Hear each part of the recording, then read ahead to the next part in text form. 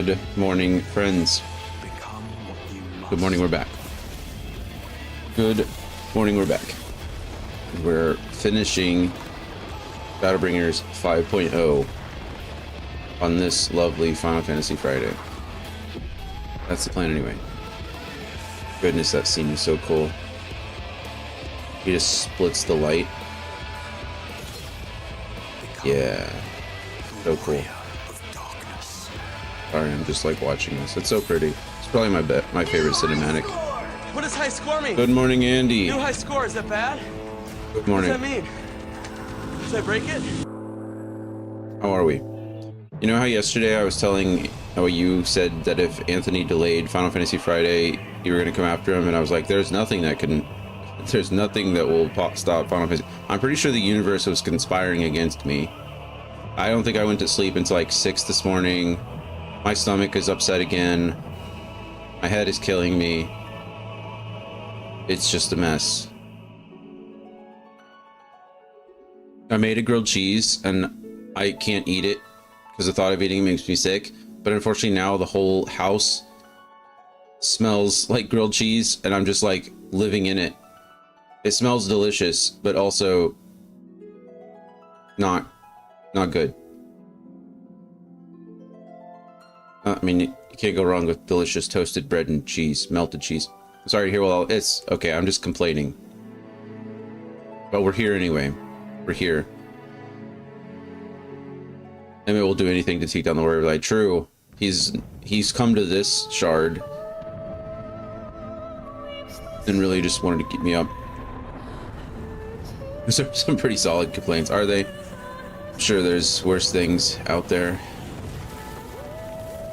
Anyway, we're just gonna try to muzzle through. My sandwiches are just sitting in the refrigerator now downstairs.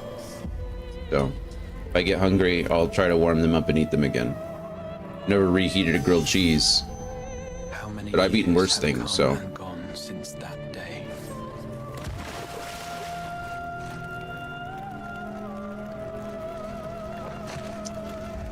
Anyway, How many years? how are you, Andy? How's your Friday going? Seems like you had a week of meetings. Seems like a busy week for you. For the one Oh, I guess it's February, isn't it? Isn't this like the end of the fiscal year? I don't know how much that affects you really, because you're not like in accounting. GDC is coming. Oh, the gaming conference. for the one Where's that at? called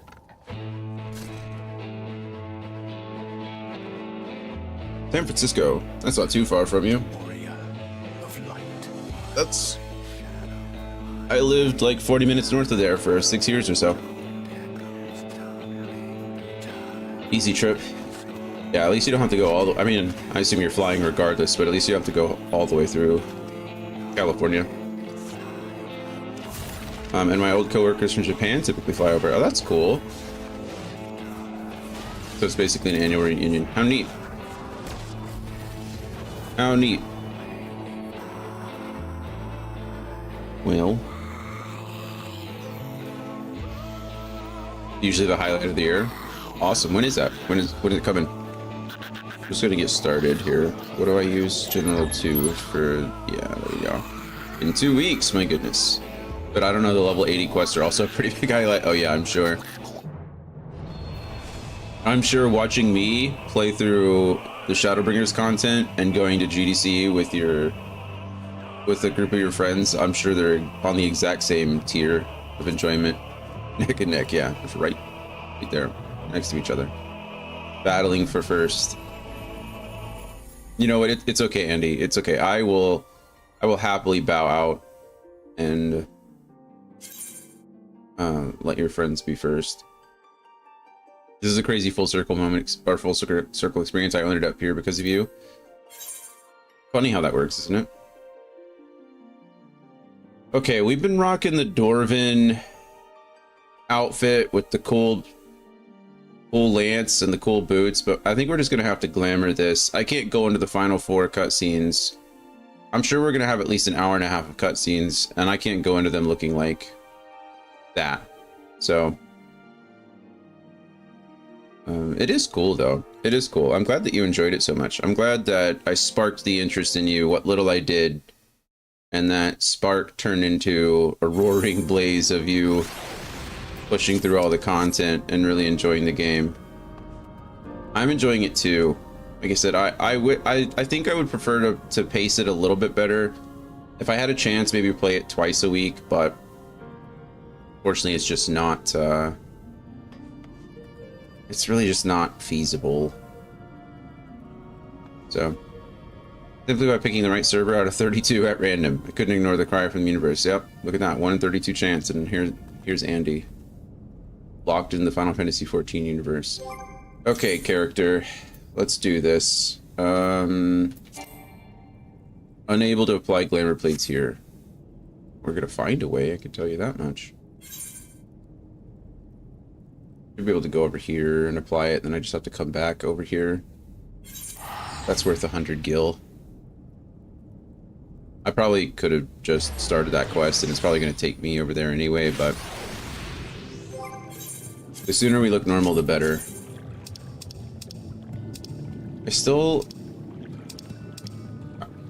We can rock the white for now. That's still my go-to set. I just love this set. You can go ahead and apply the helmet to this one. Boom. There we go. We can be right back. Speaking of meetings, looks great as a Warrior of Darkness too. True, it does have that whole Warrior of Darkness look. Enjoy your meeting, Andy. I hope it goes quickly for you.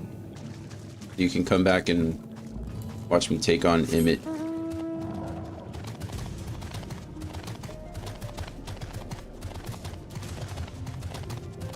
Oh, right. That's right. You re-upped your sub. You can help me take down Emmett. The final quest, so we got a bit of time.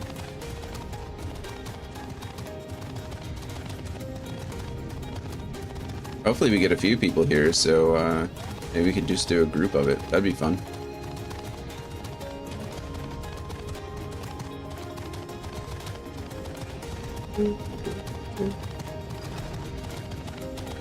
Alright.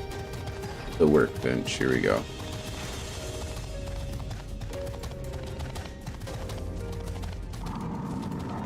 We look like our normal self again.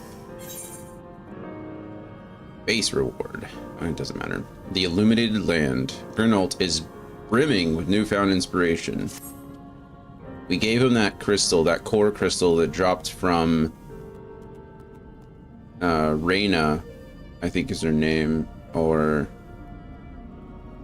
Rena. Anyway, the Cardinal's Sin.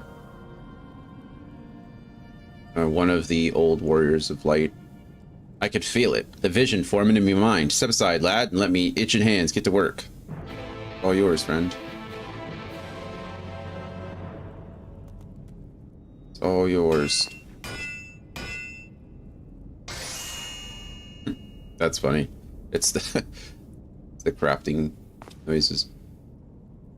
And done. That was fast. My goodness, your itching hands work quickly.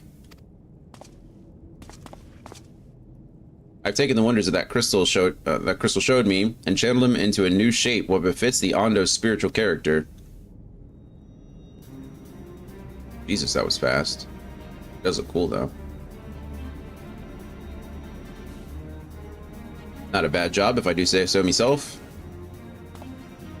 And to think I was this close to hanging up the hammer after studying the craft of them ancients.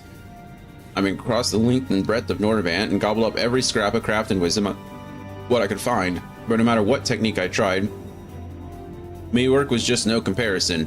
I couldn't even figure out how they put them damn buildings together. I wonder if that crystal was a type of materia. I guess it kind of was, wasn't it? Kind of cool. A mystery for the ages. That's what drew me here in the first place. I built me workshop, got the forges burning, then lost me bleeding will to craft. Thank the gods for that crystal of yours, or I might never have gotten it back. I won't pry into your business, but I reckon your little miracle there has been through the kind of journey they sing songs about. Why don't you say that? We have a bard that follows us around and makes songs out of everything we do. The echoes of the memory, oh my goodness. The echoes of the memory it holds just speak directly to your heart. That they do. I can still feel them coursing through me.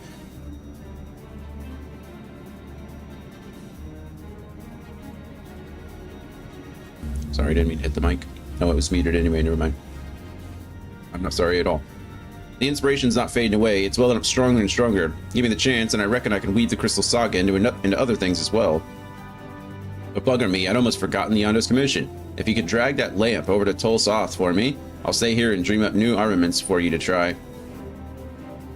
Oh, was he the relic craft? I mean, of course he's the relic crafter. He's the relic crafter for the Realm Reborn, but he's also the relic crafter here for Shadowbringers. You now have access to Grenolt's Forge. Equipment rewards will become available for collection based on the role quest you have completed. Oh. Journeys in Dakir.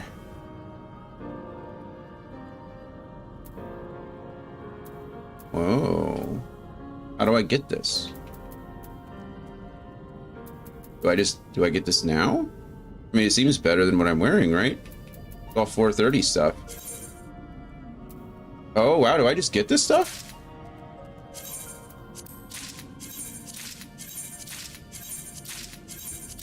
Oh, cool. Well, look at that. I would put on my I put on my my glamour thinking that, yeah. Whoa.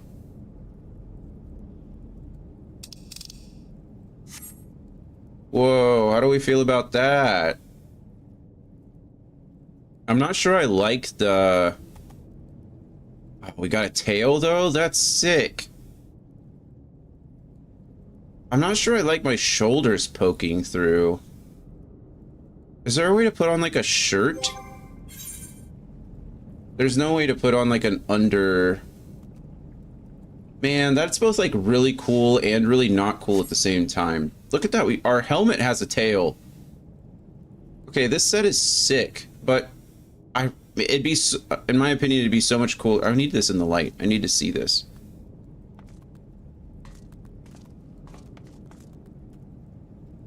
It'd be so much cooler if I couldn't see my arms through the chest piece. Man, that's a bit of a bummer. I mean, most of the... Yeah, it's cool. We'll keep it, obviously. It's pretty neat. I like the design.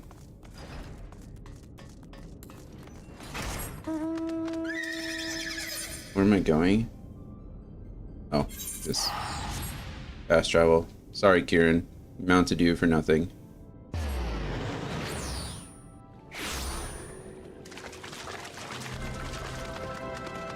Help this kid right over here.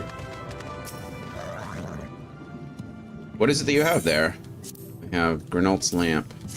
It's pretty big. I don't know how it just fits in my inventory. The sacred lamp. Then the Finless one has kept his promise. My people tell me that the many deeds you have performed in the name of aiding the cups. You now have come to me, bearing the light we had almost surrendered hope of ever seeing. We can doubt your purity no longer. Your arrival was the will of the ancients. Yes, the time for fear has passed. We shall take the lamp and unveil its austere illumination upon the walls of the Forgotten. Gather there with your companions, and we shall speak again once our prayers have been offered.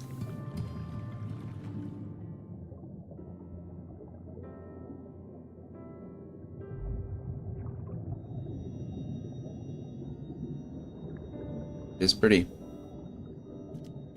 O stewards of the Ondo, we offer up our light in answer.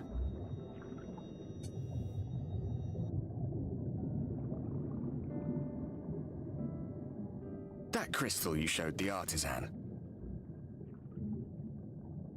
Was it... Did it belong to one of my friends? It did, actually. I thought you were always watching. Missed that part, did you? Thought you were always watching. I tried to give you a measure of privacy. No one wants a spirit looking over their shoulder every moment of the day. I just assumed you were, so. So tell me, if you would, how did you come across that crystal?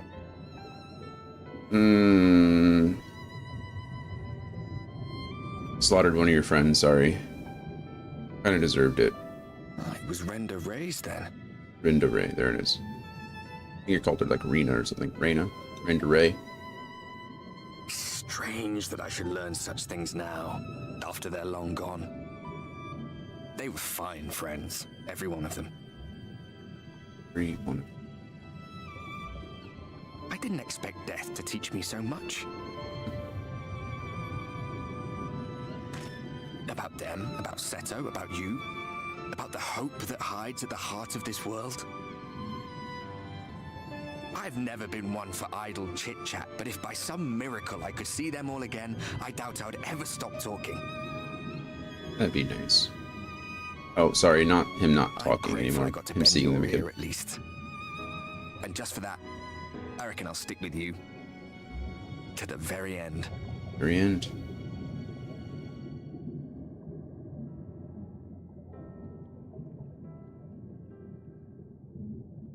Apologies, we were a little late to the gathering.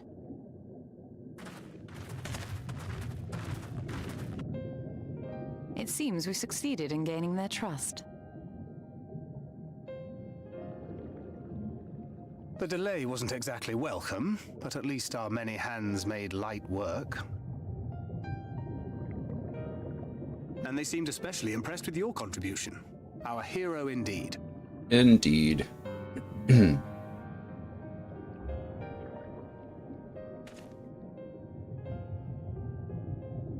Y'shtola was telling us those structures may date back to the age of the Ascians. Certainly does look like it. An Ascian homeland. Despite his many protestations, I never quite believed Emmett Selk was telling the truth. There was some truth to it. But there is no denying the evidence before our eyes. Clearly this was once a great city. A home they would see restored, no matter how many tens of thousands of years it takes. It's a hollow dream when you think about it. Even if they manage to rejoin all the worlds, they'll never bring back the ones who were lost. Isn't that always the rub? Aye. That's the rub. There's the rub. Are you... How are you feeling?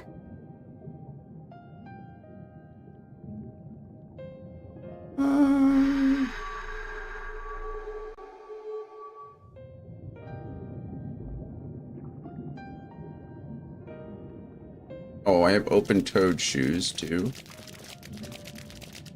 That just ruins the whole thing. Completed your for me. devotions? Yes. To the honored ancients have we offered up our prayers and our gratitude. You too have our thanks. You're welcome. Might we trouble thee then to tell us more of the illuminated land of which thou didst lately speak?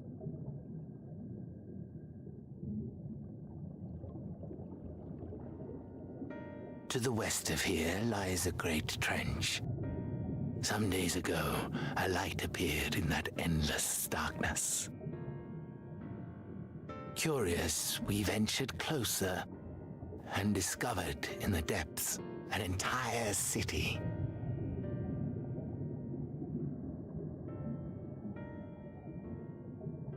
The buildings we spied were akin to our own everlasting abodes. Impossibly so. Who's that Pokemon? We understood at once the ancients had risen. There could be no doubt.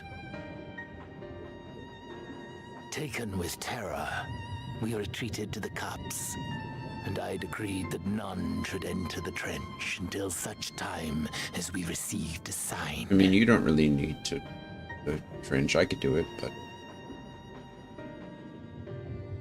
Might it still be possible to reach this city of the ancients? With no water to drown you, a finless one could now travel there. Yes. I am convinced you are the sign for which we have been waiting. My people will show you the way. thanks, friend.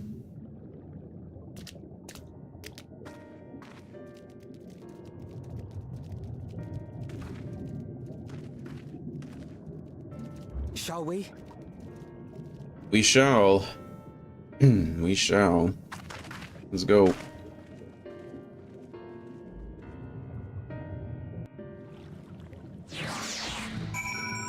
Hey, Brian. How is it going? Are you excited for the new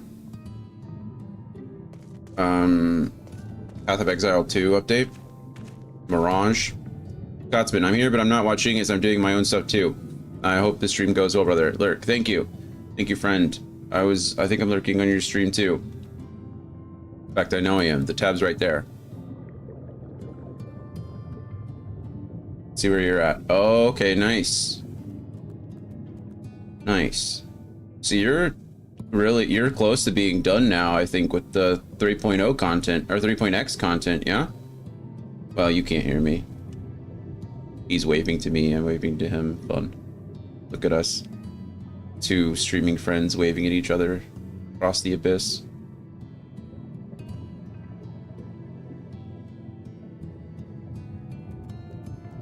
Cool. Alright. On to guide. The chieftain has bid me guide your steps to the Illuminated Land. That's only for Path of Exile 1? Oh, is it really? Path of Exile 1 is getting the Mirage? I thought Path of Exile 2 was getting the Mirage update. What's... oh. Well. Don't I feel stupid? The chieftain has bid me guide your steps to the Illuminated Land. I haven't played a Path of Exile 1 in years. The way lies downwards. Follow the path of coral and rock, and join your comrades below. I wish I could convince Brittany to play it, but honestly, it's too I wouldn't say too complicated. It's overly complicated for me, so I know it'd be overly complicated for her. That's more what I mean. She's smart enough to get it. It's a very daunting system that Path of Exile 2 has. Even the Diablo 4 skill tree was a little bit more expansive than like Diablo 3. What's up, little one? Hi, baby. The door's open. I left it open just for you. You can go outside if you want to. There should be an ether current down here somewhere. I just don't know where it is. No, you leave me alone, Nopolis. There it is. We found it. Knew it was here. Well, bummer. I think we're still going to be getting the new Path of Exile 2 content coming out soon. I think it's supposed to release around the same time as the World of Warcraft content release.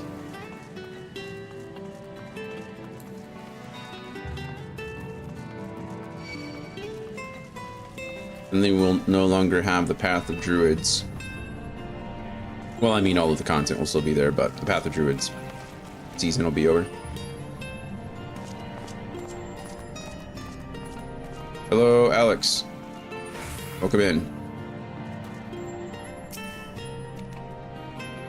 All are gathered, yes? Then I shall describe the path you must take. What are we moving on to now that Symphony of the Night is over? Enter the cavern beyond and follow the wall down and down and down. Once at the bottom, find a passage to the northwest and continue west and west and west. Okay, down, down, down, northwest, west, west, west. The way is not simple. Keep your friends within shouting distance and do not stray into the deep. Just before the journey's end, you will find the Caliban Gap, and the barrier we placed at its mouth. Yes, this obstacle will fade should you raise a hand towards it. We have made it so. Most succinct explanation. We thank you for your guidance. Right, deeper into the depths we go. Deeper indeed. Oh, that's right. You said you, I was ignoring you yesterday, but I do remember you saying you started Dispatch. But I'm considering throwing in a Pokemon game as well. I feel like Dispatch can be done pretty quickly. I only know of, I've played through Chapter 1, really loved it. Watched Chapter 5, really loved it, but they don't seem too terribly long. But which Pokemon game are we thinking of? It's like the 30th anniversary, so they're re-releasing a lot of stuff. I think Fire Red Leaf Green just got released again on the Switch consoles or in the Nintendo shop, the eShop. It's 8 episodes and they're all about an hour. Got it. Just trying to space it out. Every once in a while I get the hankering to play a Pokemon game, but I'll be honest, they're kind of boring for me these days. They're just so formulaic. I'm between Fire Red or Uranium. See, that's... If I was going to play a Pokemon game, I would probably play a ROM hack version of one. I've heard good things about Uranium. There's like a few that are supposed to be really good out there. And I would probably try one of those. Our guide bade us travel to the cavern floor and then to the west. Yet 'twould seem these twisting tunnels defy such simple instruction. Rather than rely on direction alone, I suggest we scout with care and relay the path ahead to those who come behind. That seems to be what I'm going with. Yeah, I think they've done some really cool things when it comes to the ROM hacks, and they're somewhat accessible these days. I wish that I tried to jailbreak my Vita a few years ago, and for whatever reason I could not get it to work. Maybe I'm just not smart enough, but it was not working. But I really wish I had a way to play those games in a handheld way, because I really don't want to sit at my computer and play Pokemon. If that makes sense. Like, I don't know, that's just not the Pokemon vibe that I get. I'd rather lay in bed or play it on the go or something like that. My plan was to get the new Asus Rocks Xbox edition this last year. Like, it came out, I think, in December or something like that, or early November. That was the plan. But then my air conditioner blew up again, and I had to, well, and then my house flooded, and then, well, plans, you know, money. It just doesn't come out of nowhere. So that didn't happen. But that was my goal for a bit, was to get one of those, and then unfortunately, oh, and not only that, but they released it and they were like over $1,000, which is pricey. I can't even imagine what they'd be right now with all the component price increases. The only thing I'd like for Uranium is to be able to play it with a controller, but I can't find a way to do that. Really.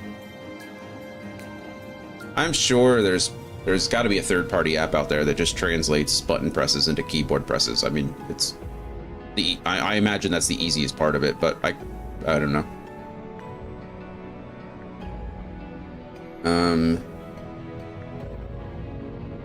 But yeah. Ah, Dion, you have a choice of 2 routes from here. You can either take the long way to the south along the rocks, or skip along the coral branch as Alize has done. I, for one, shall be following my sister's example. Why would I go the long way when I can go the short way? Oh, I can mount here. The only reason I'm pretty sure that there's something out there is because there's a, I don't know if you played it. Oh, I'm excited about 2 things, actually. I'll explain this one.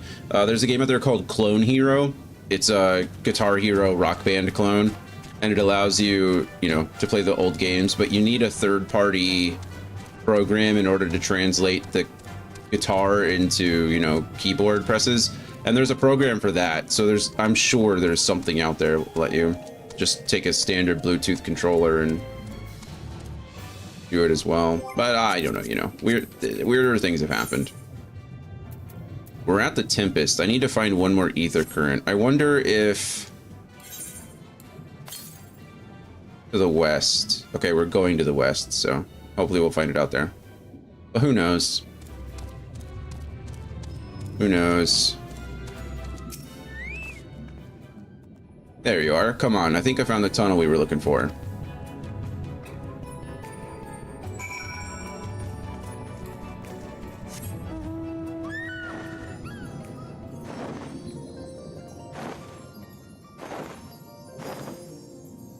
Oh, I guess I just went too far to the left, so it was pushing me. It wouldn't let me fall to my death, which I do appreciate, but I was really confused. It's like, why is there an invisible wall here? Just because I'm dumb. Don't mind me.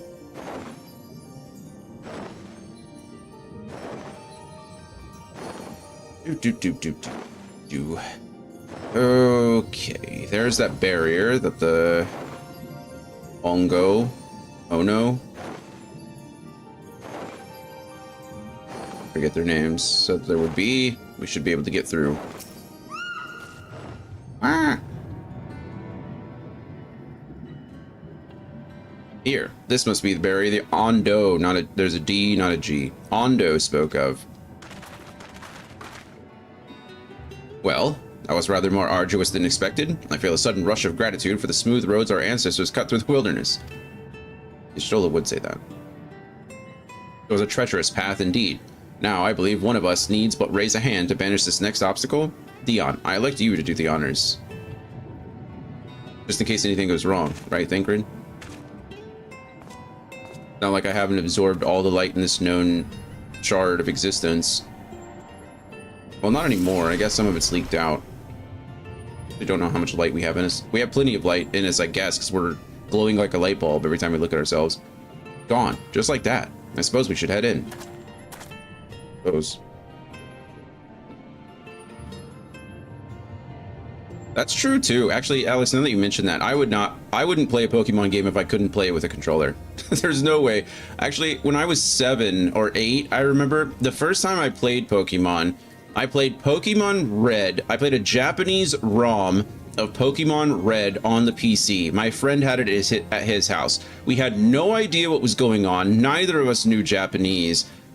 And we were playing on his PC. And I remember the first time we had to play it with a keyboard. Because, you know, that back then this was late 90s. That was just not a thing. So, yeah, I could never go back to doing that. That felt just weird. Just doing that now seems weird. I wouldn't want to play a Pokemon without a controller either. Does the game itself? I can't even imagine that it's the game itself. If every you know, hypothetically, if I'd ever used one, every hypothetical emulator that I've ever used has controller support. What emulator are you using? Because I played every single. Hypothetically, I've played every single game with a controller using it like through the emulators that we've been using. Hypothetically.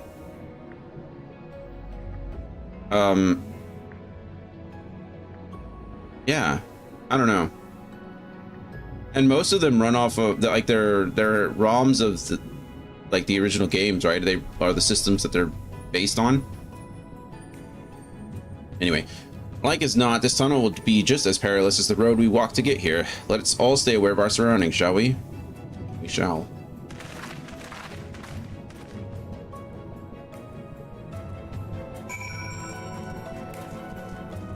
Actually, I'm just gonna get on my mount and go as quickly as possible. Urchin fish. Not an urchin fish, it's a blowfish.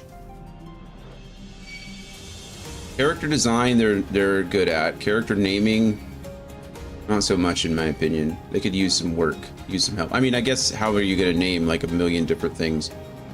I'll give them a little bit of credit for that. There's so many different options.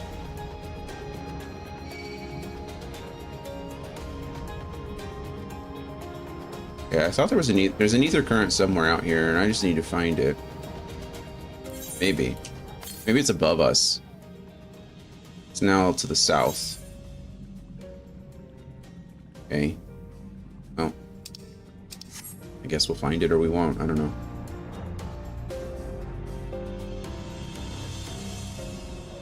I mean, we gotta find it eventually. Proceed towards the end of the Caliban Gap. Proceeded. I don't know if there's a lot less or a lot. I think I actually expected more cutscenes at this point already, but by the gods, really it's like cutscene, walking simulator, cutscene, walking simulator, cutscene. Holy wow, that's a full ass city. No wonder the Ondo were stricken. Jesus, this place is pretty. This is where Emmett lives by himself? Not anymore. I'm taking it over. When the Ondo spoke of a city, I did not think they meant an actual city. Me either, Alfie. Jesus. Jigs aren't too bad. Not at all. Then We are seeing the same view. Wow.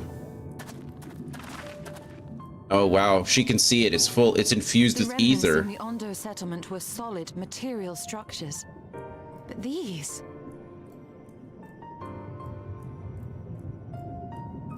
Everything here pulses with ether. That's so cool. I bet this is enchantment on a monumental scale. This is even more impactful for her, I'm sure.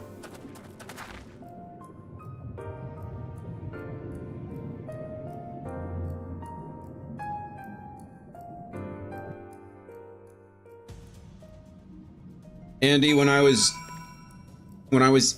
ethering back to the city so I could change my glamour, you could have just told me if I would have talked to him one more time, I would have gotten a whole new level 80 set. you could have spoiled that much for me. It's like, hey, don't worry about it. You're about to get a whole new level 80 item level 430 set. I don't remember that. If I knew that, I'd say for sure, you goof. I guess it's part of the role quests. I guess once you complete the role quest, you can go back and talk to Gorbolt or Gurnolt, and he just rewards you with the full like level 80 set. I really like certain parts of this, and I really don't like other parts of this. I don't like that I have exposed shoulders and toes. Why are my toes out, Andy? Why is that?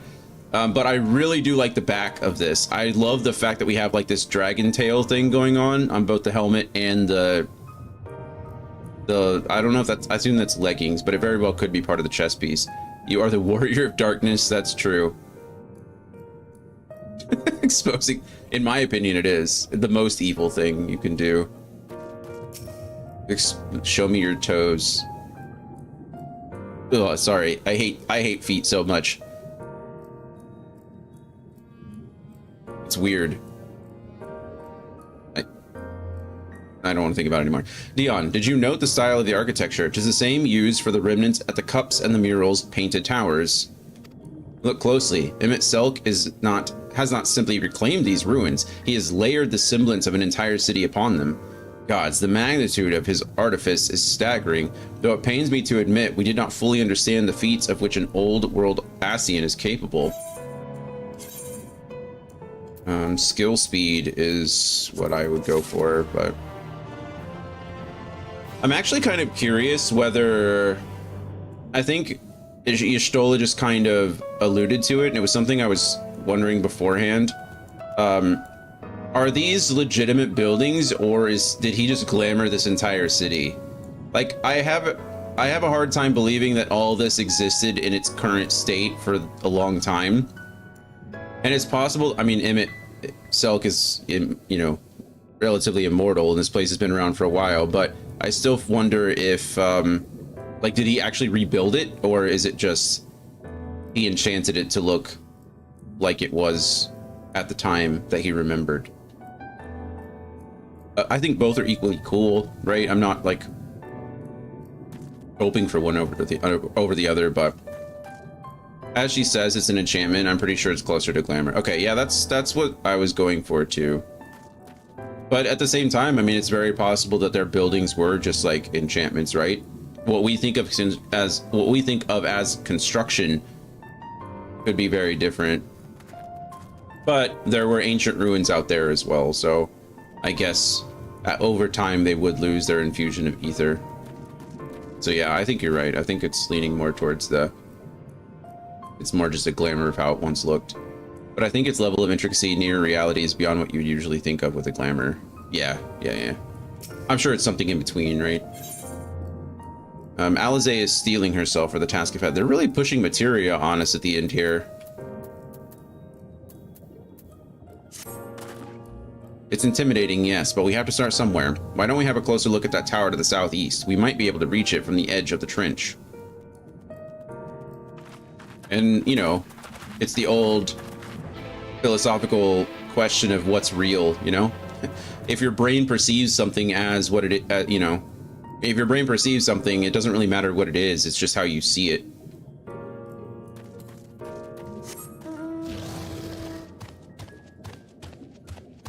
Oh, hey, look, there's that ether current.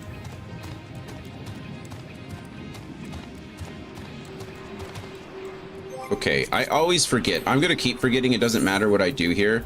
But which one are you? You've got to be the top one, right? Yeah, it's real enough that Y'shtola can see it. Yeah, I think that's super cool. I think the ones that we search for are the magnifying glasses, I think. But that means I'm missing so many around here, and that kind of bugs me. No, it's not. Those are quests. How can I miss so many quests? There was only like one hub city. Unless more unlock afterwards. Because we get one for completing the story, obviously.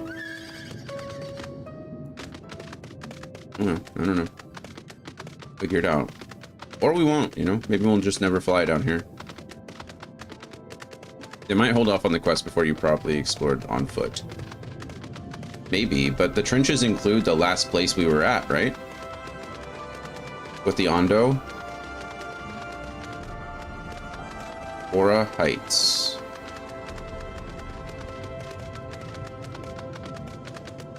That even sounds like your stereotypical like subdivision slash apartment building, apartment complex lifestyle name, you know? Aura Heights. You know, the one I think, I don't know if I've said this before, the one thing and maybe they do, if they do, please somebody tell me. I like how they give me the coordinates of like where I am. That's all great and all, but I wish they would just give me the name. I wish somewhere near the mini map they would just tell me where I am somewhere up there. Like, well, I mean, coordinates are great, I guess, but I want to know where I am rather than, or the name of where I am. I wonder if there's a setting somewhere where I can add that.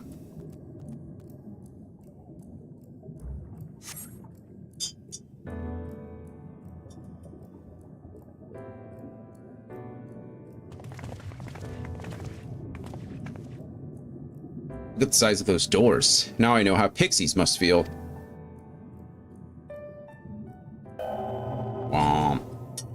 Dion Wright, recognized. Welcome to the city of Amarat.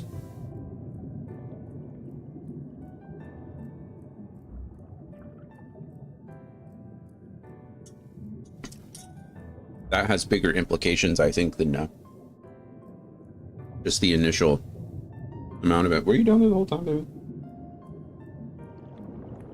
Love you. Will you be riding the lift? Yes. Well, did the building just welcome you? Mayhap it is not so passing strange. Did Emmett Selk not invite Dion to visit his abode? 'Tis plain thy coming was expected. I think Dion's realizing that it means more than that too. And where will this lift be taking us? Emmett has already referred or already alluded to us not remembering. And I don't know how clear it's been made, but I think it's been made pretty clear that the Warrior of Light here, like Dion, is an amalgamation of the Warriors of Light from other shards. He essentially, like the 7 lost worlds that we know of, he has a piece of those souls in him, or a piece of those shards in him. At least that's what I've kind of gathered so far, or that's what I've assumed so far. And I imagine it goes back further, you know, to the original source. Is a piece of his soul is from there, so, or whatever we want to refer to as a soul. And where will this lift be taking us? Probably up, Y'shtola. Think. The lift services every level of Ancora Heights, but is presently configured to convey passengers directly to the ground floor. Oh, well, color me stupid. It's going to take us down, actually. Well, there you have it. In the absence of some few hundred yalms of rope, we have little choice but to accept the offer. With emphasis on the we, I'm not about to let you walk into that place alone.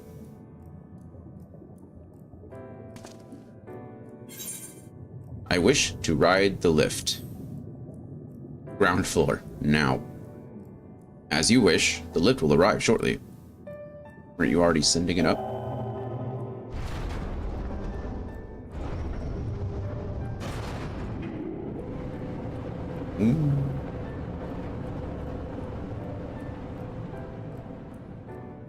Next stop, ground floor.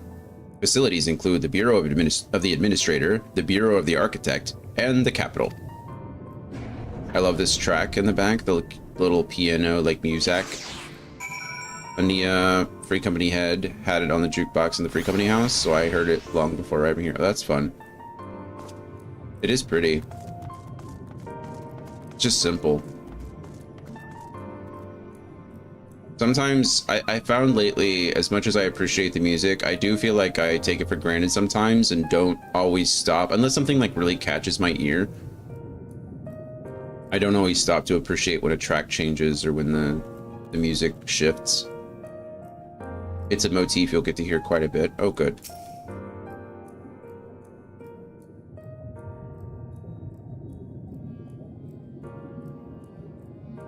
I don't know, man. My stomach is just mad at me again today, and I don't know why. I've been eating like really well the last couple of days. I've not put anything in my stomach that would make it angry. Maybe it's just like the probiotics and the conbiotics are fighting again. Oh, they're having a disagreement. I thought we were getting beyond it. I thought we were growing as a digestive system, and we seem to have taken a step back. It's only at this distance that you start to realize just how big the buildings truly are. What did that voice call the city? Emirat. What did you eat that first spun up the stomach pain? I haven't eaten anything today. That's what I'm saying. Like, oh, what did I eat like first? Like last week? I had a steak, a breakfast burrito with steak in it. I got halfway through and my stomach said, "This is not for you." And that's when it began. Look, over there. But Brittany ate the same food and didn't get sick, so I couldn't tell you. Is that a person? Ah, no, my mistake. That's a giant. It doesn't seem to have noticed us yet. Giants or no, a resident of this place may have much and more to tell us. I say we make the first move. I don't imagine there's actually people living here. Alphado, you can't just... Oh,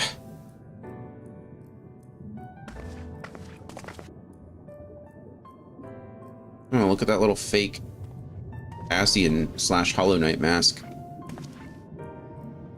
Ray, excuse my boldness, but might I ask you a few questions?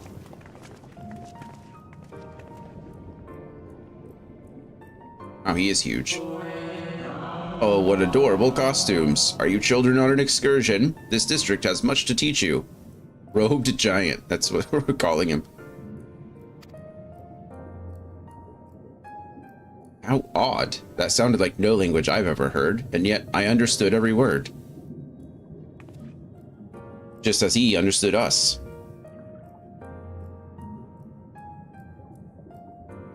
And which district is this exactly? You must be lost. Poor things. You stand in the Polylarite. Wow. Polylarite district, wherein lies the institutions most vital to the management of our star. Yeah, architecture, bureaucracy, and the capital, I guess. Of our star. Can you tell us where to find Emmett Selk? Can you tell us who rules the city? That's who we're looking for in particular. Ah, I see. You've come to marvel at the workings of the Convocation of 14. Hardly surprising, I suppose. The whole world holds its breath as the final days draw near, and our brightest minds race to implement their plans. So these are in the final days before the source shattered.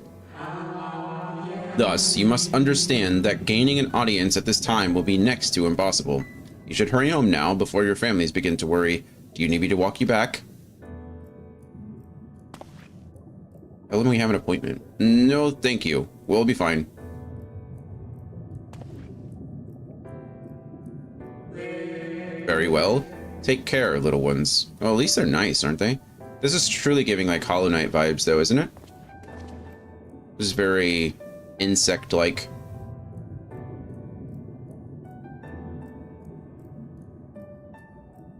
What was that all about? You were there, Alize. We know exactly what it was about. To my eyes, these people appear as arcane entities. I suspect Emmett Selk wove them from ether, much as he reconstructed the rest of the city. Huh? The final days. Uh-huh.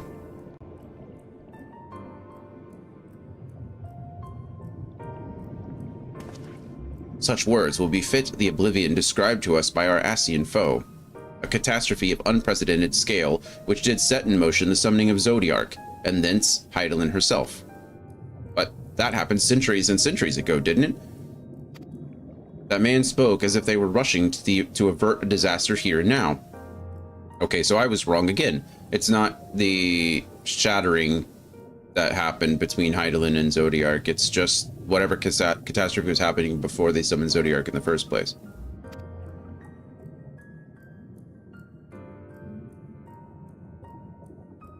Unless, for these people, the distant past is the here and now. I believe thou hast the right of it, Master Alphanome. This ethereal Amarat and its residents appear to be phantoms of a different age. I just assumed it was the shattering because that would be the last, like, actual memories that Emmett had of the city before, you know, it didn't exist anymore. But presumably this place doesn't exist after the first event either. Emmett Selk hath resurrected a memory, a moment in time from before the star was sundered. Got that? Yep. It's now just a timeline thing, right? Where... So we find ourselves in a long, destroyed city inhabited by the long departed. An unusual situation to be sure, but at least we're able to parley with these ancients. In fact, they seem downright eager to chat. I say we use this to our advantage. Split up, strike up some conversations, and see if we can't learn the location of our quarry. Are we gonna get ether current quests from spirits? And while we're at it, it wouldn't hurt to wheedle out a few more details regarding this convocation of 14 and their impending disaster.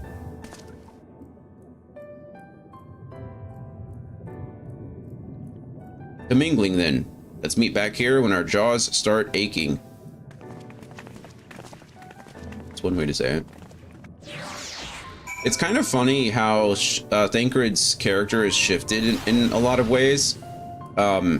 In A Realm Reborn, he was kind of seen as this like charismatic, kind of, you know, free talker. You know, he just like kind of Gambit-esque in a way. You know, he just talked with a lot of people. He bragged about a lot of girls, you know. And then obviously going through the life current affected him, or going through the source affected him, but he's now shifted, or for a while he shifted into this like living in the shadows, not really talking to anybody, really taciturn. See, I learned that exactly what that word meant the other day, and now I'm using it in conversation. Look at me now. Anyway, everybody clap. No, but he's turned into this like more stoic character, and impressive, thank you. Celebrate.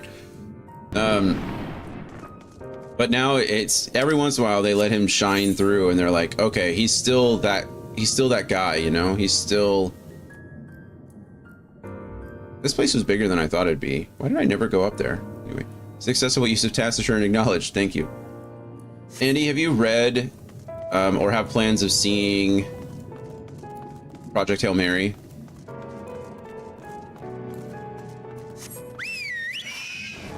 Or have you at least seen the trailers? Do you know anything about it at all? But thank you for acknowledging my use. I have it on my e-reader, but I don't think I've started it. Firstly, you definitely should. It's an incredible book. My friend told me I should read it before seeing it. I agree. But mostly just because, like I said, it's an incredible book. I'm really looking forward to seeing it. The author has seen it, and he says it's great.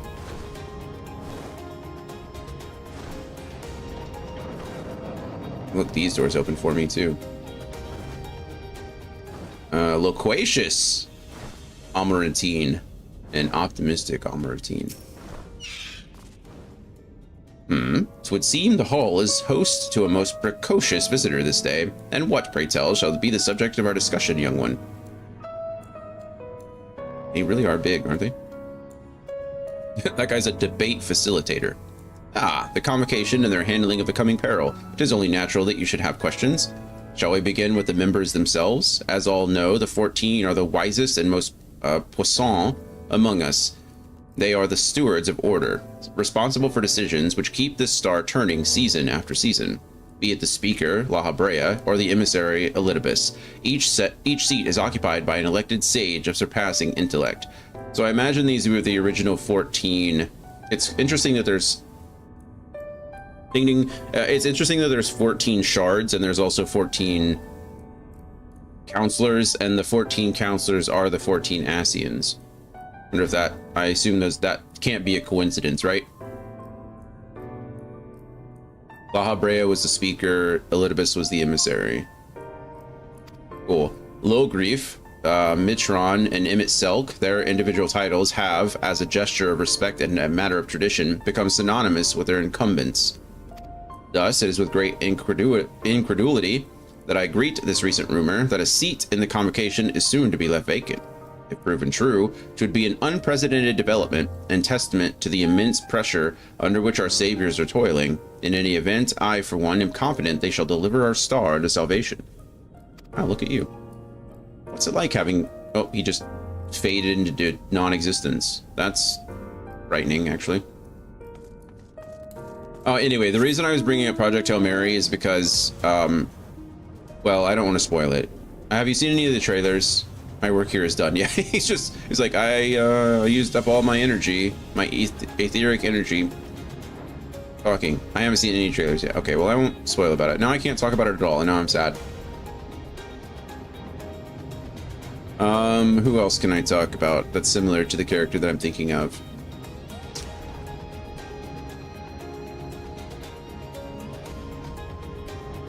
I don't know. If I say anything now, it's ruined, so... Just forget I said anything. Read the book.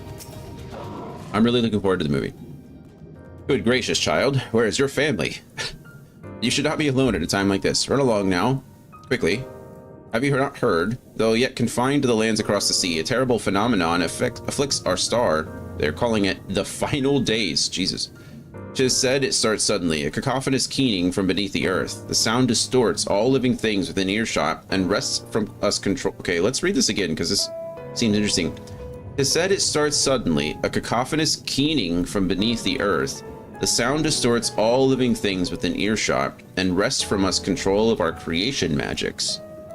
Once that happens, all is lost. Fear, pain, despair, every dread impulse is siphoned from our minds and given substance. An eternal fall of fiery rain, an incessant spawning of nightmarish beasts. My goodness, it does kind of sound like, well, the end, doesn't it?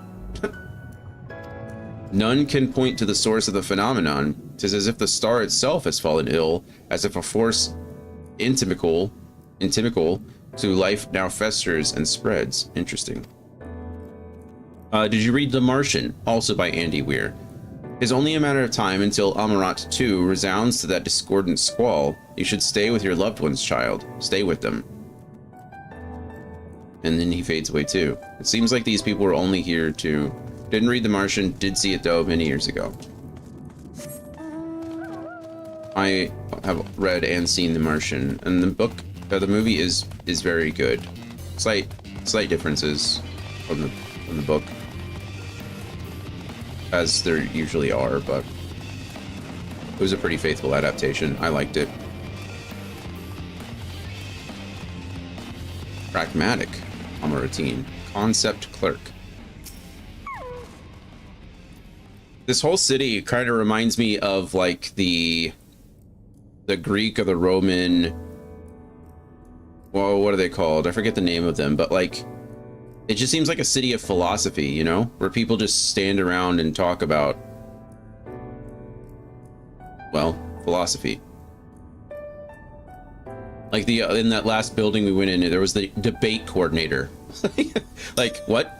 What do you mean? A debate coordinator? Like that sounds like exactly something that would come out of the Greek comparison is an astute one, is it?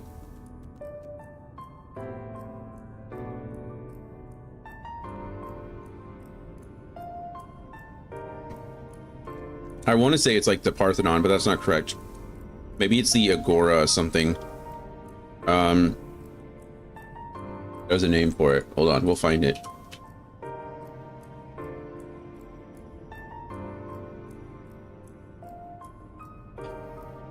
The Areopagus. Or Areopagus. Was like their court system, or the Symposium. Yeah, the Symposium is more like an after meal kind of thing. Maybe I was just thinking the Agora. I don't know. Either way. What do you got? Oh, I did not read what he just said. I'm sorry. Uh-oh. Probably just greeting me. Surely you have been told of the looming catastrophe. Every resource available to the convocation must be spent upon ensuring our world survives. They have yet to make an official announcement, but it is said the 14 are moving forward with a plan of scarce, credible proportions, one which promises to grant will to the very star itself. I wonder if one of the 14 is being... They said a seat will open up. I wonder if one of the 14 is being sacrificed to summon Zodiark. Is that what we're supposed to assume, why a seat would open? He just said that Emmett Selk was likely too busy for the question of curious children. Okay, thank you. They will invoke our mightiest spells of creation to birth an entity of all-encompassing magnificence. And then they will rewrite the laws of existence. If we're to assume that both Zodiark and Hydaelyn were like the first primals, some kind of ether contribution needs to be made, especially if something like Zodiark and Hydaelyn are at the scale that they're at. An actual sacrifice wouldn't be out of the question. Have they touched on that? Like, obviously humans are needed for the summoning of primals, mostly, you know, for both the faith aspect and the ether aspect. And I know the crystals are used. Has, like, the human sacrifice aspect been covered by other primals? Can the primals just absorb all the ether from someone? I can't quite recall a time when, like, people, like, when humans were sacrificed or when they died to summon their primal. I think it's mostly just been, like, in a worship setting, and then... But I don't know. Do you remember anything about that, Andy? It's a huge undertaking, and it must be completed ere the corruption spreads this far. Thus I say to you again, do not hold out hope for an audience. Yeah, Louis Swab basically sacrificed his ether to become Phoenix. That's... Oh, well, that's actually a very good direct comparison. I was thinking of the other... But summoning just requires ether, so it can be crystals too. Okay. But yeah, Louis Swab would be a more direct comparison. You're right, good point bringing that up. So there's definitely precedent. We already know that it's possible to channel all of your ether essentially and summon a primal or become a primal, or at least become a host to a primal of that magnitude, because Bahamut, Phoenix was made to counter Bahamut. So I'm wondering if that's what one of the Ascians did too. They're essentially just like channeling a bunch of ether into one of the Ascians, or one of the councilmen, or whatever they want to call them in this case, and that one Ascian is being sacrificed. Maybe I'm looking too much into it, but I don't know why there would be another reason. I don't know what another reason would be for them to like a seat to open up. They've mentioned themselves like they're essentially immortal, right? They doesn't seem like they die for no reason, or why they would step down. These are great things to think on. Thank you. I like to think so.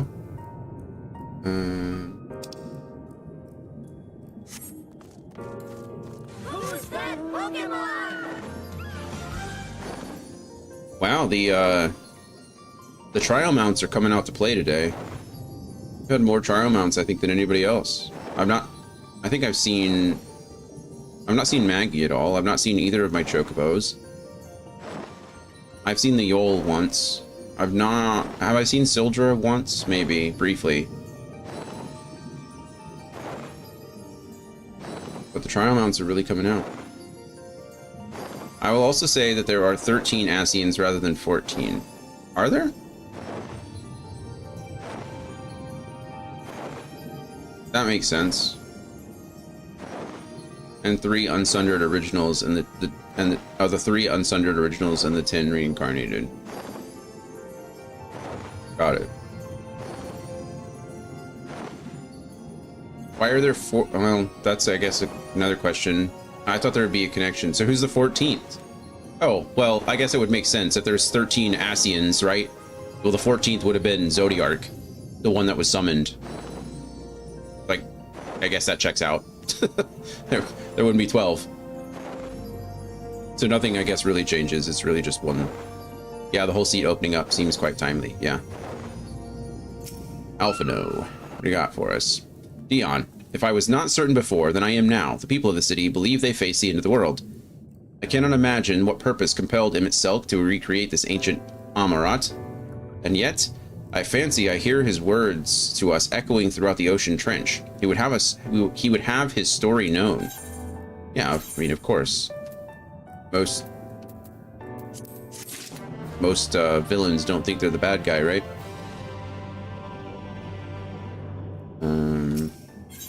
A greater purpose. That last quest was literally called The End of a World.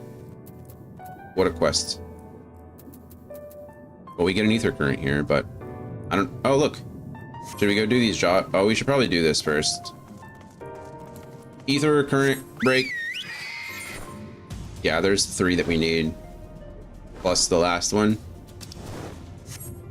Patronizing Amartine. What am I supposed to do here? Where does it want to send me? What kind of quests are we going to do? There's the Yol. What are you? A lightning cluster. A large crystalline manifestation of etheric lightning energy. It's just a crafting item. But we get our ether current, so that's what I really care about. Community cohesion. The patronizing Amartine is struggling to conceal their disapproval of your attire. Thanks. I must say, little one, those garments you are wearing, they are your own original concepts, I take it? Clearly they must be, given their rather singular flamboyance. I would never dream of stifling a fledgling creator's creativity, but to parade around in your cultivated individuality is hardly praiseworthy. See, this is, when people think of, like, I don't know, some kind of, you know, socialist, information forward, like enlightenment or enlightened utopia, it's so weird that this is what we always think of. Like, this is it's not what we think of, it's like what the bad guys think of, right? This is what Emmett's ideal world was. Everyone looks the same, they're all wearing masks to presumably either hide their identity or to, like, be incorporated into the fold, right? That idea of individuality is lost. And I think it's such an interesting, like, it's so weird to me, right? We're all in the image of each other. It's, I don't know. It's, I mean, I guess that's why I'm not a evil dictator, but I don't know.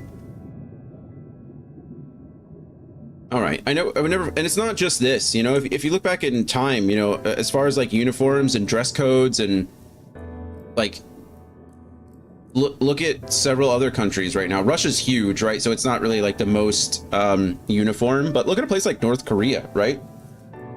Everything there is like so uniform and everything has to look a certain way and act a certain way. And I know there's like a lot of propaganda when it comes to North Korea and we only see certain parts of it. But I think the stories we receive from other people are, you know, a good enough indication that something is going on there. But it is interesting. It's obviously flawed as they talk about avoiding individuality, but if there's a convocation of 14, it's not like all people are truly equal either. Yeah. I mean, that's usually how it goes, right? That's how, that's what communism is. You know, that's what a dictator, that's how it works, you know? There's always someone. I think any government system has to work in some way like that. I think as long as they're selected in a fair and impartial manner, it's fine, but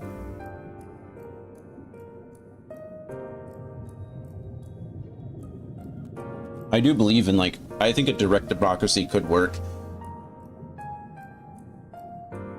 But governing bodies are governing bodies, you know? Most people just don't care. I think that's the biggest thing is when you talk about a direct democracy or even like a republic like we have, it really doesn't matter. Like, think of how many people who are still like apathetic to this day. Like everything that's going on in the world, everything that's going on in our country in particular, because that's where, you know, we live. Like, think of how many people still aren't gonna vote.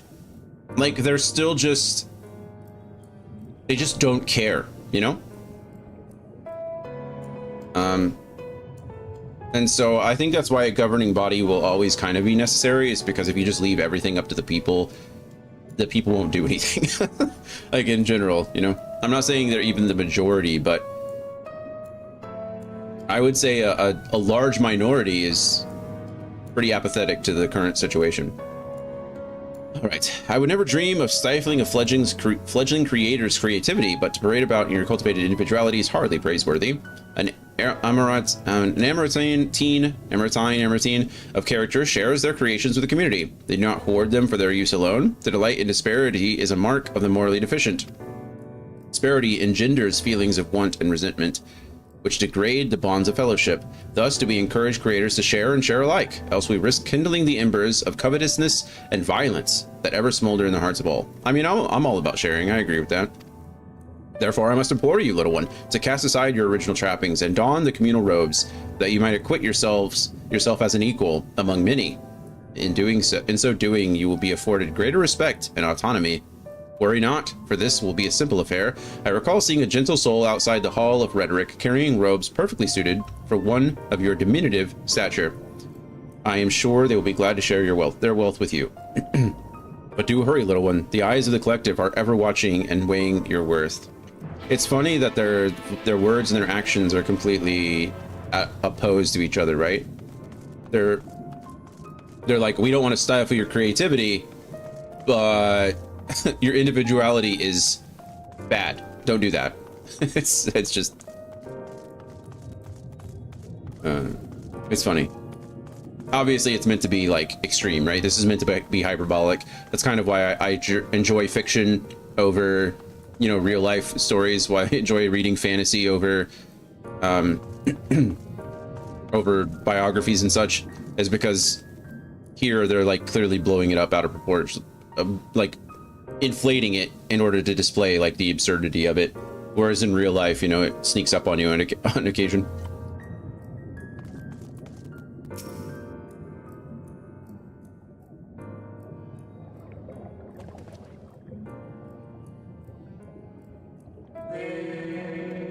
Oh, are we looking rather smart this day? What can I do for you, little one? I'm told I need to look like everybody else. Robes to serve in lieu of your ensemble. Ah, how prudent. Alas, I have nothing I can offer you at this present time. The ones your associate saw me carrying earlier were a failed experiment. I never intended to make them so small, so I disposed of them shortly thereafter. A failed experiment? What were you trying to do? Make robes for babies, just straight out of the womb? By your bemused expression, I gather you find it odd that your elders can fail in so simple an application of creation magics? That's not what I was thinking at all, but sure. It is more common that you may realize, little one. In this instance, a gaggle of children was passing by as I held the image of the robes in my mind's eye. Simply by becoming aware of their presence was the form influenced and the final product changed. All things considered, it could have been worse. Just the other day, I was attempting to conceive a white-haired lion when all of a sudden this exquisite eagle alighted on the nearby railing, giving me quite the shock and dramatically altering my initial concept. He created a chimera. That's cool. Griffin. Yes, indeed. It was a most unexpected development, but not altogether an unwelcome one. Great strides are often born from unexpected impetuses. Excuse me. This guy is very easily influenced. True. He's just out here creating small robes, creating winged lions. But even inspiration has its limits. For all the wonders we have wrought, I do wonder if there will come a time when we have fully explored the potential of our powers, when there is truly nothing left unmade, and only iteration and imitation and stagnation remain. Isn't that always the fear of art, right? Or just the fear of maybe a society as a whole, that we've exhausted all creative options and all we're doing is recycling old ones? That's certainly something. But such esoteric matters need not concern you, little one. For now, I would encourage you to embrace your creativity and work your magics without fear of failure. Nevertheless, it would still be in your best interest to don the appropriate robes to avoid excess scrutiny. Why don't you go to the Bureau of the Architect and request the appropriate concept so you can fashion one yourself? Oh, great. gonna pick up this quest over here because I don't feel like walking all the way back. It's pretty impressive what can be made with iteration and repetition. Oh, for sure, right? Like the way things are modified and taking something old and making it new. So all of DNA being made up of so few components for one. Yeah. Like, you know, if we substituted what 10% of our DNA would be a banana. You know, it's little things like that. You're right. Even life repeats itself in some ways. Loquacious, Amaratine wishes to engage you in a battle of wits, debate and discourse. Okay, cool. Greetings, little one. Come to debate, and at so young an age. How wonderful. Shall we retire to the benches and settle on a topic? We're like, no. Oh, my apologies for jumping to conclusions. My friends are not quite as fond of the Hall of Rhetoric as I am, so I have a habit of chatting up any potential conversation partners. So if you are not here to debate, I presume you are here to learn about the mysterious and esoteric goings-on here? So it'd be my pleasure to act as your tutor in these matters, if you will indulge me. The Hall of Rhetoric is, as its name indicates, a place where citizens may freely gather to discuss and debate all manner of topics. This central forum is ideal for open discourse, but smaller rooms are available for those desiring more intimate conversation. Oh, and there is a wealth of reading material concerning rhetorical techniques and history penned by the greatest minds on offer as well, should you wish to refine your techniques through self-study. To my mind, however, rhetoric is a living, breathing thing that is best experienced in the moment of conception and execution. Perhaps a demonstration would best serve to further your education. I saw a contemporary of mine engaged in a lively debate earlier, just outside the hall. Go and see if they are still there, and issue them my personal invitation to a friendly battle of wits. I loved debate in high school. Speech and debate was one of my favorite pastimes. I loved competing. I loved learning. It's good stuff.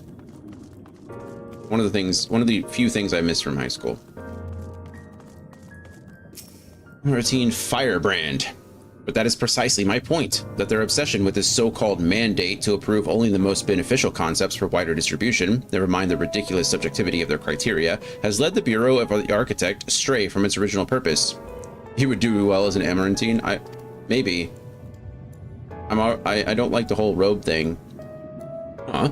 Have you business with me, child? Regardless, I am in the middle of a heated discussion with my partner. Come back later.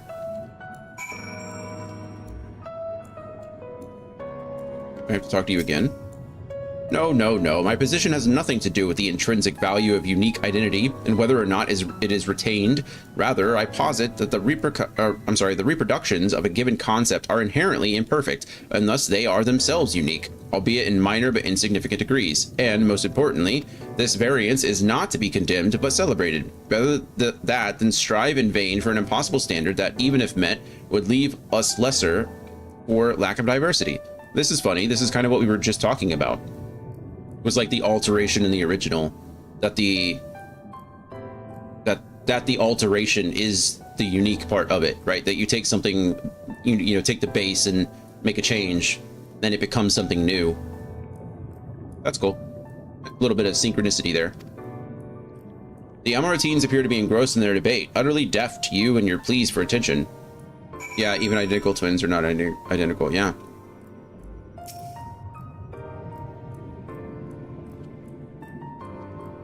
My, aren't you a stubborn little bugger? It's strangely endearing, I must admit, but we have all the time in the world. Why are you so insistent that I speak with you this very instant? I don't have all the time in the world. Who's that Pokemon? Ah, you are acquainted with that chatterbox. I suppose I do owe them a debate or two, and now is as good as an occasion as any, so be it. I mean, you're debating with that person there. I kind of am the rude one here.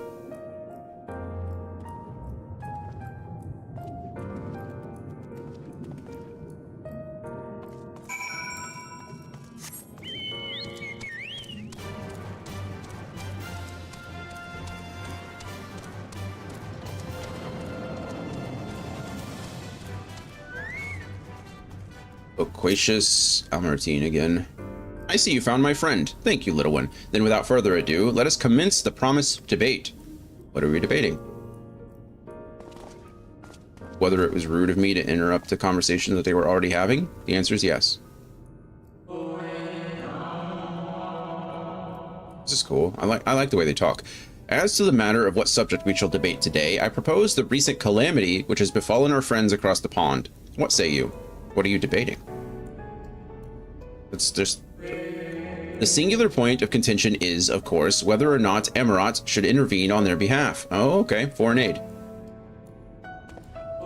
I believe we should. The scale of the disaster which threatens that distant metropolis is of a scale heretofore unseen, and so equally considerable resources must be committed to counteracting the effects. This guy disagrees.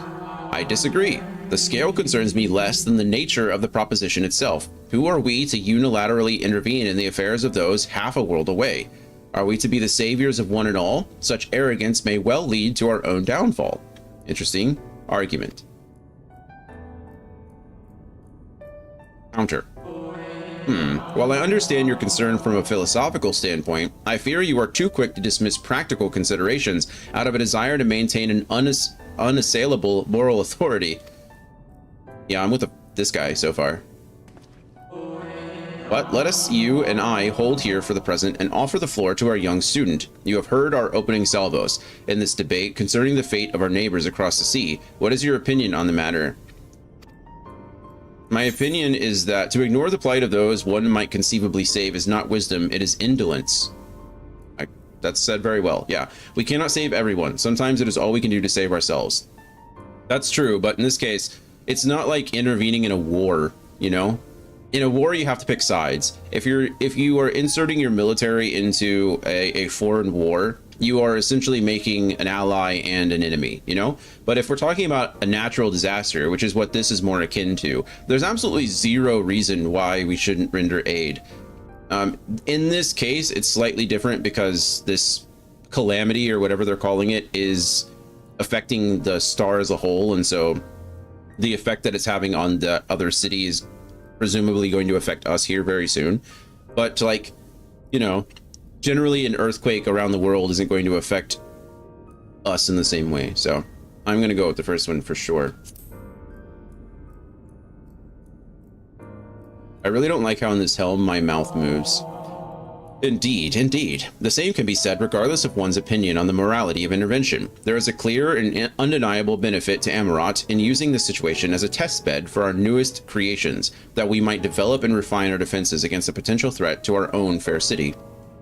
How readily you see the moral high ground. Was not our young friend's point that we have an ethical obligation to aid those in need?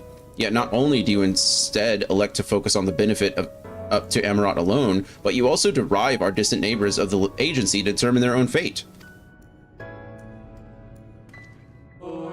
You must understand me. What benefits Emirat benefits all creation, I firmly believe, for the knowledge and wisdom we stand to gain from intervention can then be shared with others, empowering everyone to more effectively surmount similar trials in the future.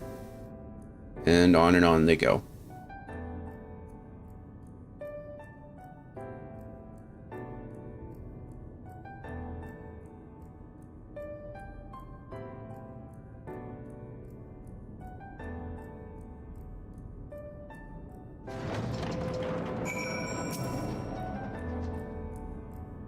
I must say, it has been far too long since I engaged in such a refreshing exchange of ideas. My colleague was equally delighted by the opportunity, you may rest assured.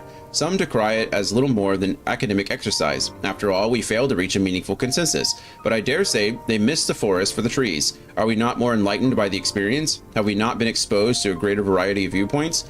Is there not value in this alone? I truly believe we are blessed to be part of a society that exalts the free exchange of ideas, and that encourages active participation in the public discourse. This may have been no more than your first foray into the exciting world of rhetoric, but I sense you have the soul of a debater in you. You may well have the potential to change Emirat in ways no one ever thought possible. I shall be watching your trajectory with great interest, my young friend. You could not be more right in the wrong ways.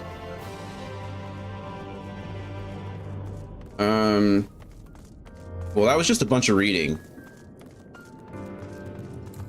We didn't do anything. We just went and talked to two people 30 feet apart. But it's fine. Emirat, a bunch of reading, yeah. That's not the Warrior of Light style, you know? Dion strikes me more as a doer than a reader. He's more Alizé than Alphino. Not at all. Usually it's a bunch of murders. a bunch of murders. If murders were an animal, what would they be called?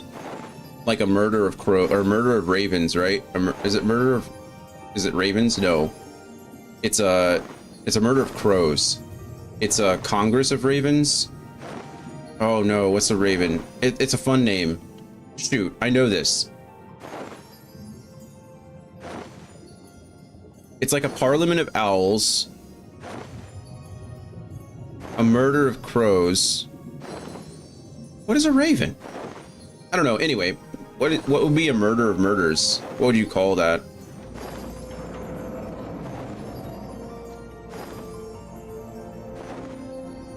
I don't know.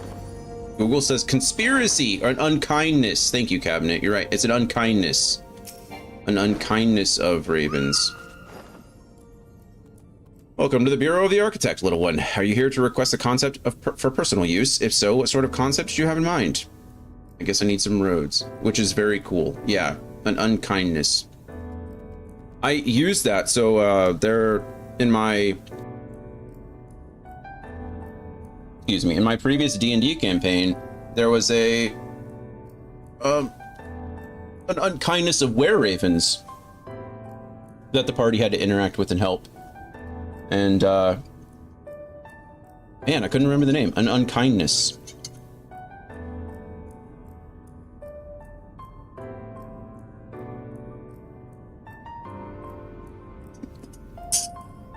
Were-ravens are an interesting concept in and of themselves. Ah, communal robes. That will take but a moment to prepare. Before I fill your request, I should caution you. Pardon me for asking, but your creative potential is, relatively low, is it not? We are trained to assess these things, and I fear that you do not possess the ability to express this concept in physical form. It's almost as though you completely lack it, though that can't possibly be. But regardless of the reason, you needn't worry. We have special tools that may be used to address this very eventuality. I will furnish you with an etheric rope you can use to restrain one of the misbegotten, cubuses? Cubuses? What is a cubus? What's a cubus? Misbegotten cubuses that congregate in the plaza north of the Academia Anator. What is a cubus?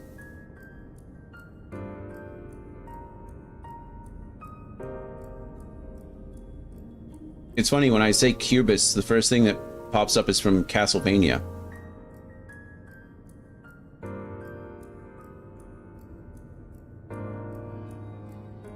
I have no idea.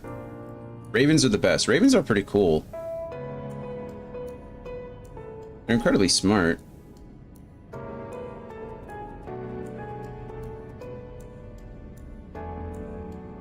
Oh, it's like a succubus.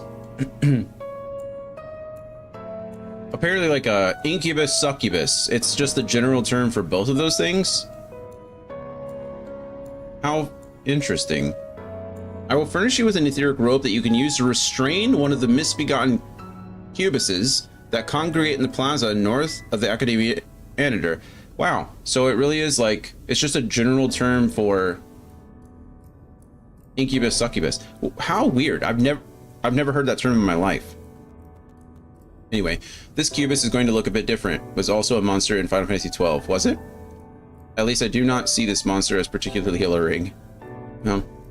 To each their own, right? You will need to weaken your quarry before you can reliably bind them, but once you have, you can repurpose their energies to recreate your own robes. Great, I have to go fight something. This is more up Dion's ally. Ally?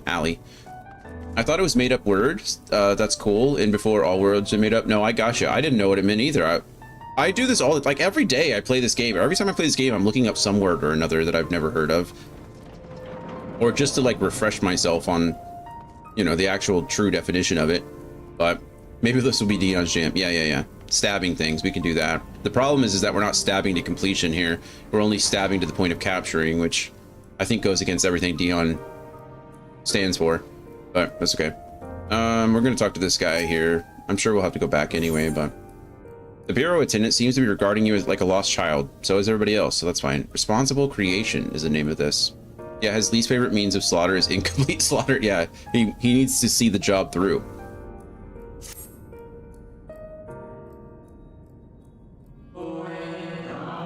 Greetings and welcome to the Bureau of the Architect. Are you in need of assistance? It would be my pleasure to answer any questions you might have. To your left is the counter where you may submit registrations for new creations. To your right, you will find the counter where you may requisition concepts on file. Thank you. Am I correct in assuming you are not familiar with the services we provide? I see. A more detailed explanation is in order then. You understand that by harnessing the powers of creation, we can give physical form to all manner of concepts, yes? Yeah, sure. That's actually an incredible power. I mean, being able to create things through magic and ether manipulation, I mean, that's a pretty big deal, right? Picture a bouquet of fresh, fragrant flowers, all the colors of a rainbow. Now picture those self-same flowers formed of delicate crystal, impossibly fragile, and radiating hues beyond the visual spectrum. Every day, our people push the boundaries of imagination to conceive new and striking designs like these. I'd be absolutely useless. I would be at the bottom rung of society if this was the case. That makes me... That's sad. That makes me feel depressed. But there are limits to what a single individual can shape with their abilities alone. Those who harbor greater ambitions may offer their concepts to others here, that they might, with the strength of many, accomplish what one cannot. I'm with you there. Yeah. I'd be just a straight consumer in this society. No producer whatsoever. Except I could have a remarkable career as a bureaucrat instead. There you go. I could just debate all day, not have to worry about creating anything except ideas, you know? Okay, but there are limits to what a single individual can shape with their abilities alone. Those who harbor greater ambitions may offer their concepts to others here, that they might, with the strength of many, accomplish what one cannot. Okay, that's good. Maybe I wouldn't be so useless. Sorry, as you failed to mark checkbox 4B-2, this concept has been denied and will be removed from existence momentarily. Just straight up like the DMV of this location. Not all concepts are approved for wider distribution, of course. Dangerous, subversive creations pose a risk to everyone, and so it is only after a comprehensive evaluation, after a concept is judged to further the greater good, or the greater good, that we permit it to be shared with the community. Paperwork, Wazowski. Do you understand, little one? Yes. Yes. Since you are here, I think you might benefit from conversing with some of the others currently availing themselves to our services. Why don't you go and speak with some of the citizens waiting for their registrations to be processed? You made the exact reference I hoped for. Much as I would like to believe my explanation was more than sufficient, I expect that you may gain greater insight in this way. You see me, Jonathan. I do. I try. It's, you know, as I get older, those jobs are like... That job is perfect, you know? I generally like a challenge with my work, but just the menial task of standard bureaucratic paperwork. You're just sitting at a desk all day, being like, please submit this form, and being like, this form's right, this form's wrong. Dragoon! Dragoon! Water. Become. Cheers. We're almost done with our G Fuel today. How's it going? It's going. We're trying to get all these ether crystals, so we're talking to all these Amaretines, and debating and crafting robes and fighting succubi, incubi, cubuses. But yeah, it's part of why I love genealogy. If you submit the right form to the right office with the right details, you can get people to produce ancient documents for you. Just, they come out of nowhere. How are you, Dragon? It's been a while. You were playing something new the other day. Or maybe you were playing something old with new people. Dragon has quickly become the master of oh, what's the word I'm looking for? Well, she likes playing with new people. That's what I'm getting at. They always have new groups going. Yeah, we were getting the good part. I'm doing okay. I was playing Yap Yap with some friends, so it's new. Yeah, Yap Yap. Maybe that's what I was thinking of. And then you had a bunch of names that I'd never seen before. All right, kindly, Emeritine. I just play what I like to get through my backlog. Hey, if it works, it works. My backlog is way too long. I'd never get through it all. Hello, hello, little one. So rare it is to see one of your size roaming about here. Come to learn about the Bureau, are we? Sure. I'm here today to register a new creature, boneless and with semi-translucent skin. It drifts through the air like a dancer on a summer breeze, its tentacles trailing behind. It utilizes gas bladders to propel itself from place to place, you see. Huh, that's interesting. It's like a air jelly.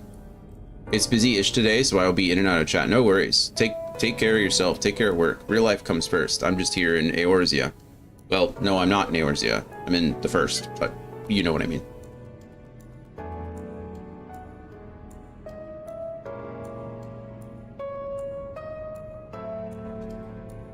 Gold gone. Let's switch to water. I have a half bottle of Gatorade over here, but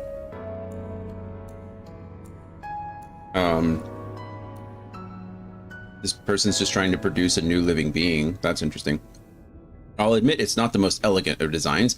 I'd not shed a tear if it were rejected, quite frankly, but what can I say? I take pleasure in conceiving unorthodox designs. A beginner like you shouldn't take after me, though. If you're looking to pick up a few tips, you should probably ask someone else. Ah, is that my number they just called? If you'll excuse me. Kind of actually reminds me of the creatures from Avatar. The little floating jellies. Passionate. Routine. Oh, are you the child I saw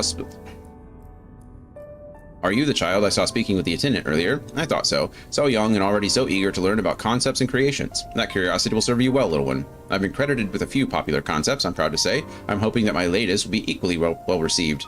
Autonomous figures. I say my latest, but really it's the product of many others' efforts and individual insights. But such is the case for every masterwork, I reckon. Autonomy notwithstanding, these creations know no fear. They are wholly devoid of emotion and will, without hesitation or resistance, engage in any dangerous activity, even if death is assured. There's a beauty in that, I think, and I hope the officials do so as well. I tell you, there is nothing more nerve-wracking and thrilling than the waiting period before you receive the result. I love it and hate it in equal measure. Anyway, that's all I've got to say about it. If you're still keen to learn more, why not pester that worrywart over yonder? Come to think of it, I think their particular creation was designed to appeal to children. Great. Here's a fun question, talking about philosophical discussions. Is that morally objectable? If you create a creature, like if you can actually just create a creature, right? We're talking about like artificially, or in this case, it's not even artificially, it's just, you know, they have the ability to create something out of their ideas and their thoughts through ether. If you could create a creature actually without fear, is that a morally objectable thing to do, right? If you just sent somebody off to their death, I guess, yeah, I mean, I guess it would be the same as like,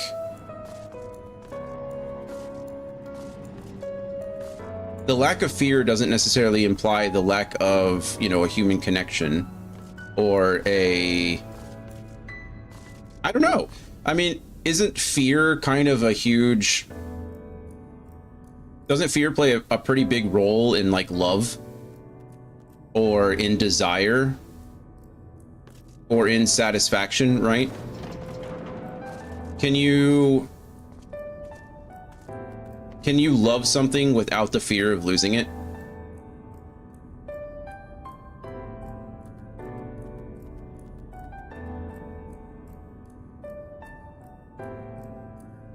I suppose it depends on the capacity of the creature to feel pain. That's true. That's a good point.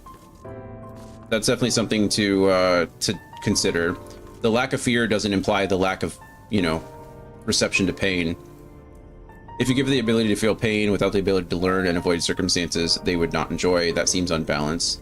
That's fair.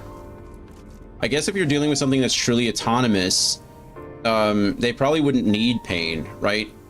The brain's pain receptors are there to tell you when to stop.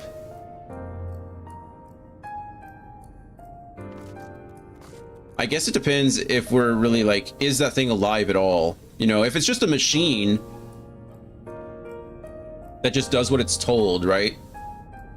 Then is it really ever alive in the first place? I guess that's, you know, maybe we're going beyond the scope of the question, but I guess if it doesn't really have a sense of self and it doesn't really understand, like it's not making decisions on its own at all, it's just doing what it's told, then I guess truly it's not really a living being. It's just a machine at that point.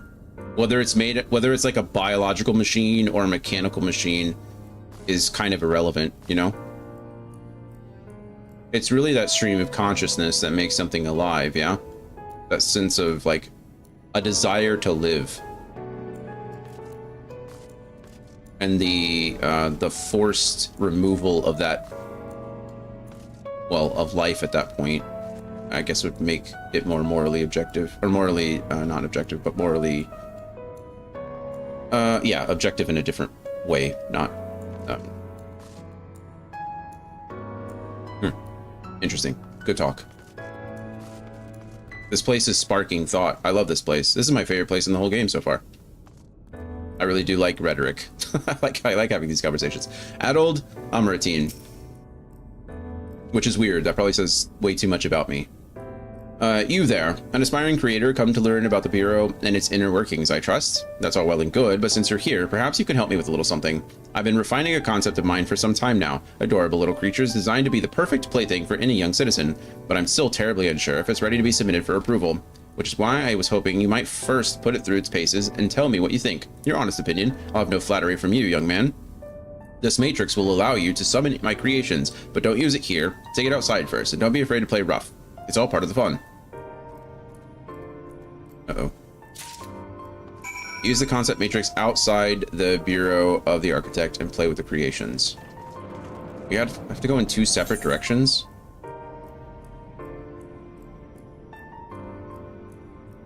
Oh no, it just wants me to go over there. That's fine. Forgot. I hit left stick, because that's usually what you do to sprint, but not in this game. I could probably change that, actually. I could probably just make clicking left stick the sprint button.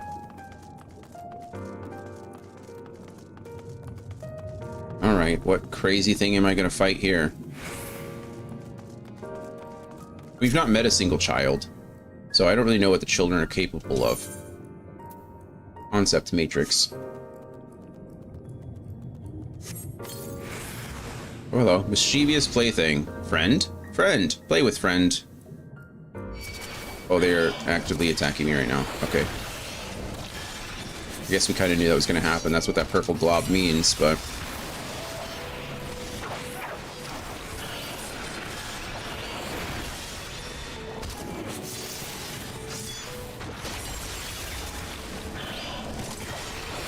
Down I go! Such fun. Such fun. They are pretty mischievous.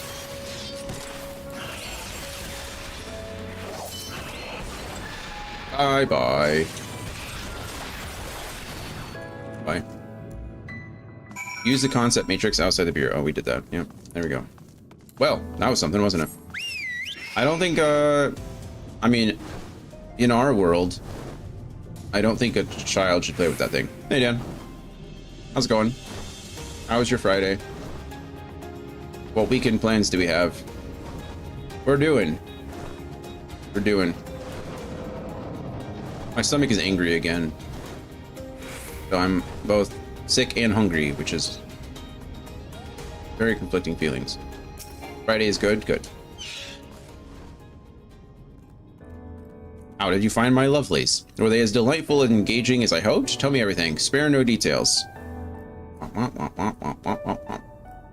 I say, they spouted nonsensical phrases and attacked you like mad beasts. How distressing, and not at all what I intended. My sincerest apologies to you, little one, for the unpleasant experience. Still, from these experiences do we grow stronger and wiser. I look forward to the day when you will try your hand at creation too. That was easy. I don't know why two of these quests are like super easy and straightforward, and then the first quest we picked up is like, now we gotta go fight Cubuses. But the tram is doing dumb stuff again. I'll just take the train until August now. What's dumb about the tram?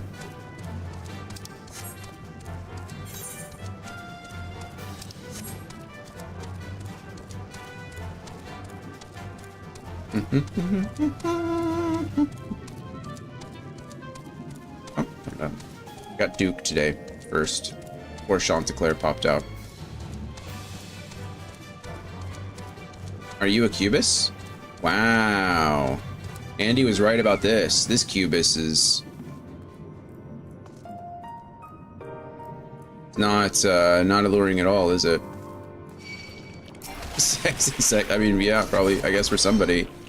Don't harsh anyone's buzz. If you're into this, good for you.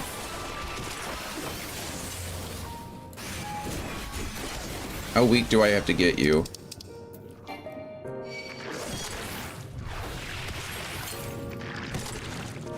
Apparently weaker than that.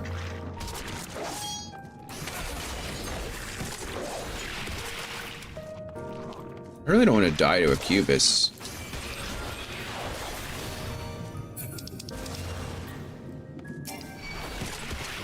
Please, please. There we go. Cubus down. New construction work where they did construction work until December. What's stupid about that?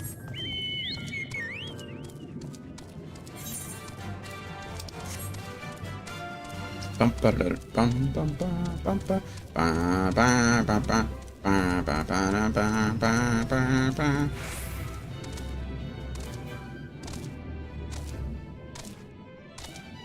look at that. Chanticleer.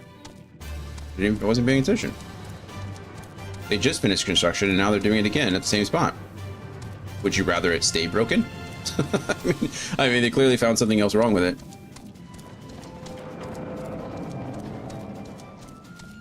I don't think a tram that carries, millions of people a year on it should stay broken, you know? Just build it properly. I mean, that's easy to say. How's your math test going? Just do math properly, Dan. Welcome back, little one. Did you succeed in binding a Cubus? I did. Here's your Cubus bag. Captured Cubus.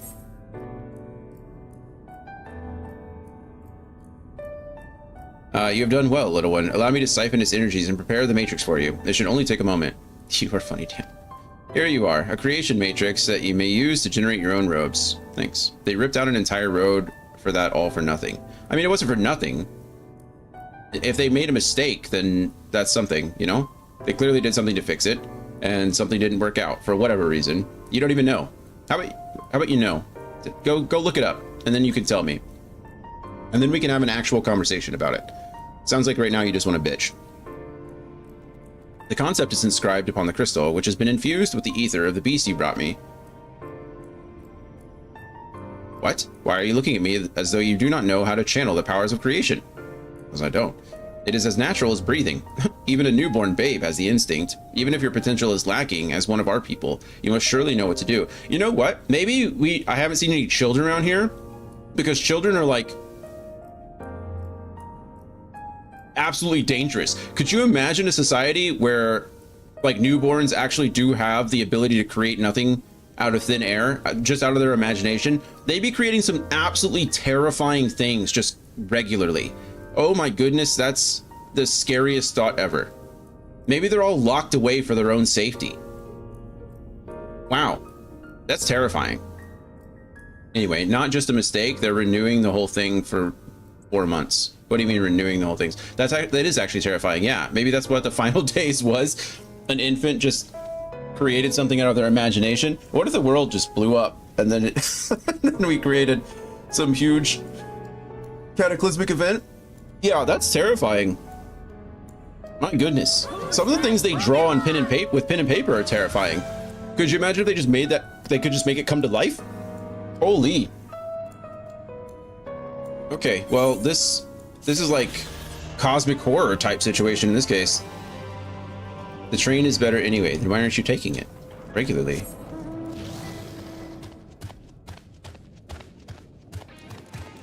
No complaining, Dan. I guess, what is your solution? What is your, so there's not actually a problem? You're just waiting for the fun of it? I will from now on. That's good. I'm really just confused, like, what is your, it's easy to say, right? I get your point. You know, they had all that time to do something and then they didn't actually fix it. And so something went wrong, you know? And I get it. It is frustrating, but would you rather them just leave it broken now? That's not the reality we live in. Mistakes happen. Not even just a mistake, you know, it could have been anything. Something else could have been damaged. They might have not realized it until now. You know, in the short amount of time, you know, life happens in 3 or 4 months, you know, something else could have broken just at the same spot. As unlikely as that sounds, it's, you know, always a possibility. But the reality is that it's broken again. So what is the solution now? I mean, they have to fix it, right? All right, Alphino is waiting the return of your other companions. That's good. We should get our last ether current here. We can compare notes once the others return. Hopefully then our next move will become clear. Also, did you, like I said, did you even look up like why, like, did you look up what was wrong? Or are you just upset that it's broken?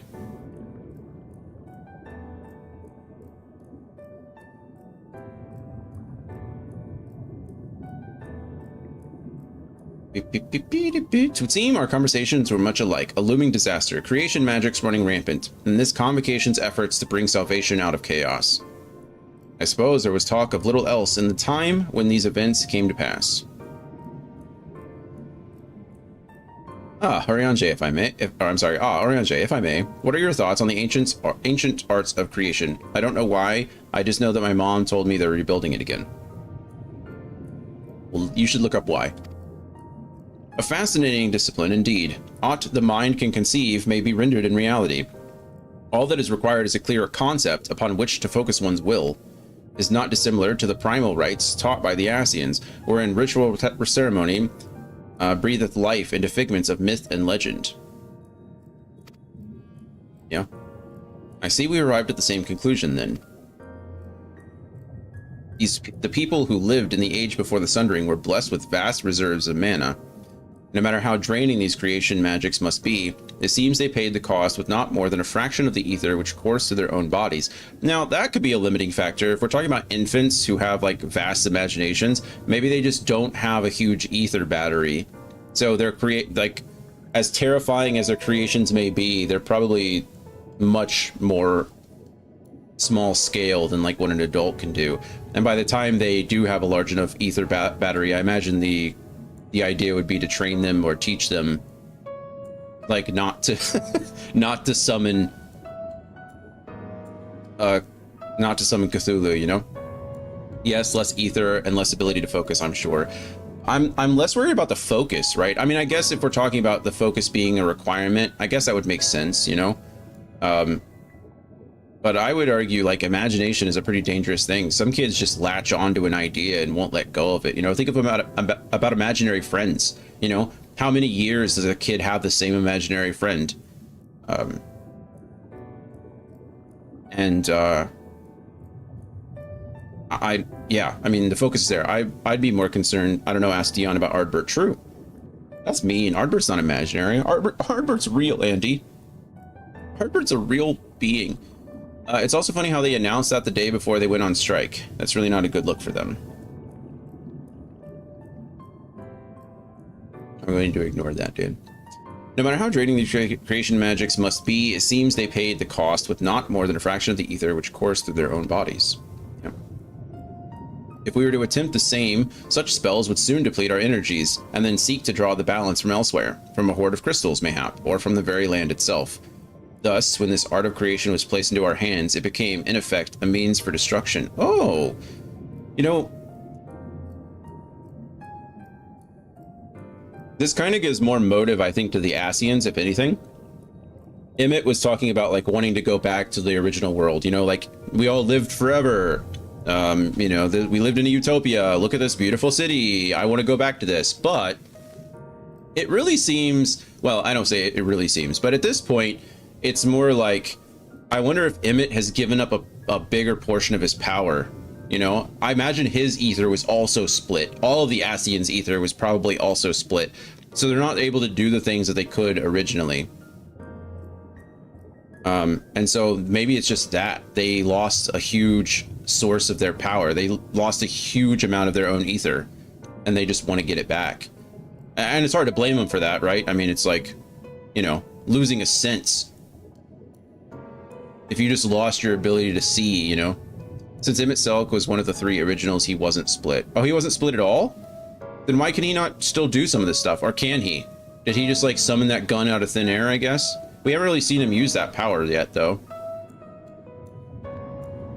Maybe it's not in the, maybe it's like the Matrix, not the Matrix thing, but like, well, it is a Matrix, but maybe the world just doesn't support that power anymore. Maybe there's just not enough ether.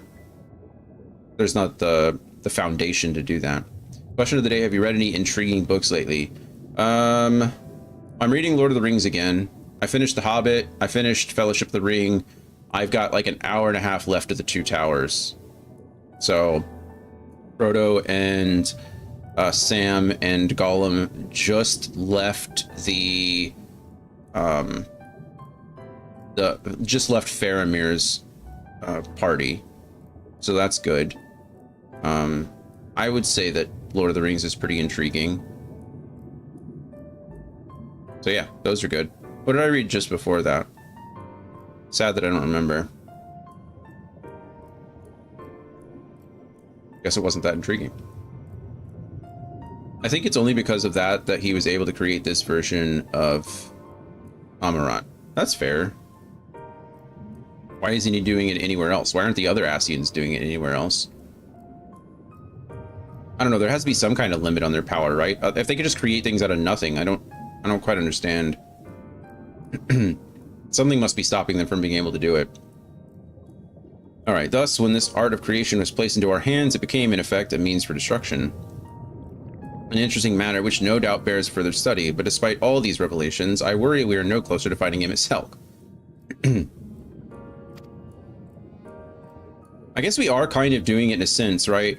Like the summoning of the primals is very similar to it's a very similar concept, you know? We're creating something out of nothing. We're creating a being out of ether, using some kind of like combined consciousness situation, you know? Which is interesting.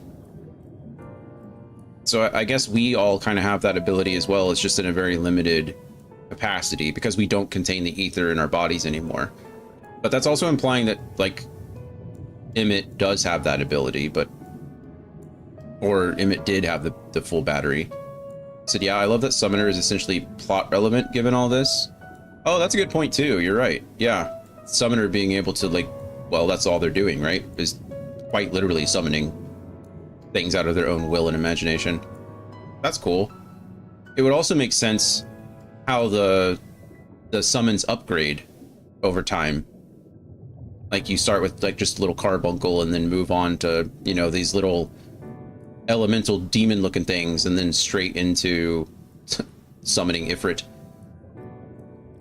That's cool. Yeah, that's a good point.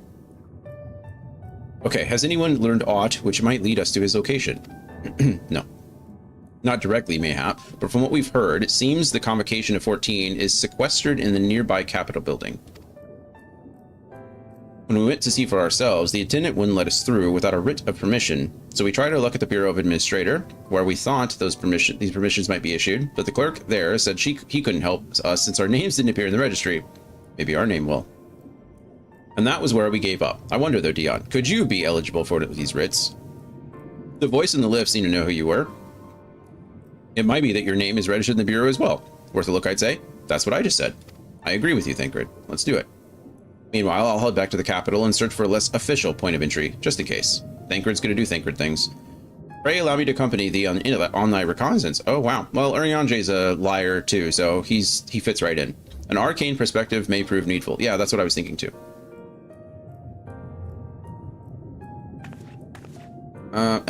I think I'd like to speak with more of these ancients. Maybe they know something that could help cure Dion's condition. I love Thancred and Urianger as frenemies. Wow, maybe, oh, that's true. Maybe they do know something that could cure my condition. Thancred's head bobbles. Suit yourself, Urianger. He's like, oh, whatever.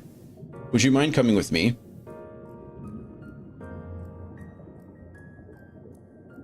Of course I don't mind. Just lead the way.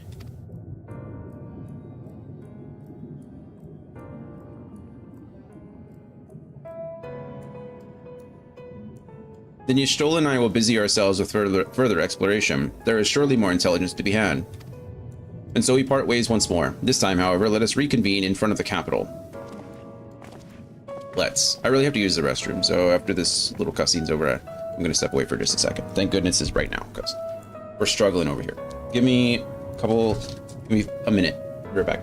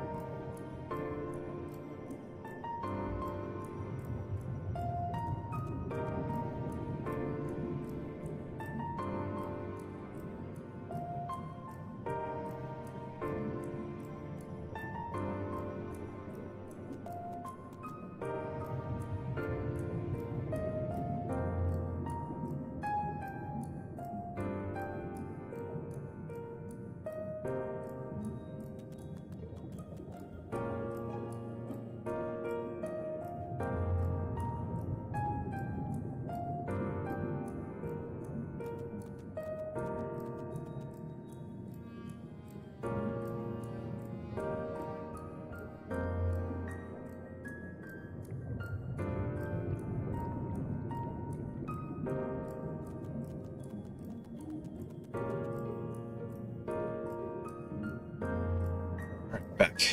Let's go speak with the administrators. See if my name is on a ledger. See if we can get some information. I imagine it is. It's 100% going to be, yeah. Like, there's no question. For so many reasons. One, because we're the effing warrior of light, but also because we lived here. A part of us lived here. Part of us was a resident of the source before the shattering, or before the what is it? What do you call that? Or the separation? I just call it the shattering. It makes sense, but I'm sure the game has a term for it. Sundering. There we go. I think sundering is what they've been referred to it as before.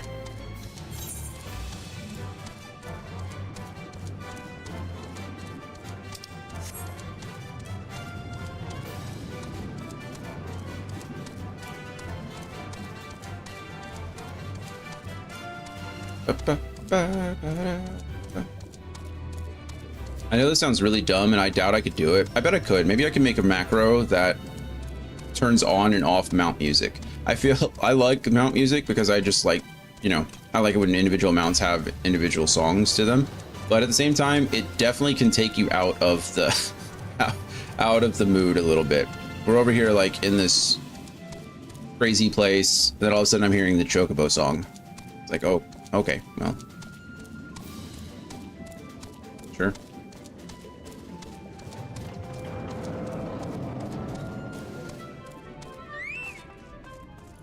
Are you a mender?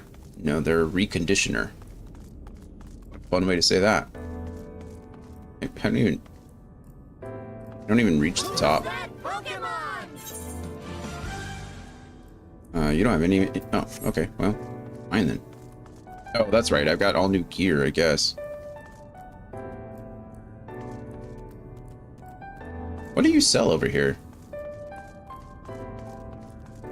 Anything important? Looks like it might exist. Mount, background music on off. Oh, interesting. Hey, you can buy fishing gear here. I can buy a dessert desert frog, or a dessert frog. That's expensive, isn't it? And lots of geisha greens.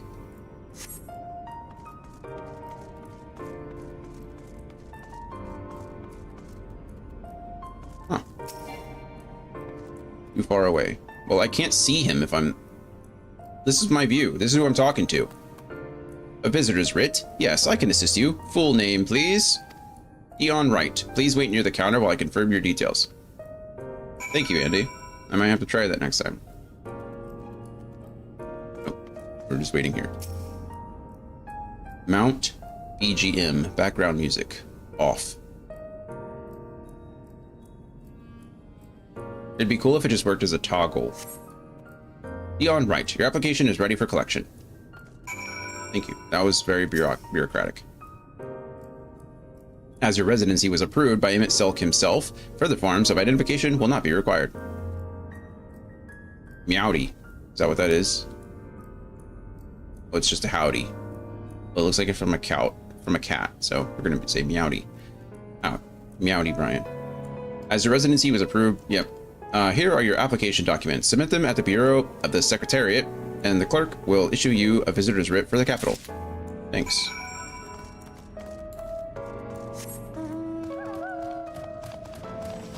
How's the league grind going?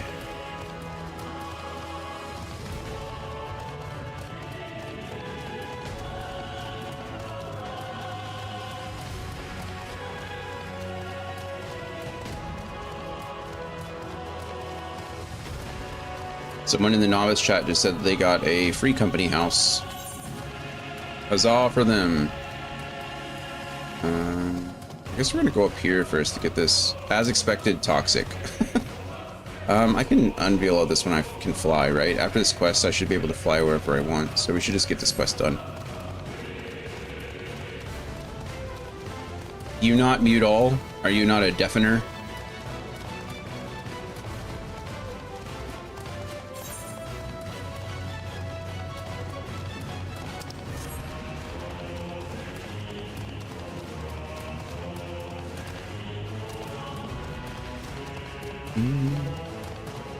Have you said you were in gold, right?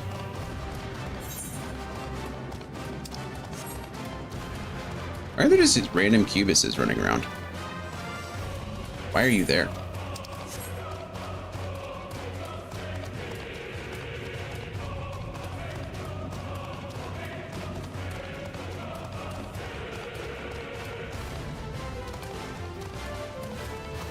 I just ignore it and let my teammates fight each other.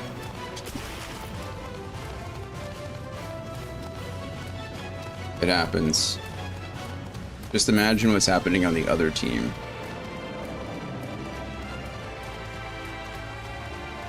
Not much I can do. You can mute. Just mute everybody. Then you don't have to hear it at all. And then you just live in your own little world. Next, please. That's me. Visitor's writ application. Visiting the capital, are we? Please take a seat. Your name will be called once your application has been processed. I really like how we're literally participating in the bureaucratic process. We're just like, stand over there, please. Have a seat, please. We're just transferring paperwork one place to another. Like, just folders. That was just a folder of paperwork of an application. Living the dream, true. Ignoring is the same thing. It's more entertaining. I don't know if it is the same thing. It's much harder to ignore it when you can see it. It's also much harder to ignore it when you're having a bad time too.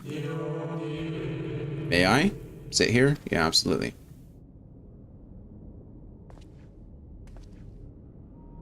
Just sitting cross-legged on the bench.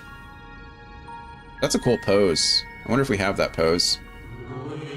You, I think, are from a time beyond ours. Have you followed in the wake of Emmett Selk?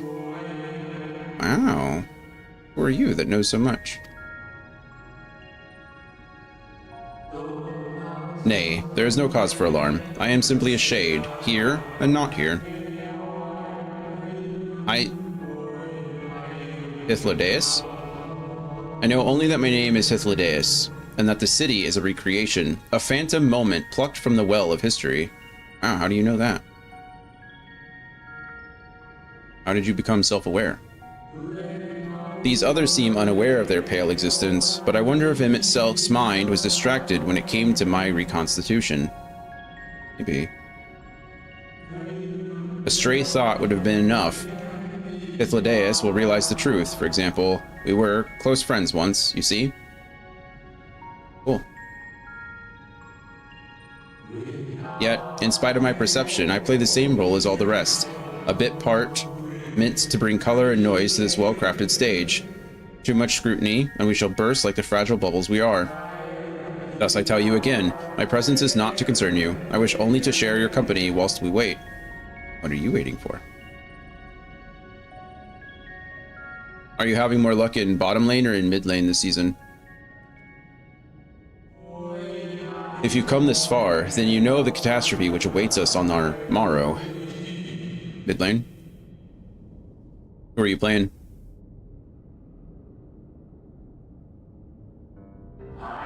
The final days. What began as isolated incidents soon swelled into a world-spanning threat.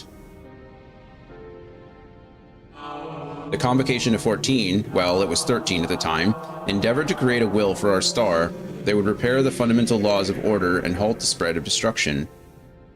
Whoa, wait, hold on. They've all been referring it to the Convocation of 14, but it says 13 at the time. Where did they pick up a 14th member, or did they lose a 14th member? It was implied that they were losing a 14th member. But he would imply that there was that somebody got picked up, that they gained a 14th. Was it me? Is it supposed to be me? Most mage champs, I don't really main anyone. Really? Have you ever thought to? But creation on such a scale required an immense source of power. That's my problem too. I think it's one of the reasons why I don't climb much, is because I get bored. I just play whatever seems fun at the time. Of those of us who still lived, nearly half offered up their lives in the name of salvation. I mean, the main reason I don't climb is because I don't play, so that's the reason, but even when I was playing, I tended to play too many things. And from their sacrifice, Zodiark was born. Just as we had hoped, he reached forth and halted the march of oblivion.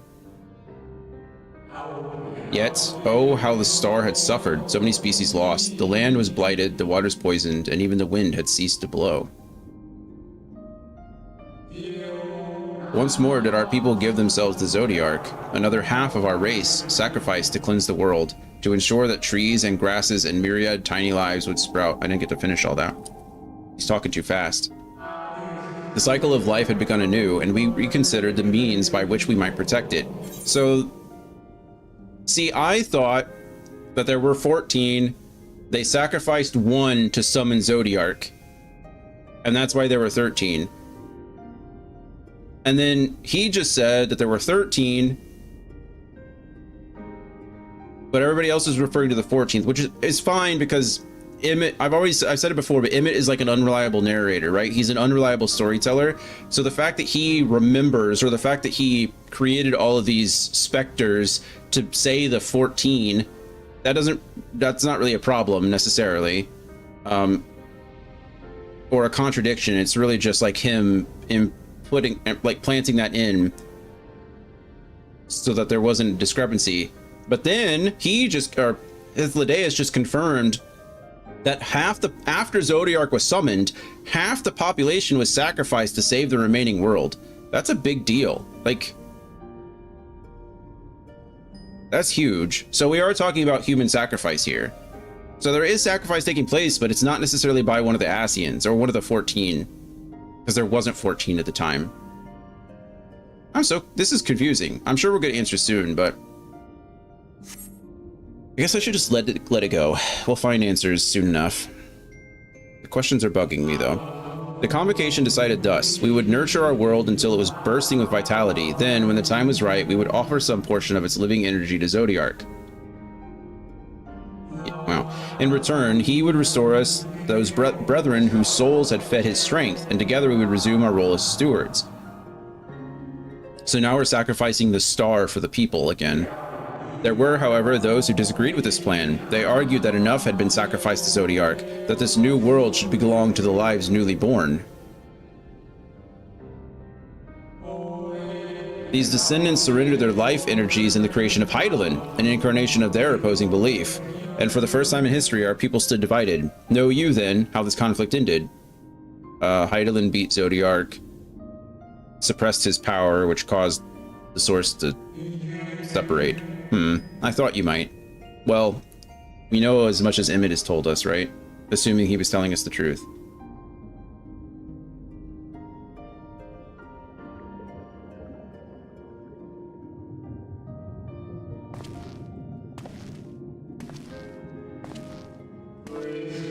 Emmett Selk has ever been a champion for the will of Zodiark. I'm thinking he's a thrall more than anything. I think most of the Ascians are thralls. The original plan may have been set back by millennia, but he will not have abandoned his course. He will pay the price for our return by whatever means is necessary. And though he may carry himself with a certain glib ease, Emmett Selk is not a man to bear his burdens lightly. In fact, I imagine they have only grown heavier with every passing century. Yeah, I imagine so.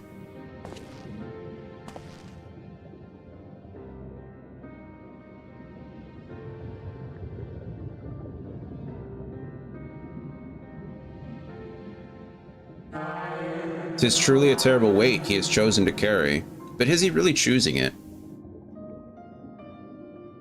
Why should we assume that? Why should now, if what Emmett is telling us is true, as far as Zodiark and Hydaelyn being like the original elder primals, right? The primals. Why should we assume that there's any difference between what the current primals can do in enthrallment versus what the old primals could do with enthrallment? You know? Like, clearly I mean, that would imply that we are possibly thralls, and I brought this up before. Like, it's possible that we're a thrall to Hydaelyn, and it's just, like, hidden in this guise of choice, like free will. But we could also assume the same for the Ascians, you know, someone like Emmett Selk, who's gone to no lengths to help to, like, resummon Zodiark, right? That hundreds, thousands of years he's been alive trying to bring Zodiark back. Like, is that not something that a thrall would do? Like, that's exactly what we've seen the other thralls doing. The only difference I can say is that, like, I don't know. I mean, the Warrior of Light, we haven't really been trying to bring Hydaelyn back. It's more just been the destruction of Zodiark, which is also an interesting concept because that's why Hydaelyn was created, right? Hydaelyn was created to be an antithesis to Zodiark. So maybe in our enthrallment, the idea of it, our goal is not to resummon Hydaelyn, but to act in the same way that Hydaelyn would in our destruction or in our stopping of Zodiark's resummoning. So that really doesn't break the argument at all. You never know. It's a good question to ask. Ifrit was confused why you couldn't be enthralled. We can't be enthralled by Ifrit because we're already enthralled to Hydaelyn. Right? Like, if we're talking about a tier structure of primals, it would make sense that the reason, like, the other weaker, lesser primals can't enthrall us is because we're already enthralled to a primal. Yeah?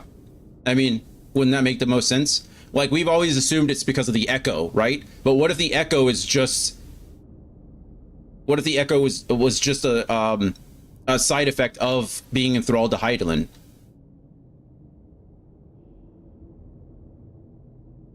Guess we'll find out. Or we won't. Who knows? Questions to be answered. Questions to be asked. Okay, let's see.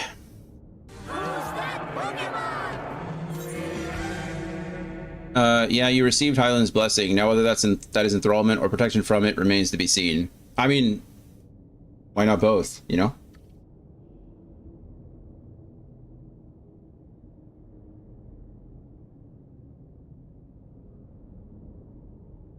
I'd ask if the questions will be answered, but by answering that question, it might answer my question, so I guess I'll just leave it. It seems your turn has come. Pray, do not let me keep you. I'll just have to wait.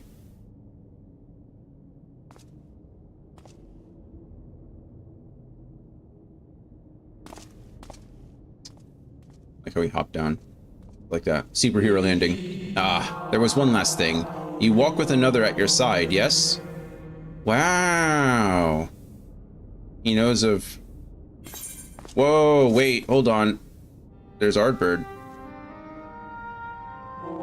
Nay, I see no definite form, just the faintest suggestion of a second soul. I doubt it visible to anyone but me. That has some interesting implications to it, doesn't it? Otherwise, I assume only you can see and hear this ethereal companion.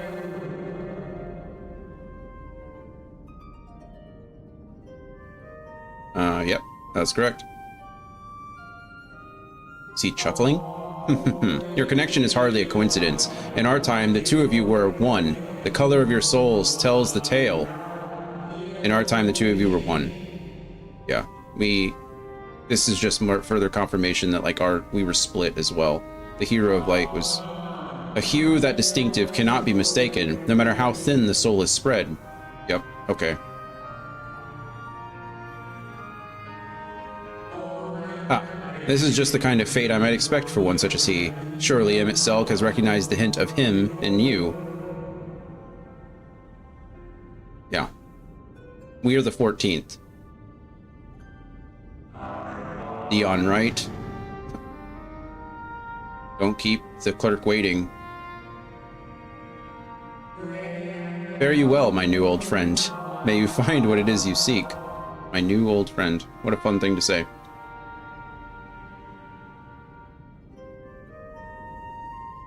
Yeah, I think in the same way that the source was shattered, so was like the warrior of light. Right? Now what... It's fun in Japanese too, is it? My new old friend. Far away. Don't worry, I'll put my nose straight on the... Your visitor's writ, as requested. Banger cutscene. It is a good cutscene. We're getting a lot of answers. Well, I say we're getting a lot of answers, but we're really not. We're getting more questions and we're getting the illusion of answers. When you wish to gain admittance to the capital, simply present the document to the attendant within. It's like nostalgic yet new friend. Oh, cool. That makes sense too. The illusion of answers. Yeah, it's like we're getting all the little pieces, and I mean we can put them together in whatever way we want, right? But we won't really know until someone reliable tells us so. I think that's why I've been so... I don't know, this isn't my...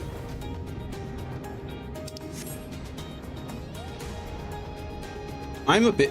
in real life, you know, this is a very blasé thing to say, right? It's not like it means anything. But I think, like, trust and reliability are super important to me, like, as a human, you know?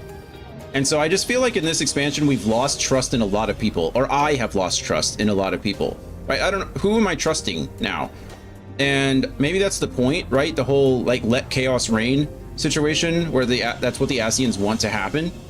I kind of feel like it's happening to me, right? I don't know who to trust anymore. I can't trust the crystal douchebag. I can't trust Oriange. I can't really trust... I mean, Thancred has been a jerk to Reen this entire time, right? Now I can't really trust Hydaelyn. I can't really trust my own actions. Like, am I doing this because this is the right thing to do, or am I doing this because I'm a thrall to Hydaelyn? Like, I'm really just... There's a lot of uncertainty, and I am struggling with it as a person, as a human being, as a player, and I don't like it. Finally, you were gone so long. I was on the verge of mounting a rescue party. How fared you in your bureaucratic ventures? I guess if anything, that just again indicates like really good writing. You know, I'm bought in, but I'm bought in for odd reasons. I'm just looking forward to seeing this through so that I have some kind of idea of what's real and what isn't. Finally, you were gone so long. I was on the verge of mounting a rescue party. How fared you in your bureaucratic ventures? Well, I got the visitor's writ. I can now go to the capital. Totally fair. I hope so. I hope my anxiety isn't like coming across as a dramatic critique of the expansion. I think maybe I just don't know how much of this is intentional and how much of it is me like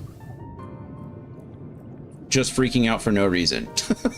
You know, like I have anxiety, I have PTSD, I have problems myself, so I'm trying not to like project that onto the game.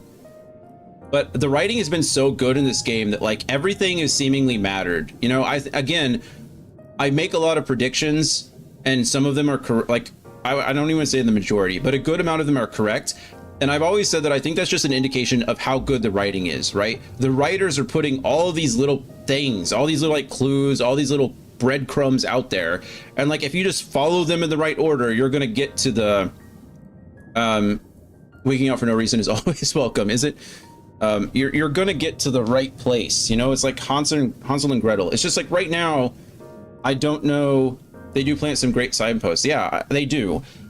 And so I'm always on, right now I'm like on the edge of, am I looking too far into this? Like, am I getting worked up for nothing? Or are all these pieces, like, are all the dominoes going to fall at some point? And that's what I'm waiting on, is just like, how are the dominoes going to fall?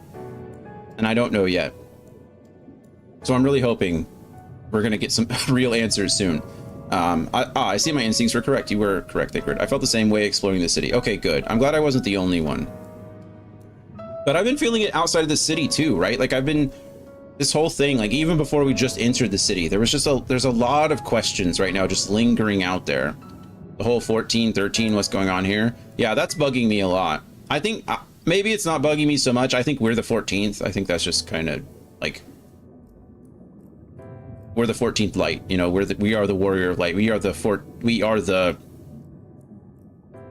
lucky one, you know. If 13 is seen as an unlucky number, the 14th is the bringer of luck in some way, right? We're the hero of the story. And Emmett's already alluded to us existing in some way, shape, the warrior of light, or our soul existing in the original source. Hythlodaeus just did the same thing, right? Like, that part is not too weird. It's just kind of how it's all going to play out. But anyway, and a good thing too, Oriange and I weighed our chances of breaking into the capital, and an official entrance is by far the more attractive option. The capital bestoweth not a single armed sentry. 'Twould seem that in their time they did not deem it needful to post guards. The windows and doors, however, appear heavily warded, though mightily did we strive, through strength mundane and magical,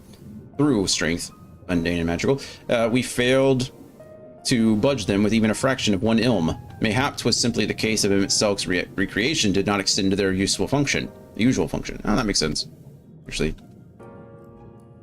the windows are there for show, not for form over function.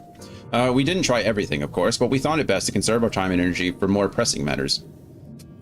Questioning Emmett Selk's dedication is a bold move, Oriange. That's fair too. Speaking of which, Reen and I tried asking about a cure for you. The problem is, these ancients didn't exist beyond Amarats today. They will happily tell their own tales, but whenever we attempted to explain our situation, the conversation quickly became muddled.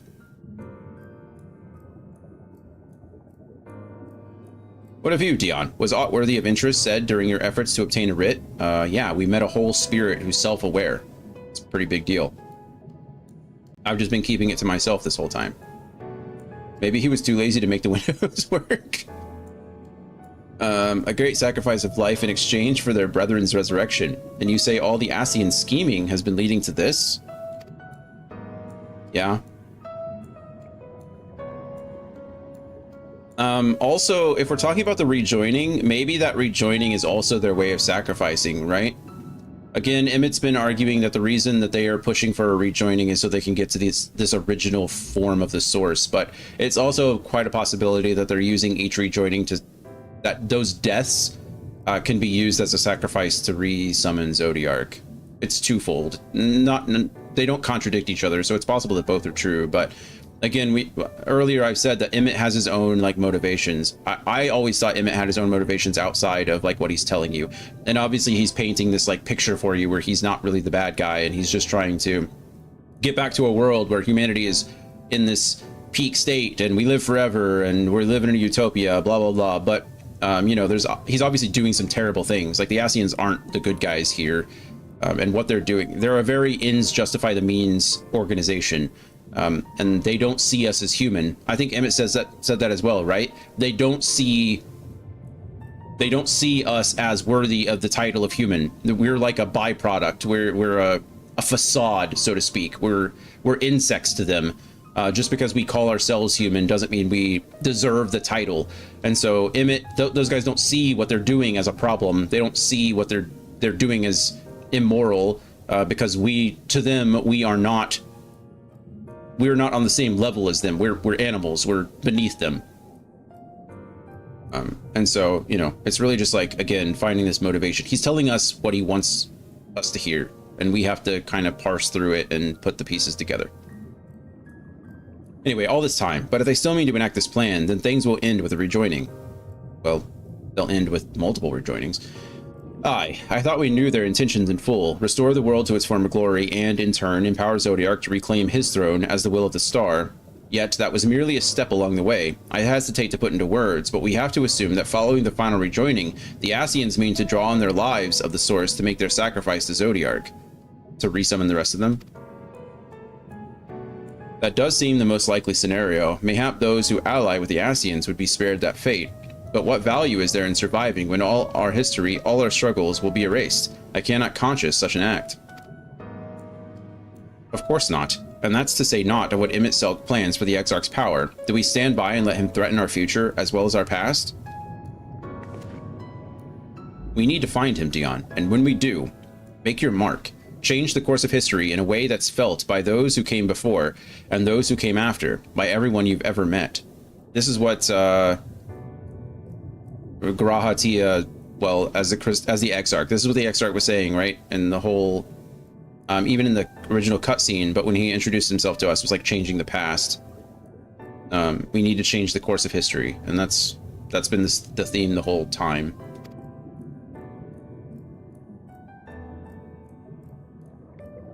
Change things so that even my other self, dying somewhere in that future calamity, will smile and say, I knew you would win. And Alizé is a real one, isn't she? She's like mature above her, like beyond her age in a lot of ways. Alphino is too, but she's about it. You know, I think Alphino still holds some doubt sometimes in the things he does. He's definitely grown a lot in this expansion, which I like, but I think Alizé just got there sooner. I think it's interesting. Alphino is still trying to fight against like fate in a lot of ways, right? Alphino is all about trying to find the perfect solution to every problem, and he can't quite accept failure just yet. I think he's learning, but I think in his mind, like, if the solution isn't perfect, then it's not worth it, you know, kind of situation. Whereas Alizé has come to understand that like sacrifice sometimes is necessary, and she's willing to do it. Like, she's willing to fight to the end in order to achieve like even an inch of ground kind of situation. And it's very cool to see those two, I mean, grow up, like literally grow up. They are maturing and changing. I really like their character development a lot. Whereas I feel like Thancred has kind of regressed, and Urianger, in my opinion, has kind of regressed. Alphino and Alizé have not. They've definitely matured and grown, which I think is really cool. Y'shtola's Y'shtola. I think she's been the same pretty much the entire time. Obviously, there's some development there with the whole like source situation and the current of life, but it's cool to see those two grow. Great writing. It's just great writing. Is fighting Emmett Selk the only way? That's a good question, Reen. He created an entire city. It will take everything we have to defeat him, if we even can. It's a great cast. Yeah, it is. And if you push that hard into your current state, the light will break free. I think that's kind of what Emmett wants. It's not kind of. It's like definitely what Emmett wants, right? The decision to press on lies with you, just as it lies with each and every one of us. You know, I think I'm not giving Emmett enough credit. I'm sorry I'm talking so much, but this is going much faster than I thought it would, so I kind of feel like I can just, whatever, blabber on. But I think maybe I'm not giving Emmett enough credit, in the sense that I really do think he's conflicted. And I'm using a lot of like outside perspective from this, because I don't think that the general public would vote Emmett Selk number 6. Like, I don't think fans of the game, fans of the franchise, would vote Emmett Selk so high if he wasn't more complex of a character, right? Emmett is clearly not like a one-dimensional villain. He's got his hands in a lot of cookie jars. He's got a lot of influence over a lot of different things, whether it's in the source with the whole Garlean Empire situation and like taking the form of the grandfather, the founder of Garlemald, or being it here in the first, like really manipulating and altering the Warrior of Light and the Scions and the Crystal Exarch. I actually am curious. I think that a part of him actually wanted us to succeed, right? I think Emmett in a lot of ways is tired of fighting too. He's been around for millennia. You know, he's existed for so long. And I think a part of him has seen the Warrior of Light confront the Ascians and like stop their plans. And maybe it's to the extreme where he planned all of this. Maybe he really did manipulate all of this and he's just like the puppet master up here, like dance for me, like kind of situation. Or maybe it's that we are literally an opposition. We are an obstacle to him, like an unknown variable, so to speak. And so maybe he really did come here with the intent of seeing like, hey, can the Warrior of Light do this? Can Dion contain all of this light within him? Is he strong enough to actually do this himself? And maybe he was truly disappointed. Maybe it wasn't just like all a facade. Maybe he really was disappointed when Dion broke down and like couldn't contain all that light. And Emmett saw that, like, you know, he was right again. He didn't want to be right this time. He didn't want his plans to like work out. He wanted Dion to be that, like, the Warrior of Light for multiple reasons. One, because again, like I said, we're the antithesis to the Scions, but also because we were his friend. I really think like he knew us in this past life and he knew what we were capable of in the source. And so he's curious to see if we still hold that same position. Like, are we still his friend? Like maybe even a person he looked up to, like a hero to him. Are we still that hero? And so maybe he really is conflicted. And maybe that's why like it's such a big deal. And maybe why he's like so well loved in the community. I don't know. Like I said, maybe I'm not giving him enough credit. Maybe I'm still seeing him as like this. Yeah, for Hythlodaeus saying he must see the hint of him in you. Yeah. Like, you know, again, there's been those little like things, but I think he wanted more of us. How excruciating for a minute. Wait, yeah, and they've talked about that a lot, right? Ardbert brought it up first. Was just like, I've been a spirit, like I've been haunting this world for 100 years, and I'm like, so many times that I wished I was just like dead. He said it himself. He's like, we can't judge Emmett. Like, we can't judge him for how he acts being alive for thousands of years. He's essentially been around for, like I said, for millennia, you know, trying to put these plans in action. Like, we can't even put Ardbert can't even put himself in Emmett's head. How dare we even try? Because he really has been on his own, you know?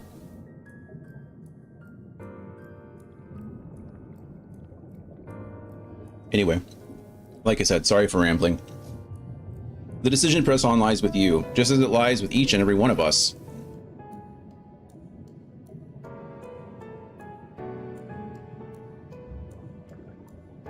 I'm just trying to put together the pieces before the game just comes out and tells me.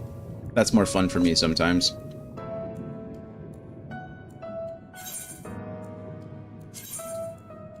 Skill speed is definitely what we need. It's fun here too. Oh, for me just rambling on and trying to figure it all out? Or are you saying it's just fun for it was fun for you when you did it as well? Like I said, I'm not saying that any of my thoughts are like unique. I'm sure there's plenty of, I'm sure you all had similar thoughts, so it's surprisingly an emotional revisit. I imagine it is. It's sometimes, I've said this before about certain media, but sometimes the second read through or the second playthrough of something is like more impactful because you do see all those little signposts. You can start putting together the foreshadowing before it gets there. And so like you see it from a different perspective. So yeah, that makes sense. We can fly now. Whee! Anyway. Ooh. What do we get for this? Usually it's a new like costume or something. Or maybe it's a little minion guy. We've gotten a lot of those at the end of the campaigns, right? Usually it's Taru who gives us the new outfit, and we usually get like a little minion. I think we have our Estinian minion. Got a couple. Anyway. Oh man, we're finally here. We are here. Alisaie appears to have made her decision. Wow, who would have thought Alisaie would have made her decision first? Do you remember that talk we had atop the tower in Mord Sook? I'm still of the same mind now as I was then. I don't abandon you, you don't abandon me, and together we make a difference in this fight. There's always hope when we look for it. I saw it again and again as you tore those veils of light from the sky. If we keep taking that next step forward, there's a chance we'll find a way to save you. So no matter how long it takes or how much it hurts, you can count on me to keep on walking. Thanks, Alisaie. She's quickly becoming my favorite Scion. Again, I think Alphino's up there too. But Author spoke of the disaster we would bring upon our own heads. It's funny because like an expansion ago, like last expansion or the expansion before that, I didn't really, you know, didn't really know. But these two have like really grown on me. It's been great. Alphino has come so far since the Realm Reborn days. Oh yeah, for sure. For sure. Just such great writing. Like what good characterization. We love it. Author spoke of the disaster we would bring upon our own heads, the ceaseless conflict. Imagine how he would sneer to see what's become of the first, not to mention your perilous predicament. And yet who can deny the fire your deeds have ignited in people's hearts? You achieved what my logic and ideals never could, uniting disparate peoples under the banner of hope and common purpose. Without you, that giant Talos would never have raised its head.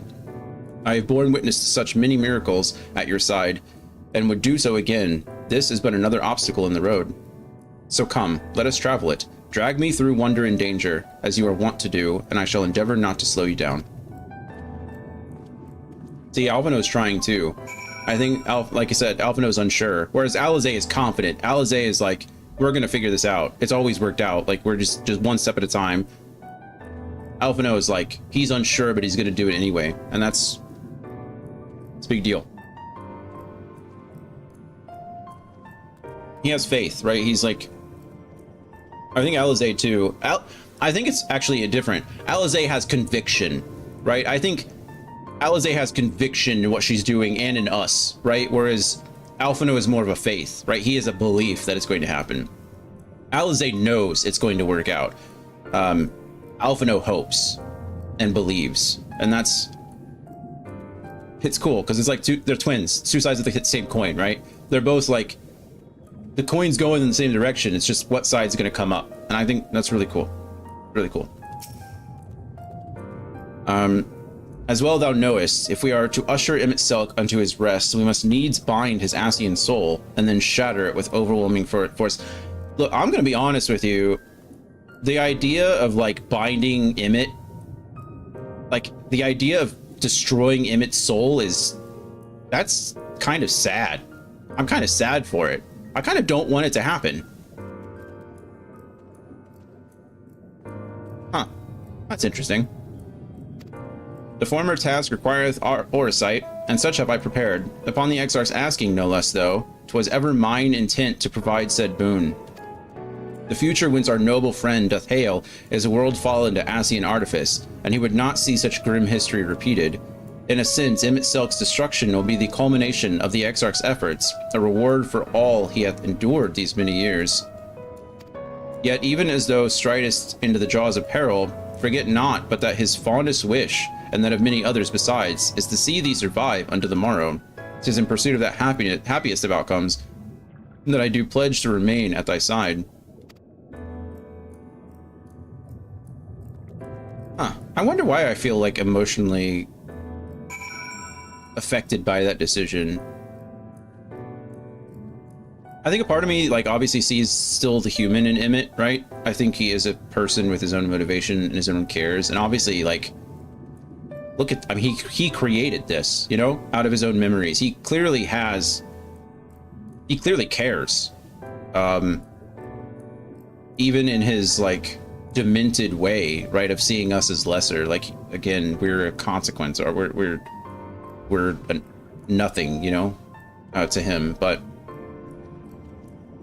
coming to Amarant is such a big deal, starting to understand everything that was lost. Yeah, but I think on top of that, it's also for me like Emmett is ageless. You know, he's like, if what he's saying is true, if everything that we're learning is true, he's an original. You know, he was around at the beginning, so to speak. And to lose that is, it's almost like a species going extinct in a way.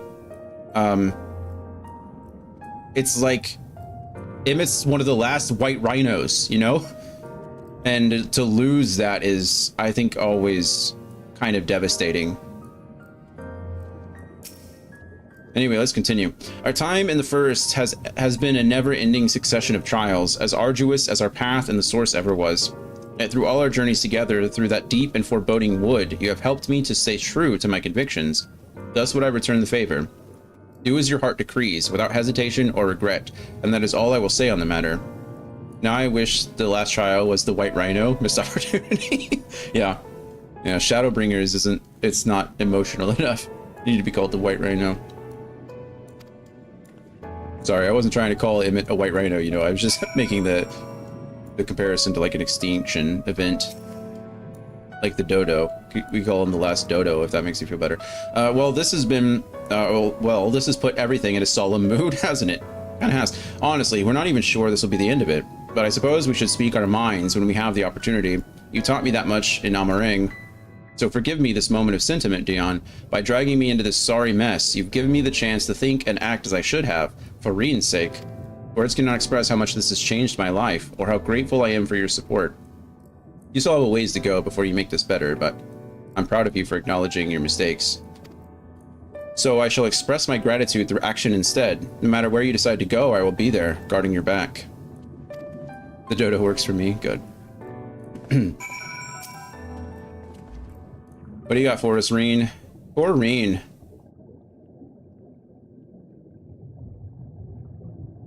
When Minfilia entrusted me with her power, she warned me that no matter how strong you become, you can still fall victim to despair. You can still feel powerless. And she was right. After you collapsed on Mount Golg, my hands wouldn't stop shaking. If I made a mistake, if I failed to bind the light within you, I was terrified you would die. Thank you. Even now, you could be moments from turning, and I wouldn't know how to save you. You, Thancred, the others, you've all been there when I needed help. Minfilia surrendered her life to me, her legacy. I should be ready to do the same for you, and I want to, I do, but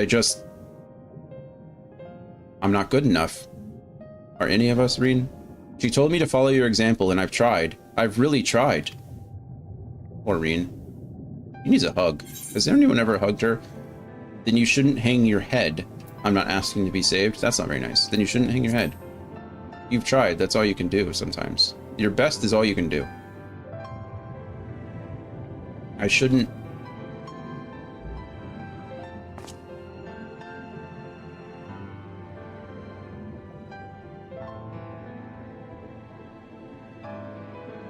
You can plan and you can prepare and you can learn and you can, you know, set yourself up for success as much as possible. But at some point you have to act, and, you know, you can do everything right and still lose. Fate can be cruel, but a smile better suits a hero. Well, that's a little weird. We must all keep looking forward, like the heroes who never gave up hope for this world. That one I like better. This one seems like... It looks like I'm telling a young girl to smile more. Like, you'd be prettier if you smiled more. That's weird. This one I'll go with. We must all keep looking forward, like the heroes who never gave up hope for this world.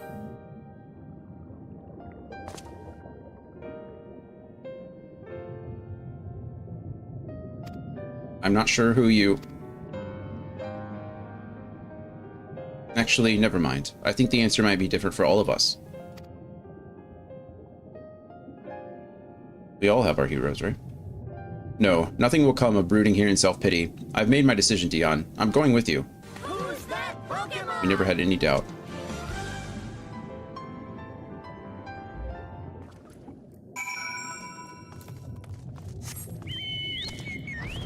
Hello, Chanticleer.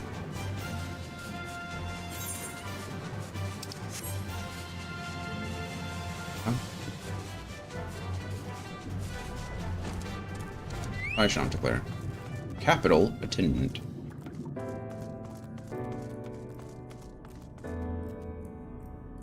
Hello.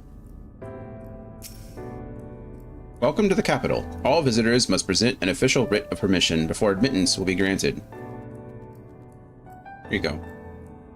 Your documents appear to be in order. You may proceed into the capital, but any guests you may choose to bring with you must remain in your vicinity at all times. Figured as much.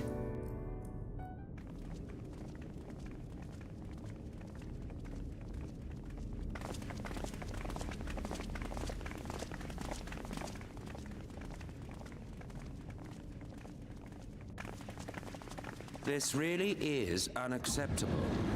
I gave you very specific instructions. Emmet Selk.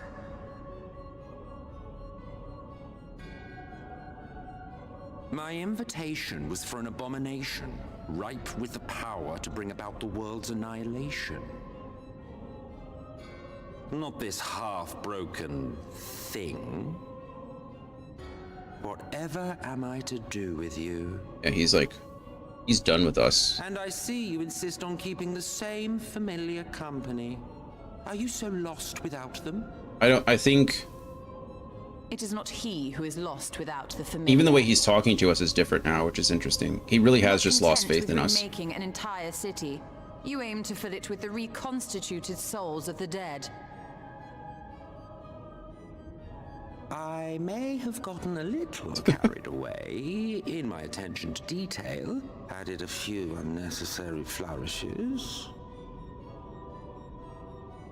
Well, there's no point trying to hide it. Yes. Once the rejoining of worlds is complete, Zodiac will regain his full strength and shatter his prison. Mm-hmm. Then we shall offer up the Source's remaining inhabitants in sacrifice, that we might resurrect our brethren who died to bring Zodiac into existence. Yep. But what was it that you came here to do exactly?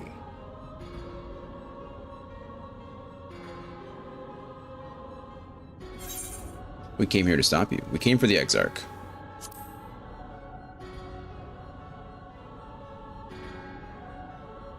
Well, you can't have him. The wisdom that man guards may open up new worlds of possibilities. He has unlocked the secrets of travel across the rift, and through time as well, it would seem. Quite an accomplishment for one of his incomplete nature. I must explore the limits of his capabilities and harness that power for the Ardor. Ardor. Have we heard that name before? What is the Ardor?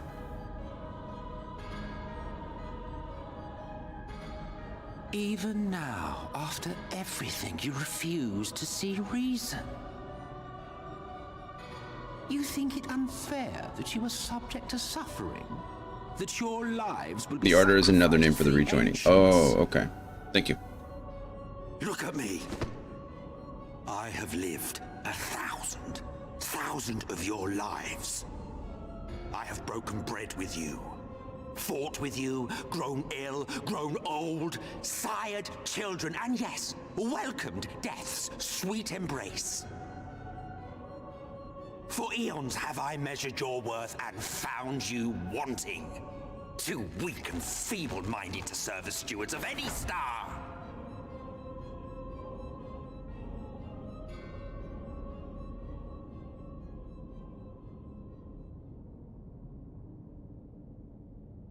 Have your recent spats with Vorthri and his Sin Eaters taught you nothing? Have you not learned that your ignorance and frailty beget only endless misery?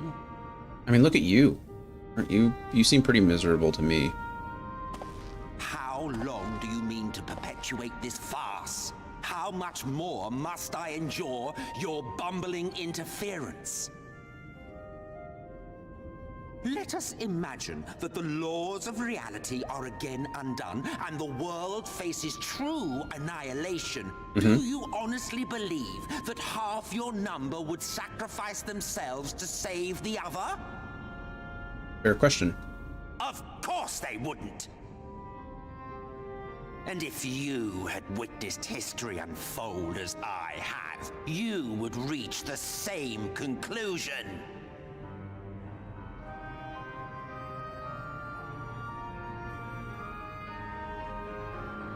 You cannot be entrusted with our legacy.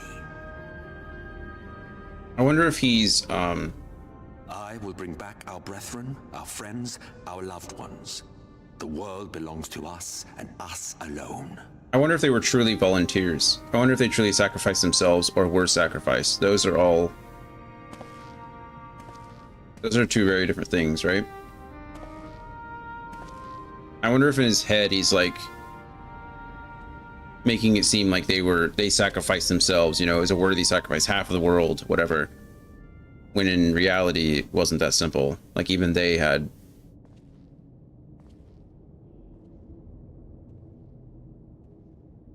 Emmett Selk. Yes, burn it all. I have no idea what he's talking about or what's going on. We understand. It's kind of complicated. It makes no difference. I'll explain it afterwards, if you care. The ones you love are in the past. All you really need to know. Ours are here in the present. All you really need to know right now is that guy, Emmett Selk, in the foreground, bad guy. Those guys in the background, good guys. Bad guy wants to sacrifice all the good guys in order to bring back a big bad guy. Good guys want to stop that from happening. There you go. Final Fantasy XIV summed up in a nutshell.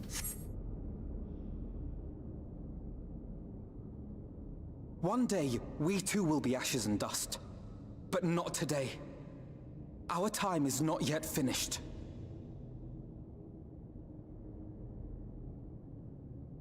You're welcome. There's a lot more to it, but... We share your conviction. And that is why we will not abandon our course. Well, you've played. You played all the way up to... Stormblood, right? Did you not do Shadowbringers? You think us the same? You think your tattered soul of equal worth to those I lost? Then come. Earn your place. Prove yourselves worthy to inherit this star.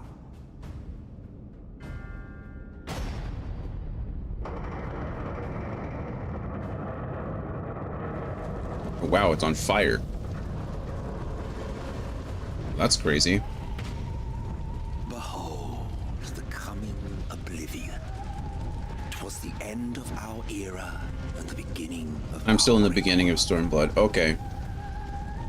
a fitting backdrop for your final judgment. Emmett Selk is one of the original Ascians. I shall wait within, but do not spend too much time on your preparations. There's no telling how much longer the guest of honor will last. He is one of the so-called pure Ascians. He's never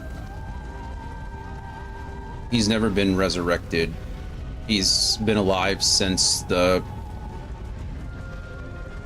original Sundering.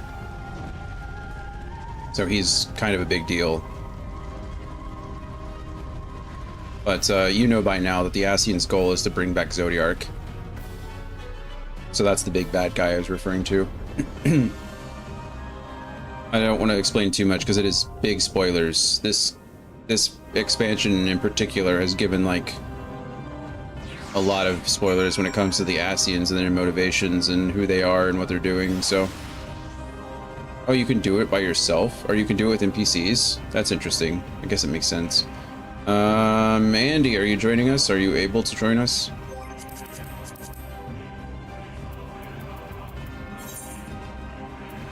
Away from keyboard. So I can join, but uh-oh. There's a dungeon, then a trial.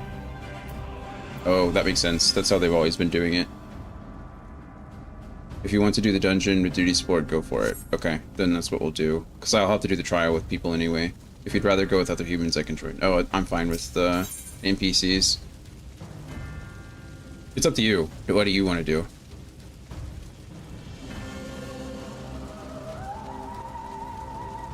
If we can get a full 4, then I'd rather do it, but go duty support, go. Okay, cool. Just get it done.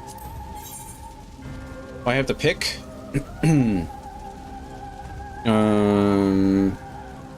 Let's draw. Well, you know what? I like Alphino more than I like. Yeah, this seems fine.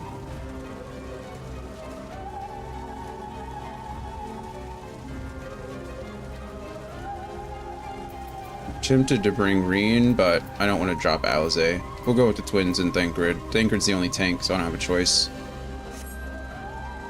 Alright, cool.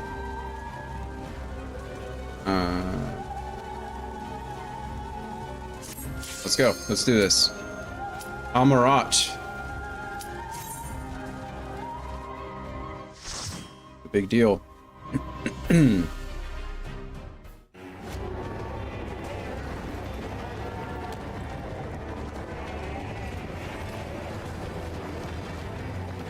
Goosebumps. Yeah, this is... I think there's it's a good indication of how like split Emmett's mind is too. Like literally on the other side of that door, it was days. You know, it was a... To the final days of Amaranth. Yeah, it was on the other side was the days before, and this is literally the coming of the calamity or coming of this situation. I think it's both things. Good grief, that was sick. The fabric of our star began to fray. Both things are in his mind at the same time. Creation begat malformed beasts.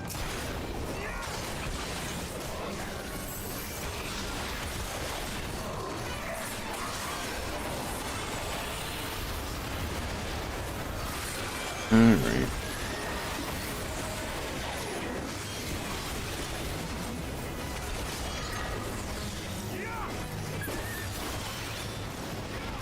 Fight. It's kind of funny, as good as the combat is in this game, and as much as I do like the combat, I kind of just want the story. I kind of don't care about any of this. If I could just skip all of it, I would be happy to. Right now, I'm in it for the plot.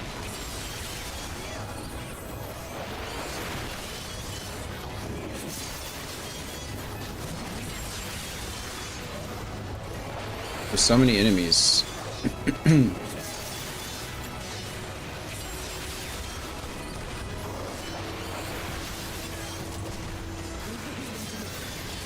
Leave the healing to me. I would never have done otherwise.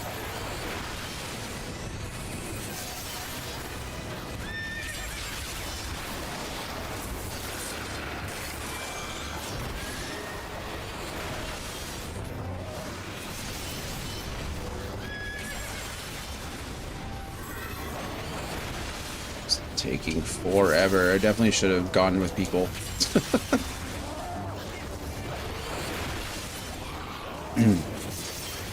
Terminus Crier, huh?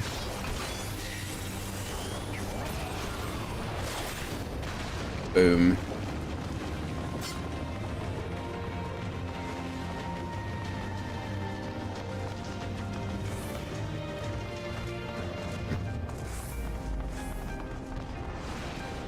Leaving not in their wake, but blood and ash.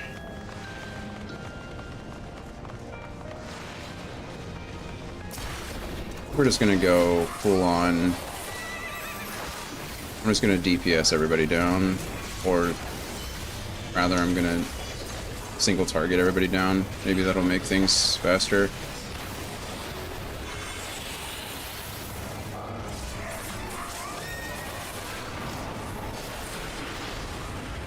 I have plenty of, like, I wouldn't say plenty of AoE, but I have a few AoE options in my combo that will do some minimal damage to whoever.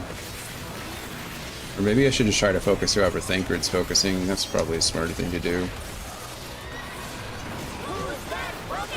Yeah, I mean, look how much faster that was rather than trying to... If you want to jump out, I'll hop a queue with you. No, it's fine. We're already here. I mean, granted, we'd probably get here in the amount of time necessary, but it's okay. I appreciate it.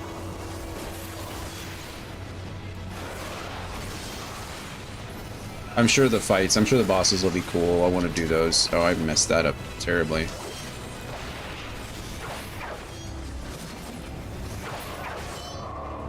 Goodbye.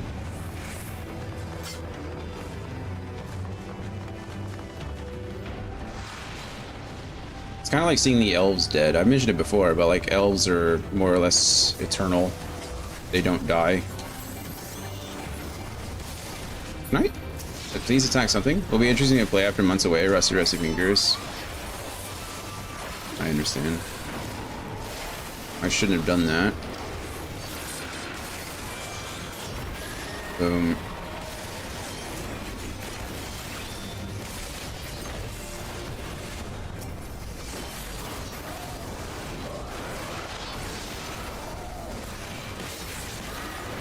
Wrong button. Probably wasn't off cooldown anyway. Alright, it's off cooldown. Well.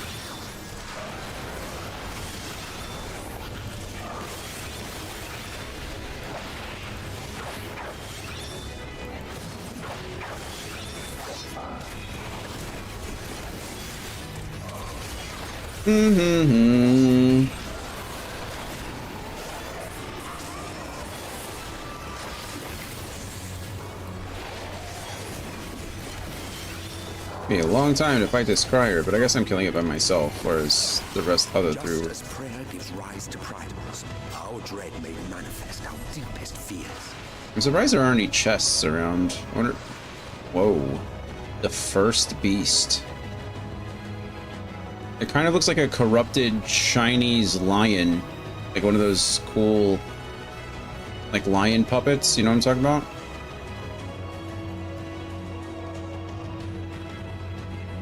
Neat. Yeah.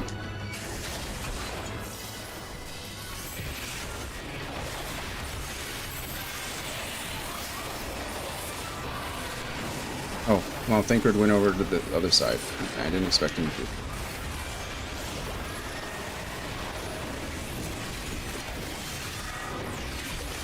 Into the Scaraway of life, it called down a cataclysmic deluge.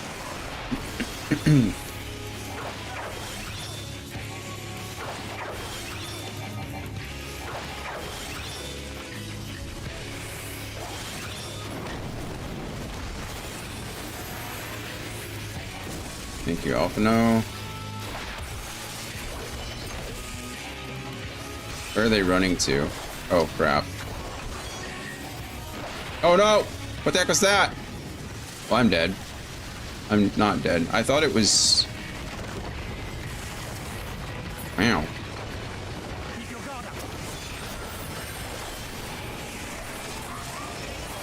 Does my disengage work off of the direction of my camera and not my character? I'm actually confused about that. I need to do some testing. Because that nearly got me killed.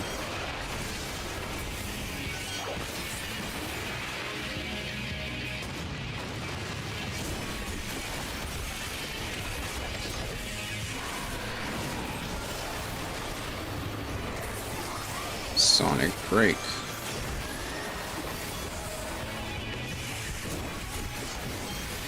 Meteor rain.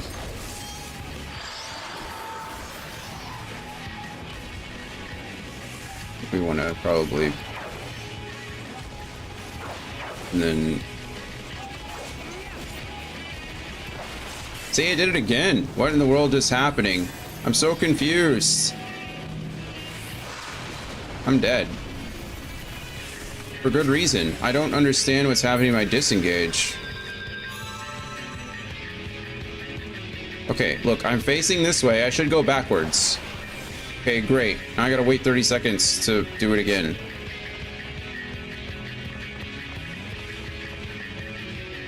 Okay, let's see. I should go that way. I should go this direction, yes? Come on.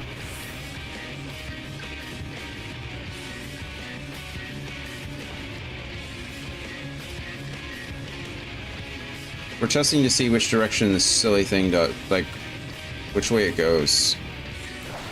Okay, it is the way my character is facing, not the way my camera is facing, so I must have just been, like... I don't know, that's weird. My camera and my character must have been facing in opposite directions, which is fine, but that's unfortunate.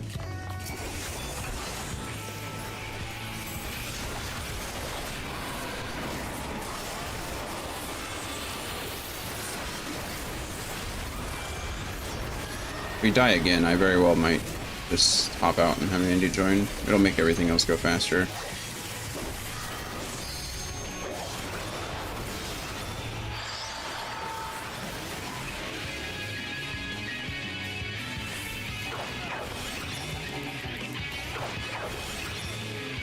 Okay, and then we should be safe over here, right? Alpha No and Alizé didn't do it. So now we're going to run behind this rock, which is fine. It's going to continue to Piercing Talon, because what else am I doing with my life? Okay, now he's gonna... Now everybody's running over here, because he's going to make this go all crazy.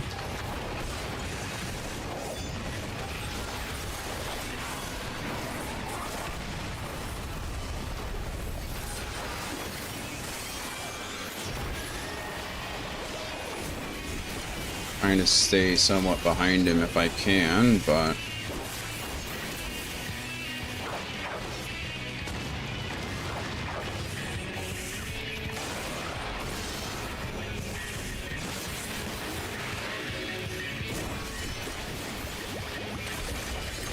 venomous breath.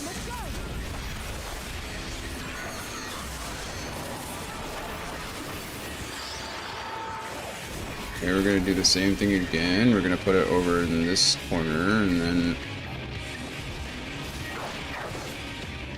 now we're gonna...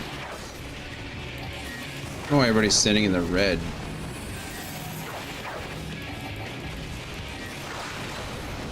We didn't stack those, so that's something.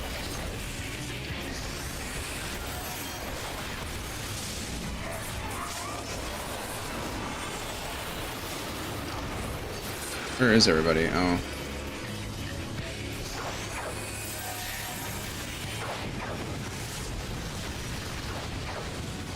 Oh, right, he's gonna do his AoE thing again. Keep your guard up.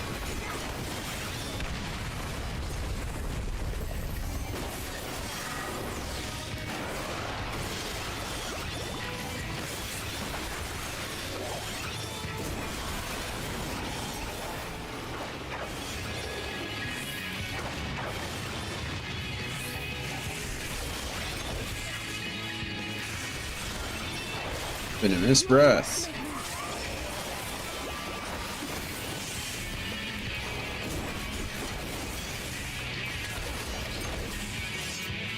Meteor rain. Oh my goodness.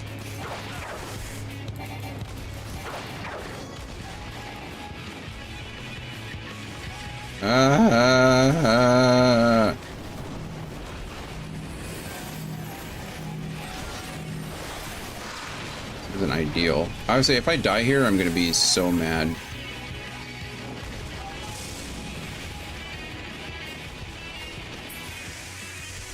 Thank goodness. You obtained 4 elegant poems of poetics. Earrings of slaying. Hey, look at that. I needed to upgrade my earrings, I think. Well, no, those are probably like level 80 earrings, so they're the same. Yep.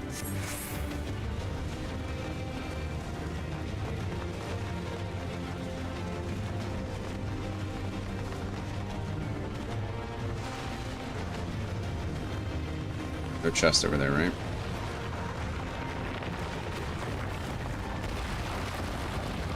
Terminus Shadower.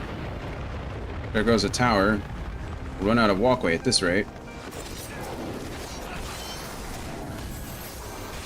Maybe.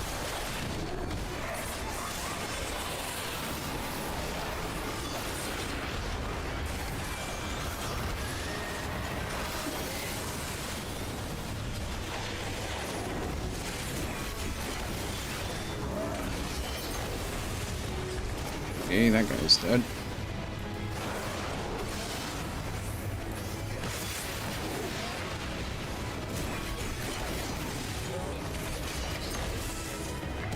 Here we go, stabbing. Everything dies. Slowly but surely. Killing bad guys. Life of the Dragoon, yeah. Stab, stab, stabby, stab. Oh, a good tank would have pulled all those. Maybe I should have done it. Should have forced the tank to pull it. Can't blame the NPC on my ineptitude. I could, but that'd be mean.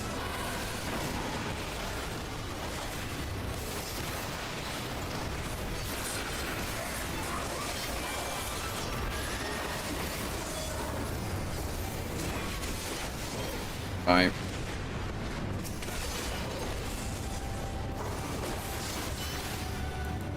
Now I have to grab packs as a DPS and say, alright, Thancred, you got this, yeah.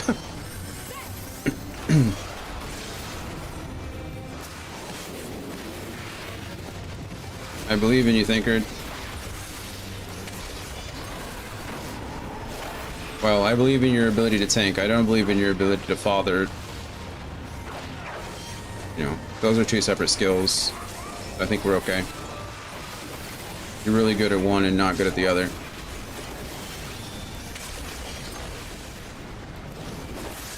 I think the real reason they turned Thancred into a gunbreaker is because they're like, hey, we need a tank. We need a tank in the party, and there's it's certainly not going to be Oriange. The land buckled. The cities burned. The waters ran red with blood.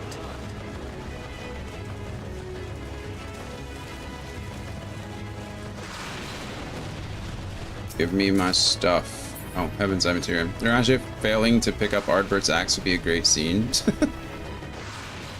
I'm pretty sure if I pull all of this stuff, we're all gonna die.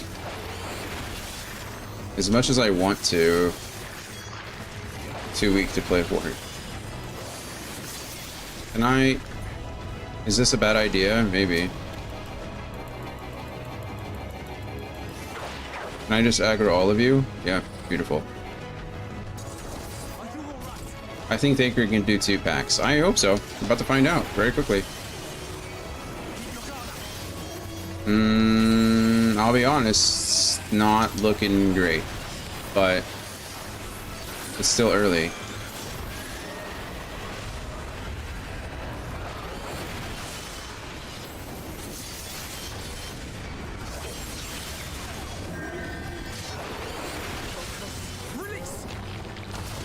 Okay, there we go. No, it's not looking bad, actually. Right, let me... You know what? Let me change my angle a bit. For some reason, this bomb wants to chase me. I guess I'm the one who aggroed it, so that makes sense, but... He's really attracted to me.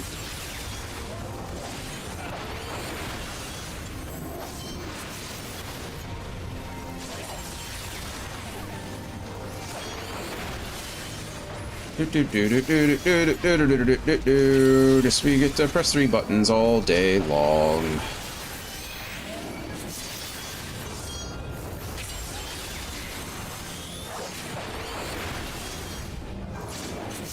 Deion's innate magnetism and charisma, yeah.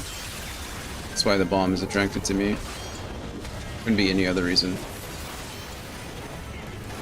Alright, we did it. I'm not sure if that was the best idea, but we did it. So, take those. Boom. Yay, us. Wait, good job, Thancred. Good job, Alize. I think it was great, yeah. It was better than doing 1 pack at a time for the entire dungeon. A routine ring of casting. Well, I don't need to cast anything. It'd be cool if there was some kind of like, if you were doing with NPCs, it'd be neat if there was like a gear trade system or something. Because clearly I don't need the casting ring. Look at that. Terminus Bellwether. Look like a cockatrice. Like from Final Fantasy 12. Alright, let's do it. Let's get to stabbing again. Thancred, take him to the other side. You know you want to. Thank you.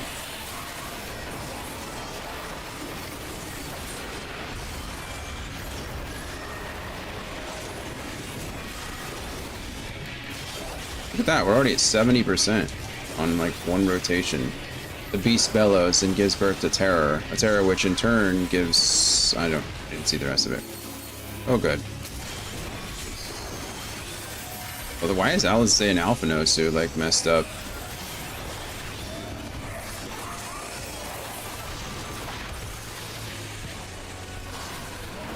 Be on the phone for 15 to 20 minutes, but mostly watching. Be right back. Okay, cool. I assume it'll probably take us 15 or so minutes to be done with this dungeon, so once we're done, we'll wait for you.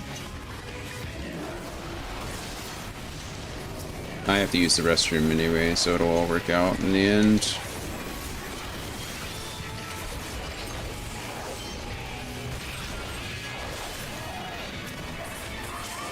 Oh good, there's more. But wait, there's more.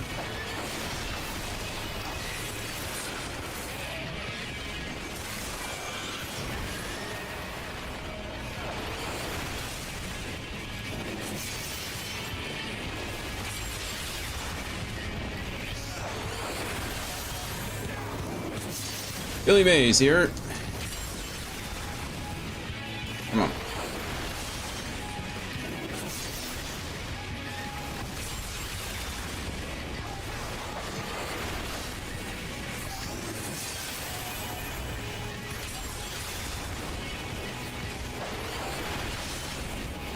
Once this... Alright, we'll just do it now. I'm going to murder you. Oh good, no there's more. Never mind.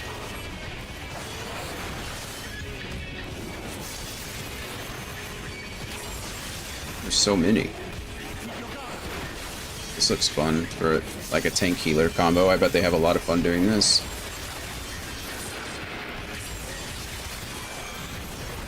Boom. They're doing fine. There's lots of little enemies. I would put on arm's length, but it wouldn't actually matter because I'm not the one being attacked, so I don't think it would slow any of them. It only happens if you get attacked, so... Nothing to mitigate on my end. I could use Feint, actually. That might have been... I don't forget how long Feint lasts, but... Looks like we're all fine. Looks like everyone came out on the other end. As long as this is the last mob. That would explain why the boss was dying so fast, because he just summons a crap ton of... Just a crap ton of... ads.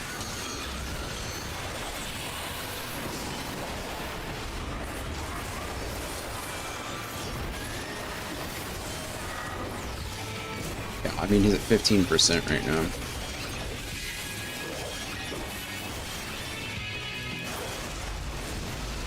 Boom. Yet this is far from the worst of it.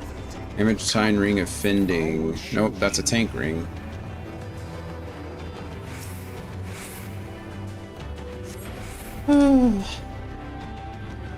Come, I will show you. Ooh, pretty. Just a little further. Last one. End of a world. Go, Thinkard, go. Gonna do this one too, Thinkard. Aggro all of them. Beautiful. Beautiful.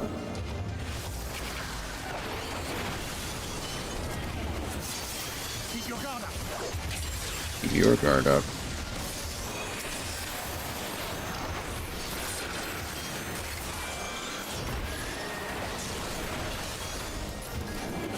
Be strong, Thinkard. You can do it. I believe in you. Where are you going? Why do you keep moving around? Oh, maybe he's moving out of the AoE drops from the top. From the top rope.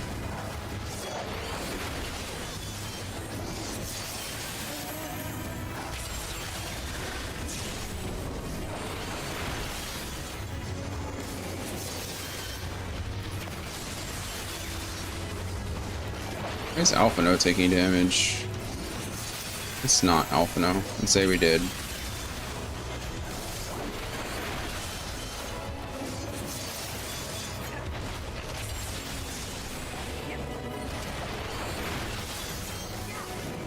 got to keep as many of these guys in my sonic thrust as possible, or in my range as. What the heck is that? Who are you? Where did you come from? That's not cool.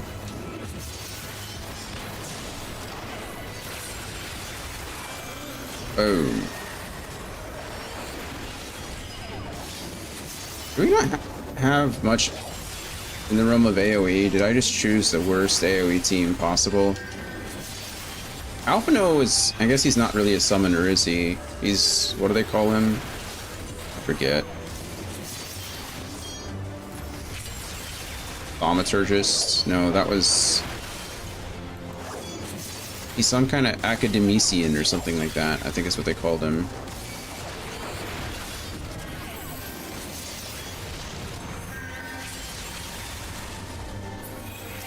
Alright, there we go. This took so long, but we are doing it.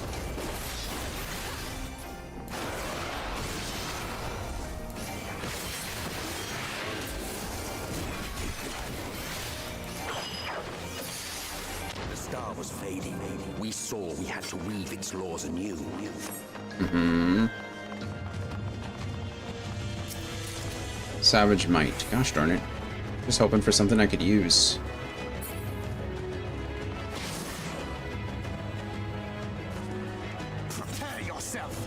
Alright, we go and we do this again, because I am impatient.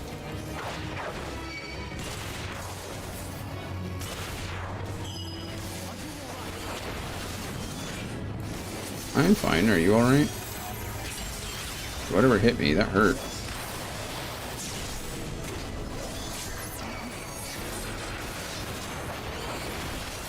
Okay, I think we are beyond... oh, Thinker died. Can we live long enough for Thinker to be resurrected? That's the real question. Okay. Alphino's almost dead. Nope.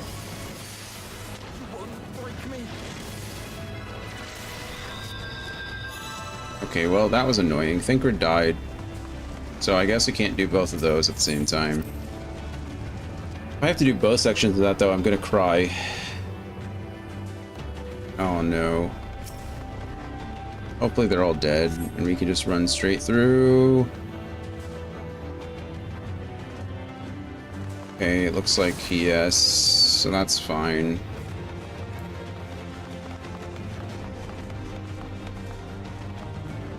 Okay, before we skip and jump across this, I really have to use the restroom again, so...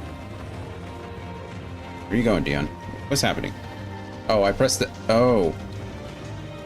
I pressed the LB button on accident, so I was auto-running, and I was like, what is happening? When you auto-run, your controls do wonky things. I don't entirely know what's up with that, but... Alright, give me 1 second. I gotta use the restroom. Sorry.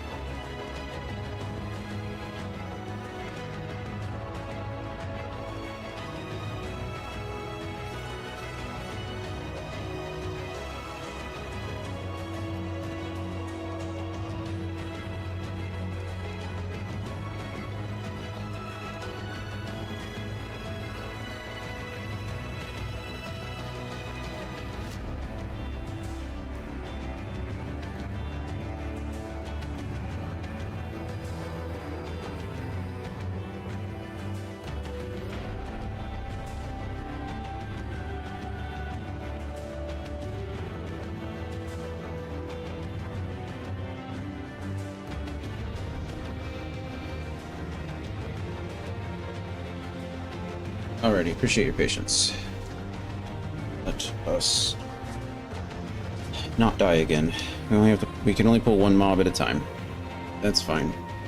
Should have known better. Those mobs look a little bit bigger, a little bit more mean.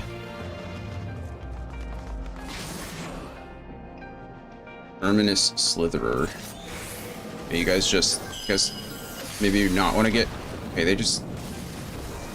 My whole team just decided that, you know, that's what we wanted to do was.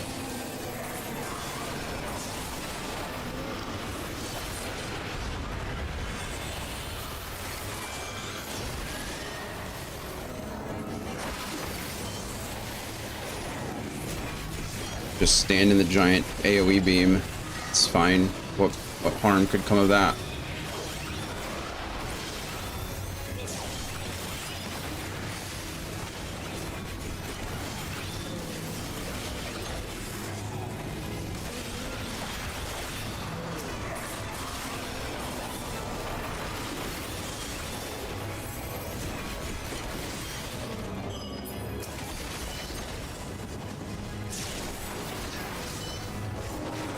Over here, changing targets so I don't get hit by lasers.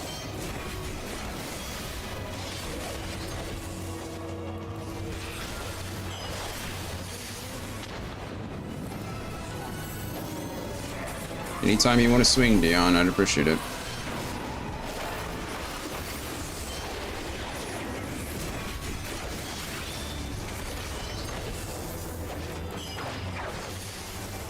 It'd be really nice if he walked towards us instead of away from us. Like all he had to do was walk this way and then we'd be fine. But no, he decides to walk the complete opposite way and separate us.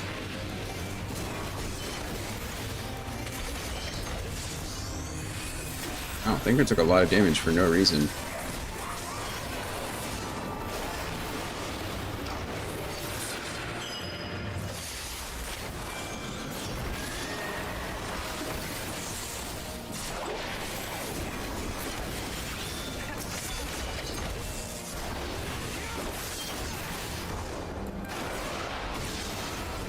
See? Like, why are the tanks... Maybe I just should follow him. I don't know why. I don't have to be on the other side with the ranged DPS, so... Maybe that's a me problem instead of a Thancred problem. Again, why... I shouldn't blame the NPCs for their actions when I can take actions to fix it.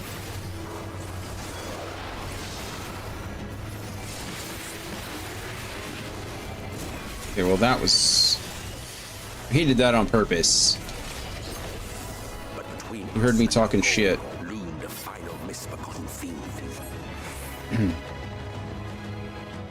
Hey, there's a chest over there and I want it. Wow, this is pretty, isn't it?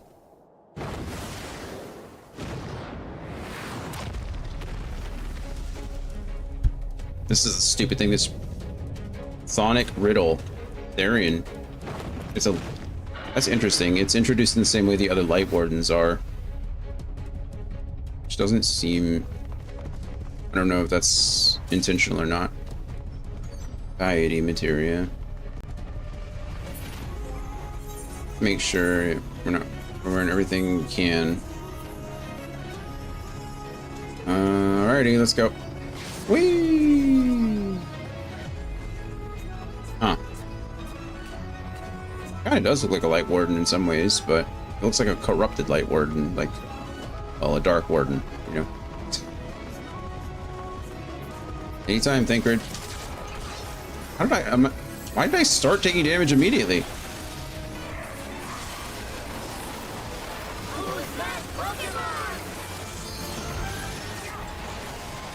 Ow.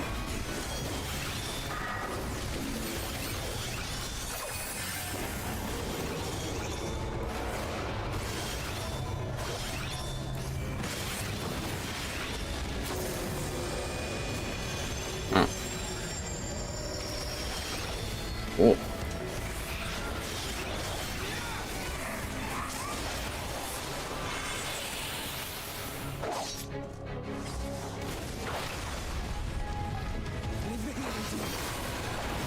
Who else would we be leaving it to, if not you? You are the healer.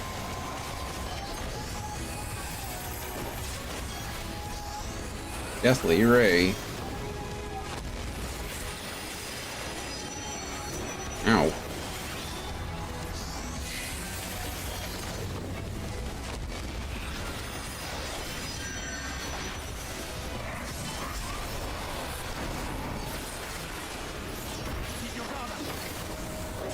I'm trying.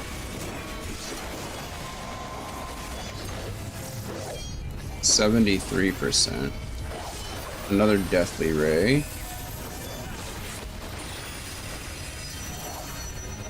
What am I getting hit by?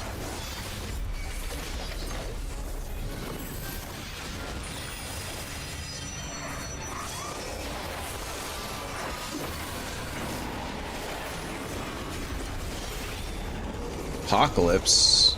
Assume this one of these. Oh. Hey, did you know you could fall off the map?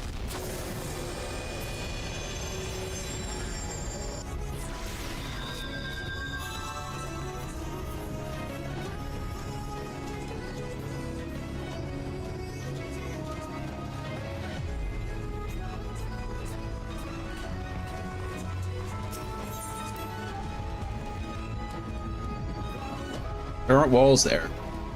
You can just fall off.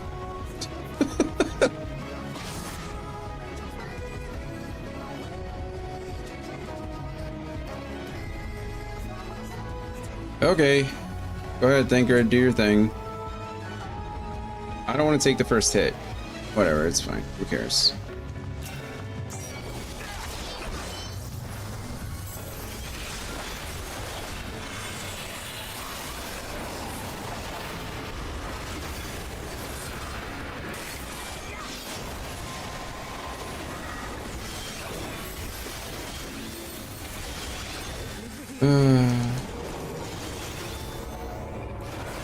Okay, we don't want to fall off this time. It makes me so sad, man. Like, I didn't even know that was possible.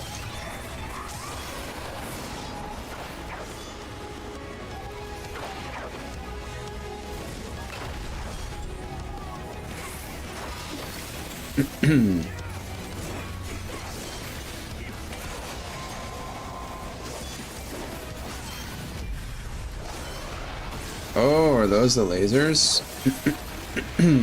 Are those... Seems that yes, they are the lasers. Okay. Cool. Oh, well, that kind of hurt. My fault.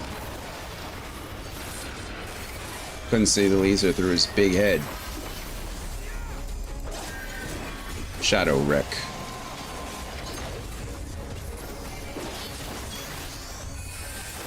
Deathly Ray. Anthony. Good morning, friend.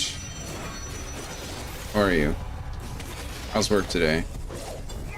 Have any fun weekend plans? Why am I taking so much damage?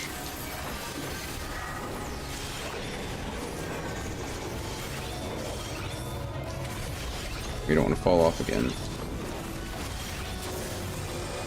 Why is none of my team attacking? Are they all just standing still doing nothing?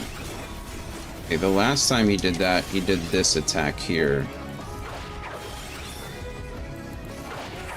Works okay, I just got back from lunch with my son. Oh nice, like a school lunch? Like a parent. No big plans this weekend, might try to play some golf. Sounds relaxing. With your brother-in-law, or just kind of show up and get put with who you get put with? Yeah, lunch with lemurs. Lemurs, nice.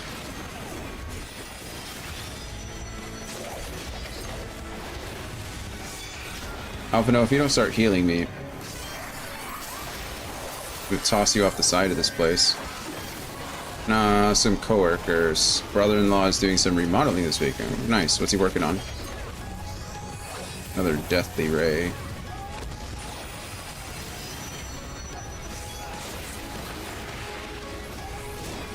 Laundry room. Oh, not that exciting then.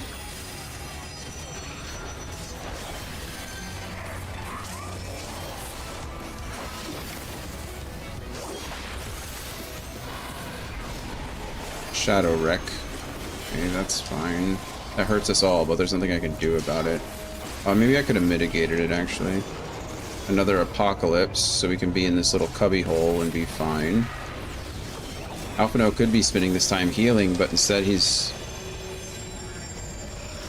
just standing there doing absolutely jack. Is this like a DPS check? If he... Can he push us off the ledge here?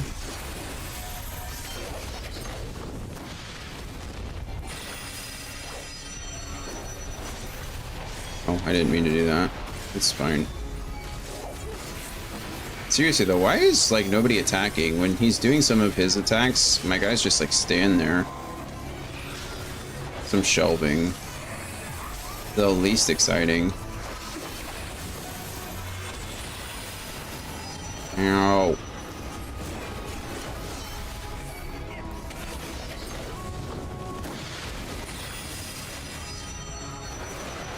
Okay, 5%. I can probably hit the limit break, right? I don't remember what button that is. Oh, I think Alize is hitting the limit break. Okay, we did it.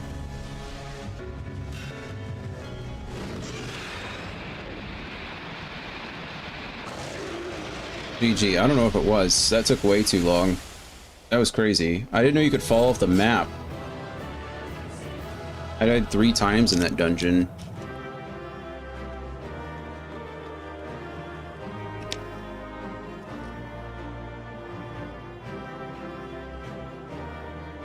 Once because I aggroed too much, once because I couldn't figure out how my disengage works, or my elusive jump works, and then once because I fell off the map. And they're the choker of casting. That's just what a Dion wants.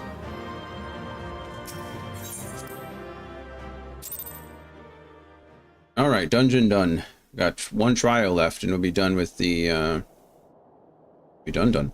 Well, with 5.0 anyway. That's exciting.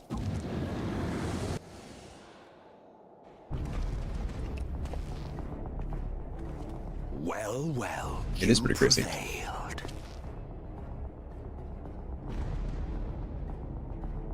I did prevail. Kind of. Nevertheless.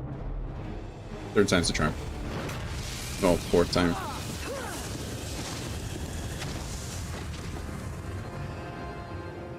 Anyone told you you're a jerk? Your performance was underwhelming, and I remain unconvinced of your worthiness. Oh, you tower over your misbegotten ilk, no doubt.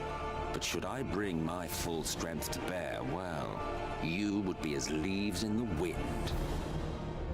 I almost believe it when he says it. The gulf between us is a reflection of the disparity between the world as it was and what it has become. I wonder how many times he's been called a jerk in the Millennium. 4 times than he can count, I'm sure. Wow, Alize. That was brave and stupid.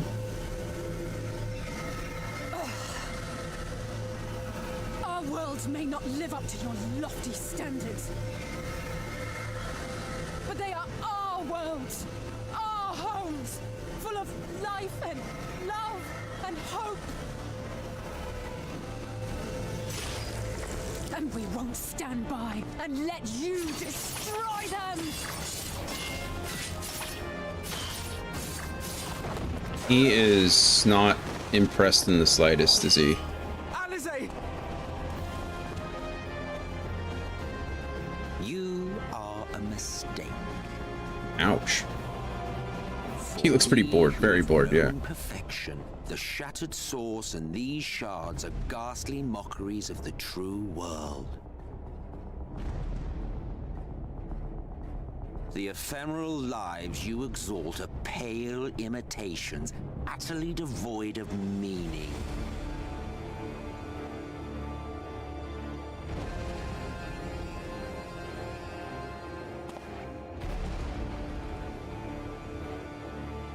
Belittle us all you like, but we will rise again and again, and give the lie to your insults through word and deed. Is Alphino gonna go Super Saiyan here? We define our worth, not the circumstances of our creation. More prattle. There's that snap again. Such a satisfying sound.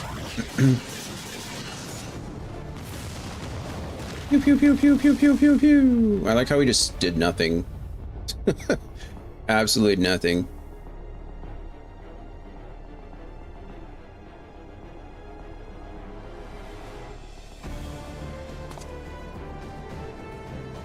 Fool, who are you? No one, nothing. Once I have reclaimed my heritage, my first act will be to expunge your stain from history's weave.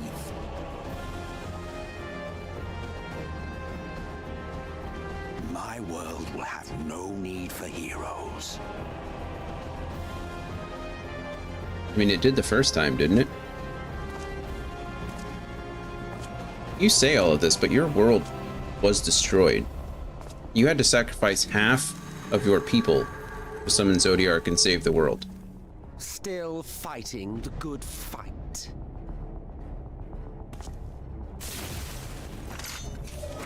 Oh, thanks, Oriange.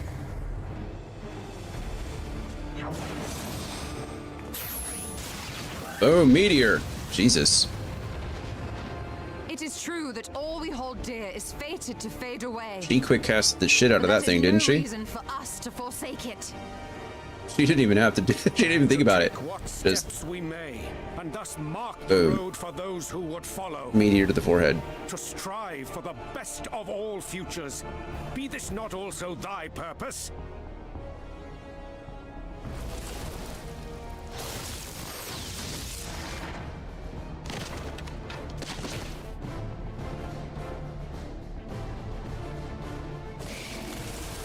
Do not presume to speak of my future.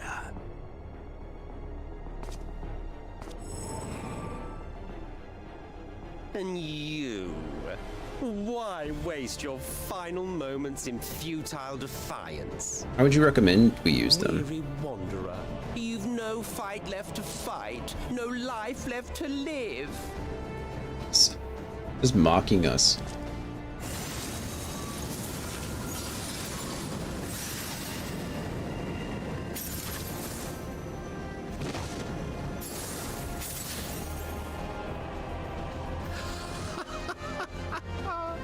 You see, the light will not be denied. Well, if I sing the same stuff the Gremlin did in the opening trailer, that's a really good point. And let the transformation take you.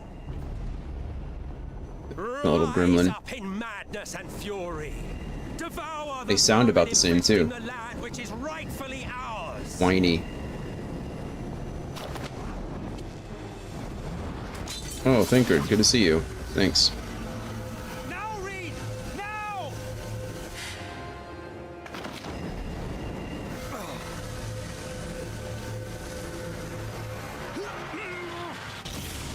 Boom.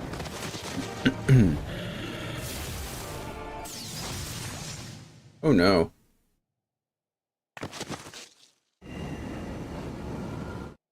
Green's not allowed to die. You have to hold on. Like, of all the people that I thought would die, it wouldn't be her.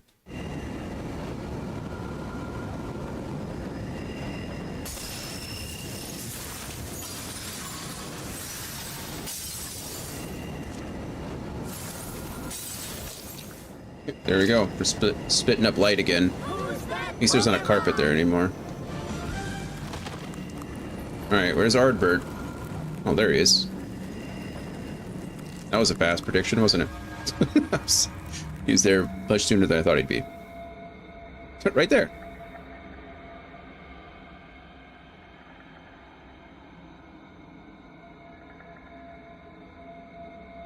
If you had the strength to take another step, could you do it? Could you save our worlds? Oh, I was like, what does that even mean? You had the strength to do it, could you? Yeah, that's what that means. You know I could.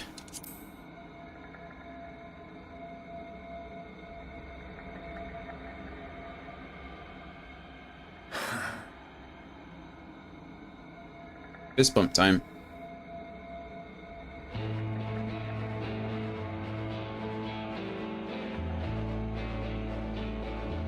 That's not a fist bump. Take it.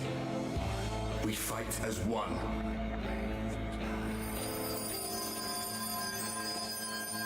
That's cool.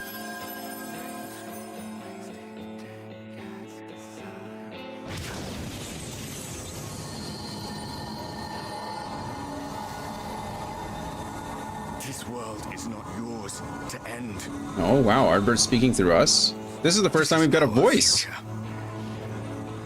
Our story. Whoa! Look at that. We're no longer a silent protagonist anymore. That's pretty cool. I mean, we kind of are, I guess. It can't be. It can be. That theme is cool. That trick of the light. You are a broken husk, nothing more. How can you hope to stand against me alone? We stand together. Where'd this guy come from? He's like, I've been here the whole time. Don't mind me. How did... I'm surprised you can stand at all. I'm surprised about a lot of things recently. I could not well leave matters half finished. Let expanse contract, eon become instant.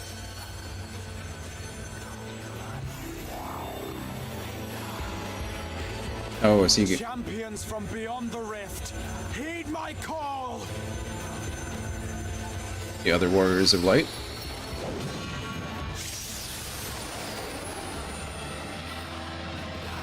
How many were there? 2, 4, 6, 7? 7 from the 7 shards that...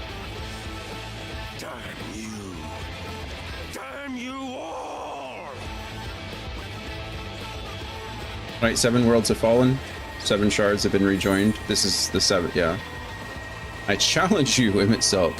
It ends this day. One way or another it ends. No, we challenge. Oh, we don't get... Ardbert should say that. Very well. Let us proceed to your final judgment. We're back to being a silent protagonist. It lasted all of 10 seconds. The victor shall write the tale, and the vanquished become its villain. Yeah, that's usually how it works. But come, let us cast aside titles and pretense, and reveal our true faces to one another.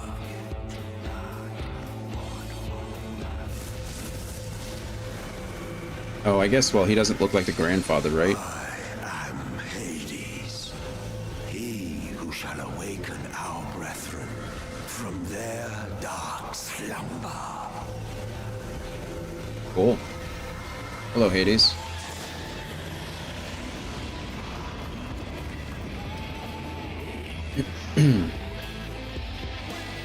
Immediately puts on a mask. Let's show our true faces. Another mask.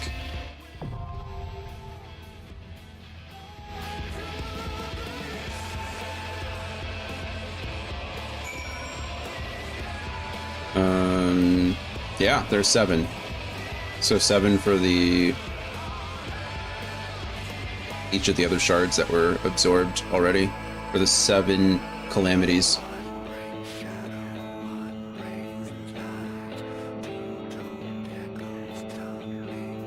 The theme still playing is cool. Alright. Social. Friends list. Invite. Cabinet, are you out there? Do you want to join? I haven't seen you in a bit, but I don't want to leave you behind if you wanted to play or could play.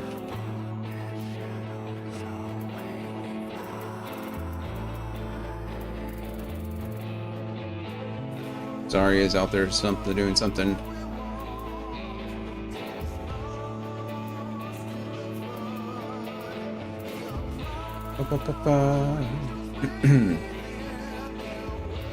I'll send an invite to Zarya, see if she responds.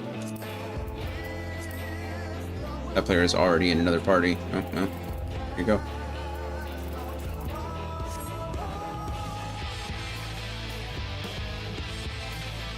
Alright. Well, if anything changes, we'll figure it out. I don't think I have anything else. The Crown of the Immaculate is the last thing we did. Oh, that was fast, wasn't it? My goodness. Are you ready, Andy? Let's hope so. That was fast. Norbant, the Dying Gasp. Oh, what a title, huh? Oh yeah, he looks sick. 80s. Show me your vaunted strength, and I shall expose the lie of your fragmented existence. Going into a blind again. Don't know what's happening. But it's an 8-person trial, so it'll be okay, I think. Heck yeah. That was a cool entrance. Way to summon them. Lally ho!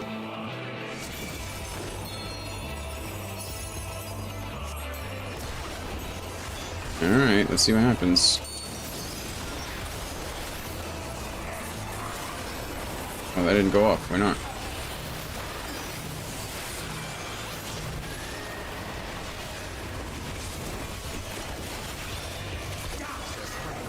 Wow, 75% already? Whoa, this looks crazy, doesn't it? Oh, come on. How did I get hit by that? I was on the other side of him. Maybe I'm just too slow.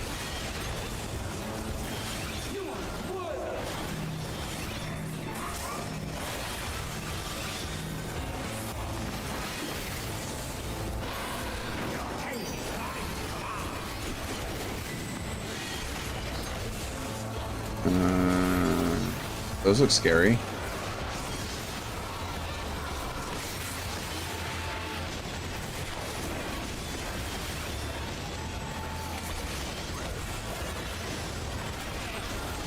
Okay, it's just... Whoa, I died. What did I die to? No idea what I just died to. Sorry, friends.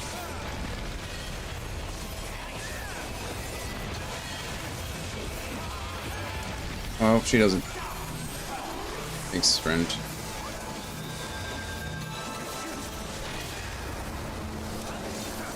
Okay, well, that's unfortunate. There's 100. Oh, that's what I did damage to before, right? That makes sense. Okay, I understand what happened last time.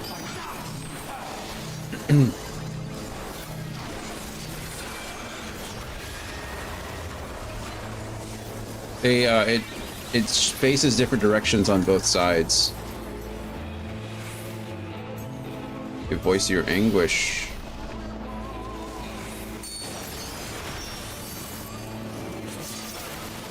Wow, I don't know who did all that AoE damage, but it was disgusting.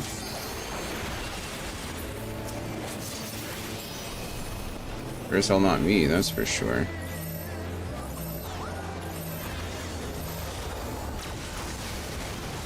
Interesting.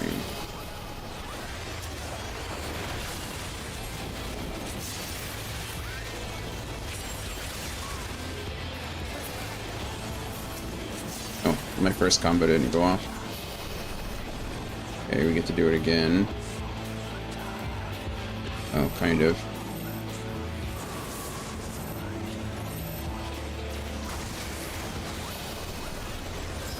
Okay, well, I'm not getting anyone killed, so I think that's, you know, in the plus column. I've gotten myself killed, but not anyone else, so. Gone why the ever-hungering void.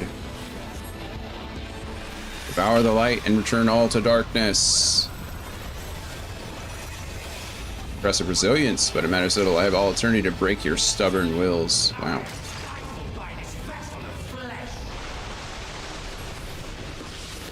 Ow.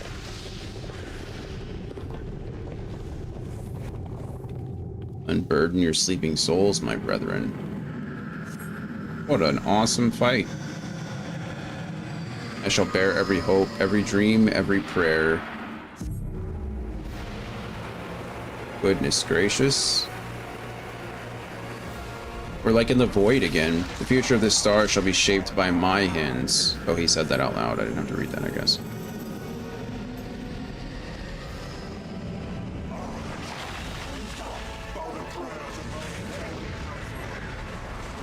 Ow.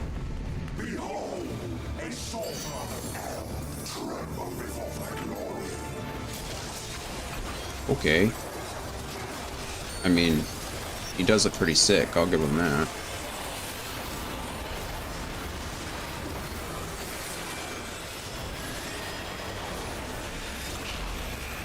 Ow.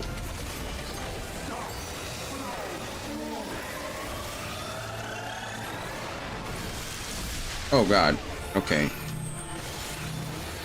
Wow. 2 tank busters? That's cool.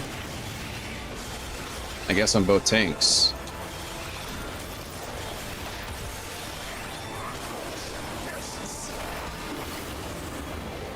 Where's everybody going? Oh, okay. His left hand or his right hand was up. Does he go out on this one? Oh, no. Oh. Titan Maki? What does that even mean? Big AoE, that's what it means.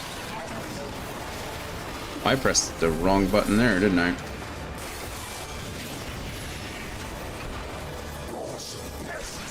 Ruined my...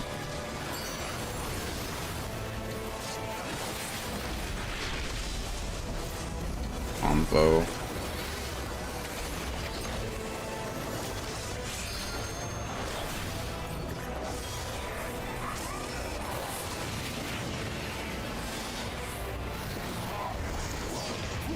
Oh, cool. I'm stuck. I can't do anything. I'm just floating over here. How did that happen? Oh, maybe it was just the 2 of us. Maybe we just get randomly chosen. Gonna be my... We'll faint there in order to...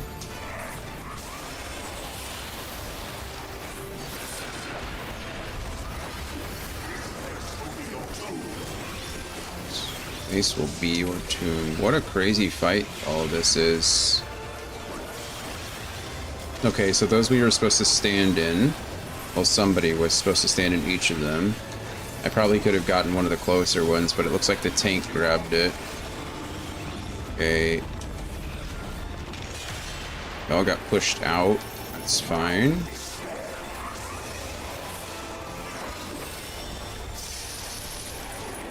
Okay. Cool. Uh-oh.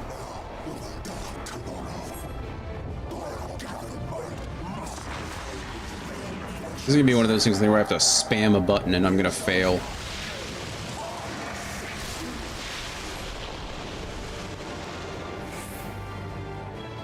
Or, what are we doing? Active time maneuver. Yeah, this is what I mean. I'm terrible at these. No?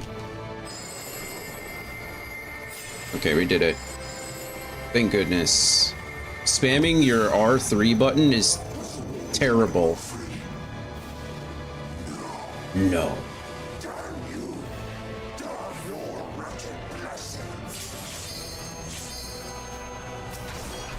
Alright, cool. R3 criminal. Yeah, I know. That's what I'm saying. It's your R3 button. I've missed so many of those because it's just like so flipping awkward. I hate it. Wow, this is a crazy amount of damage. Looks like somebody already hit the limit break. Oh, maybe it's the tank. Maybe you need the maybe the tank limit break needs to happen here so we can withstand all that damage. We win. We did it! I definitely died, but I died really early. I didn't die to all the craziness afterwards. And I don't think I got anybody else killed, so that's more of a victory to me than otherwise.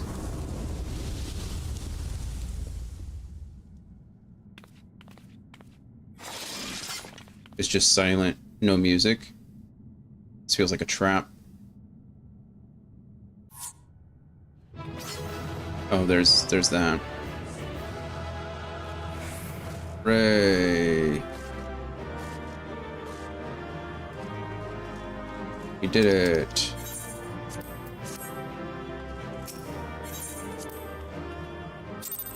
You received a player commendation. Yay! I only need like 1,000 of them. All right, here we go. Thank you, Andy.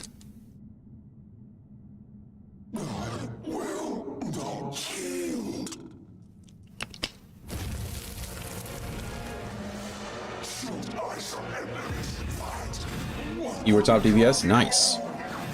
Killing it. Looks like dancing is just what you needed to warm up your fingers.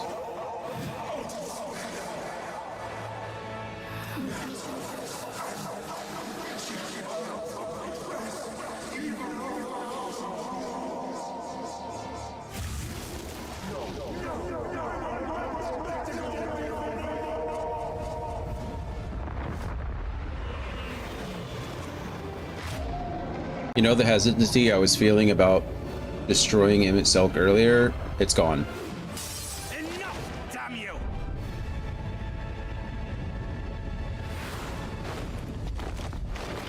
There's the Thancred we know. Look at him. You and Thancred, apparently. Well, that was cool.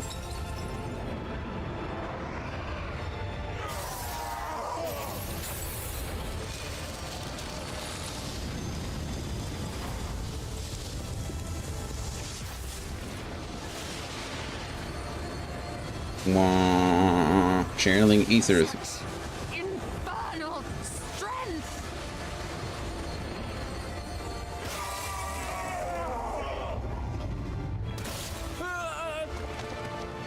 Aw.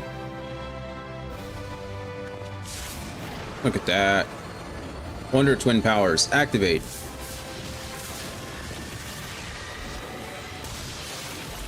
Form of one mature adult.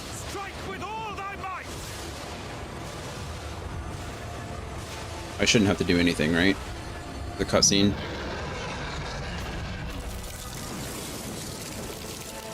The axe.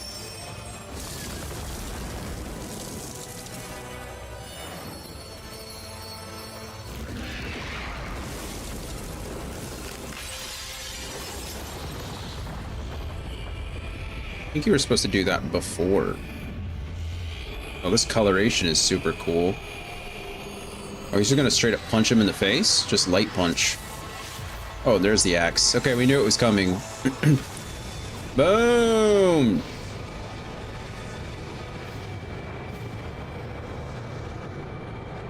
It's Stormbreaker. Straight to his forehead.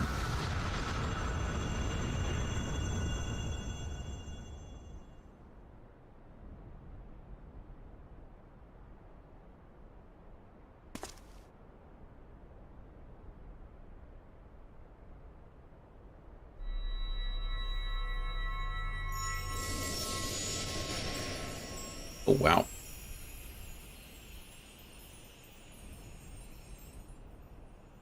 We're actually going to get to see his face.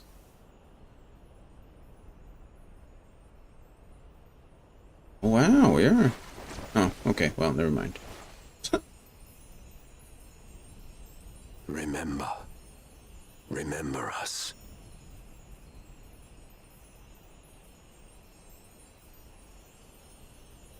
Remember that we once lived.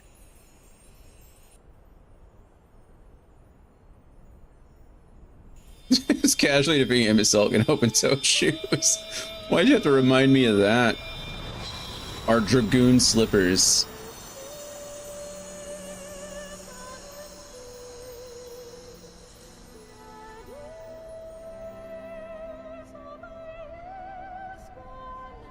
Felt noteworthy, did it? I feel it was worthy of no note. It's over. Emmett Selk is no more. The more I wear this, Importantly, how do you fare? the more I wear this gear set, though, the less I like it, which is sad. It's got some really cool qualities to it, but you can't see the ether anymore. What dost thou see? Where's Reen? She doing okay? His ether.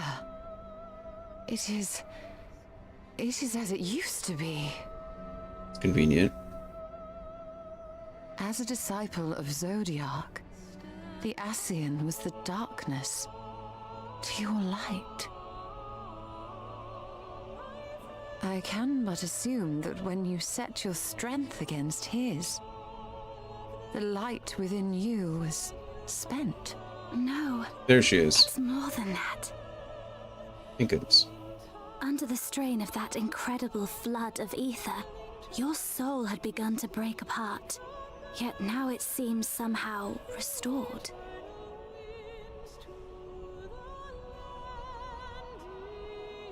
I tried to help you before the battle, but Emmett Selk stopped me. So, how did you... exactly what did you... Can you tell us what happened? Meet Ardberg.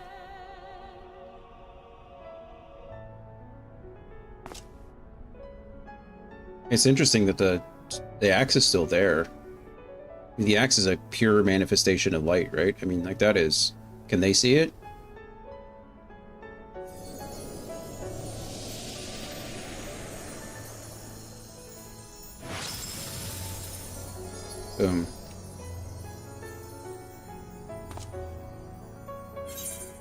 I had help from a hero of this world.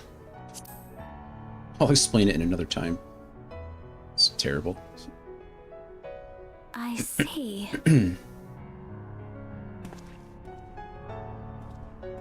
Is that the Exarch? Yeah.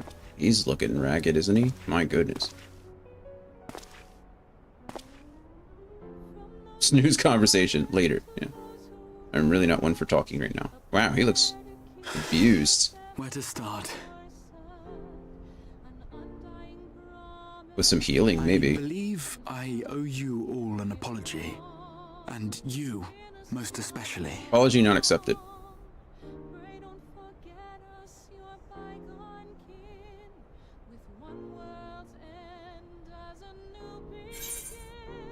Let's get out of here first. I'm tired. We'll leave the lecture for later. It says good to see you awake, Grahatia. That's the nice thing to say. This is what Dion would say. It's not what I want to say, but this is what Dion would say.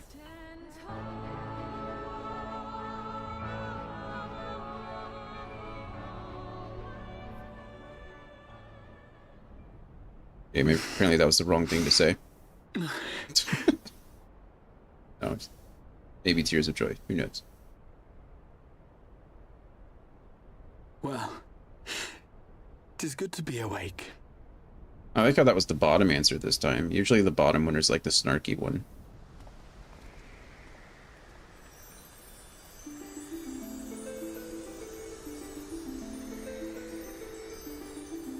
Oh yeah, look at that. The city is... Well, we actually don't know. This could have been the city. We're still on the other side of the door. I suppose you could still visit the other place, which would have its own implications, story-wise.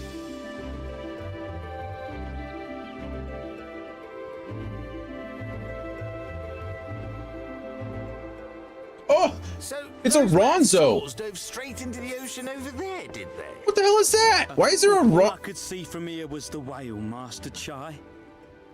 'Twas surely Alphino and those... Everyone else saw that, right? That was... They did something heroic. It's Kimari. Mark my words. You need only look up there for proof of that. Wow, that's cool. I guess that was kind of what the... As you Interesting. say, my love. They're sure to be back any moment now. Any moment. Any moment. We just all disappear. They never know anything.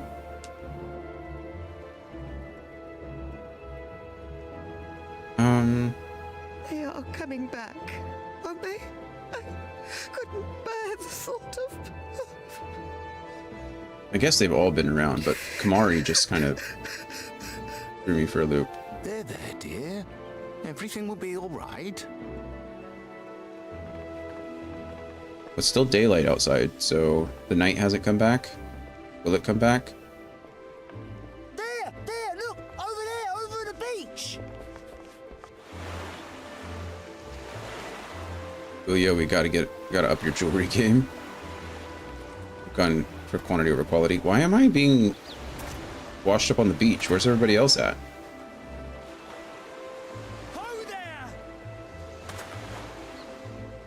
Greetings! You all right? Welcome back!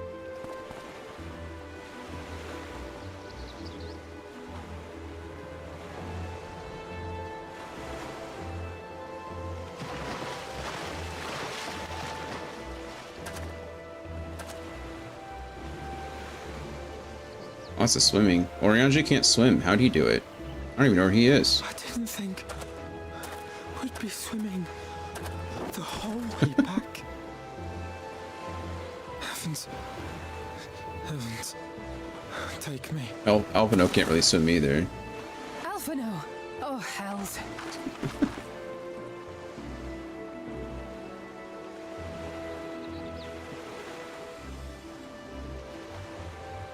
Wait! There we go. Where's Urianger? He must have fallen behind. But shouldn't we look for him? Probably. He'll wash up sooner or later. Or not. For the love of Alphino! 5.1 is going to be trying to find Orianji. No, it's the pixies. Oh. Thank you. And thus did salvation come to the first.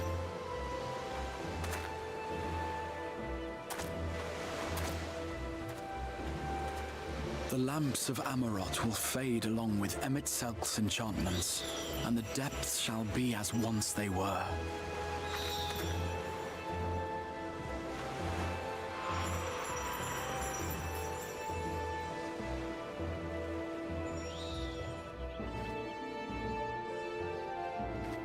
Mount Gulg will one day fall, and the Talos below yield to wind and rain.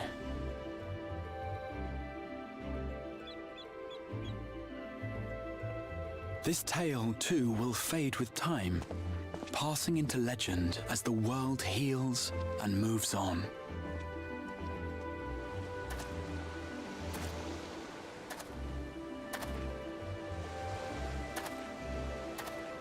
It's not Ardbert talking anymore, right? That's the Exarch? Rohatia? I think we're supposed to assume that Ardbert isn't actually around anymore. Nevertheless,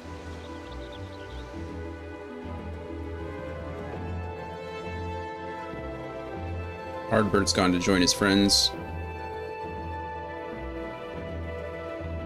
Finally played his part. He was like the conduit.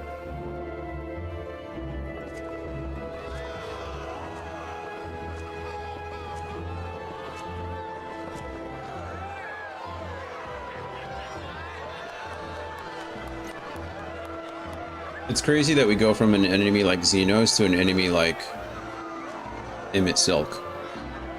Like, how did we go from one antagonist to another? Like the most boring, one-dimensional, greasy, slimy bad guy to a nearly all-powerful, multifaceted, complex villain. as death and decay gives way to new life. Oh, it's nighttime now, so there we go. Oh, that's really nice. And his axe isn't bloody anymore. Look at him. He's looking all clean.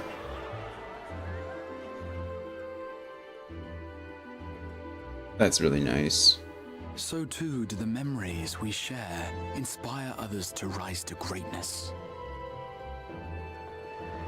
For we who walk before may lead those who walk after. That was really sweet. We like that. Your road goes ever on, as does your story. as does your legacy.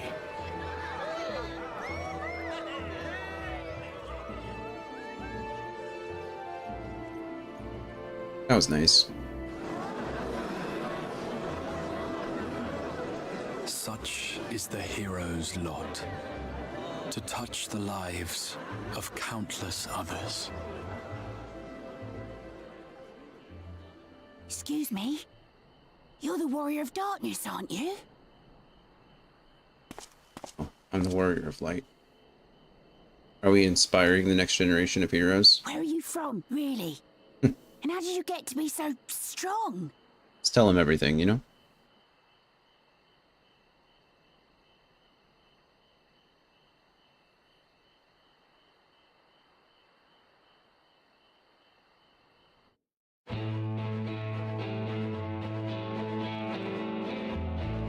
That was a nice little send-off. Still a lot of questions that need to be answered. I was wrong about Ardbert sticking around. I honestly thought that he would just come back, you know, that he would be the one to absorb all of our light and stick around. But, oh, that's a beautiful image, isn't it? Really cool art. At like the beginning of the expansion, you mentioned the Warrior of Light and Ardbert merging, which was absolutely insane. Oh yeah, I mean that seemed pretty on the nose, right?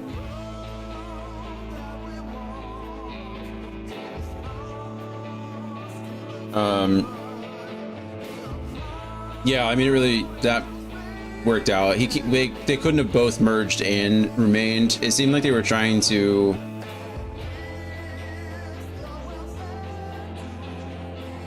Thanks for playing, Jonathan. I fully teared up over here. It's a beautiful story. Like, it really is nice. Thank you for redeeming it. Thank you for redeeming it. Thank you for continuing to encourage me to play. I really did enjoy it. The game is great. The writing is very good. It was a nice way to wrap up that story. There's still a lot left to like figure out and uncover, but Shadowbringers is really the best Final Fantasy I've played since the 90s. It's solid. Endwalker has great lore, great fights, but Shadowbringers is just something special. There was definitely a lot of depth to this story. I think they really did expand their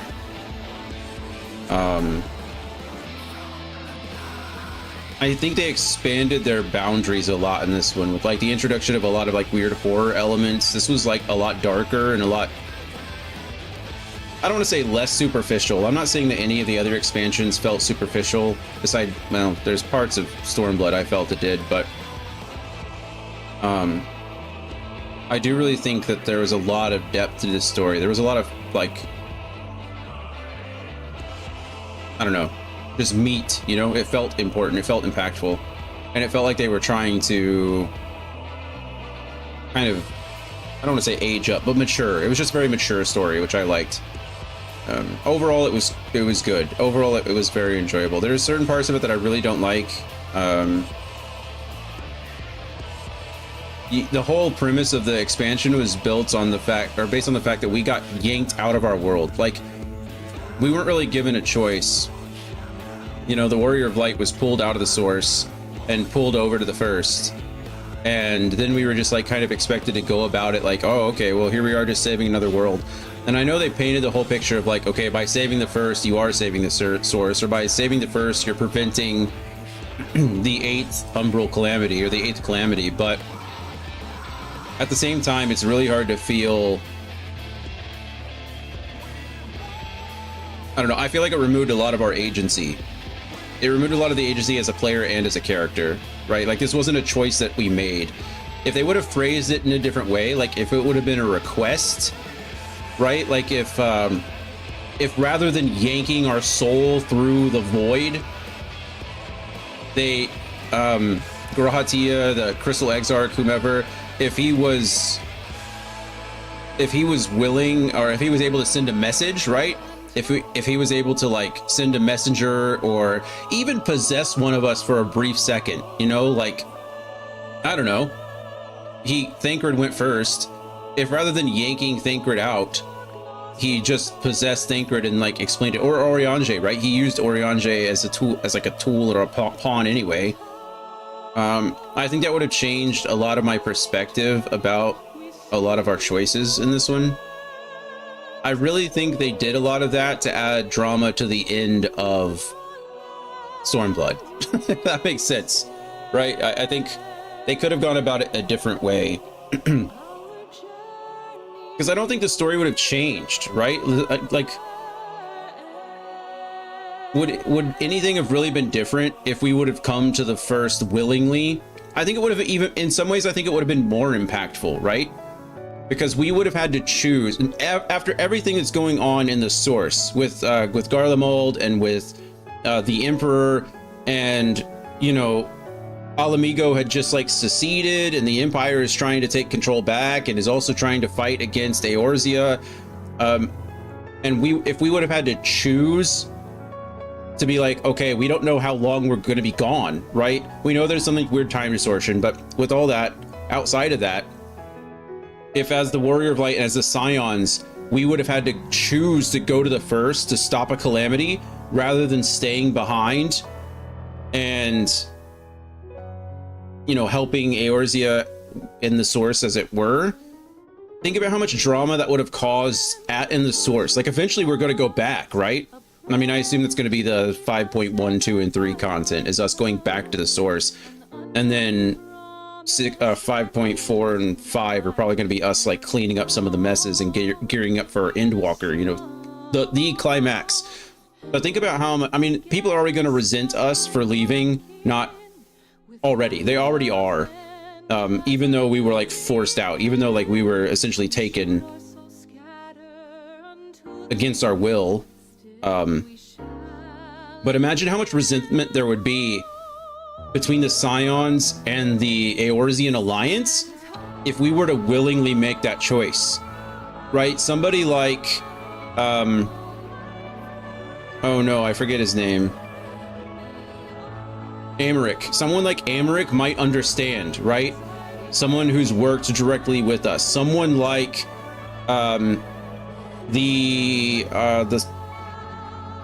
I forget all their names. I'm sorry. I'm bad with names. But like a few of the leaders might have sided with us and be like understood, you know, like we went to stop a calamity from happening. But others, like the Laminza, like that whole area, like could you imagine the general, her, like she wouldn't have understood. She was like, there's a war going on now, we needed you kind of situation. Some of the Alamigan resistance leaders probably wouldn't have been very like, what's her Ina, the Lise, or I think is her name, right? Lise wouldn't have, like, would she have understood? Like, I don't know. But we'll never get that now. Well, we might. I mean, they might introduce some of it in Walker, but I feel maybe I'm just being big-headed. Maybe I'm, again, overthinking it and thinking I know better. But I think, personally, I think I would have responded to that better. Having to make that choice to go, and I know none of it's my choice anyway. As a player, that's not the type of RPG this is, right? We're not making choices. We're just like on a railroad. We're following the story. So this is the story they wanted to tell. But I'm not sure. It didn't resonate with me as well as I would have wanted it to, if that makes sense. And I know that like it was kind of our choice to go back, or to go and find the device at the base of the Crystal Tower, right? That was kind of our choice, but not after you just like soul napped 6 other Scions, right? Like 5 other Scions. It wasn't really our choice. What I'm hearing is that you'll be happy if the Crystal Exarch is the final boss of 6.0. I think, yeah, Exarch just deserves a nice slap. I don't know, I just feel like that could have been handled better. Or I would have received it better if that was the case. So, being lied to by the, not being lied to, I guess, being kidnapped by the Exarch, being lied to by Oriange, watching Thancred be a crap father to Reen for an entire expansion, that was all kind of a bummer to me. as someone, especially like with the Scions, especially, like they're supposed to be super important. Like they're supposed to be somewhat of a family, you know? Like they've really done a good job of trying to bring the Scions together and indicate that like they are our extended family. And so to see that.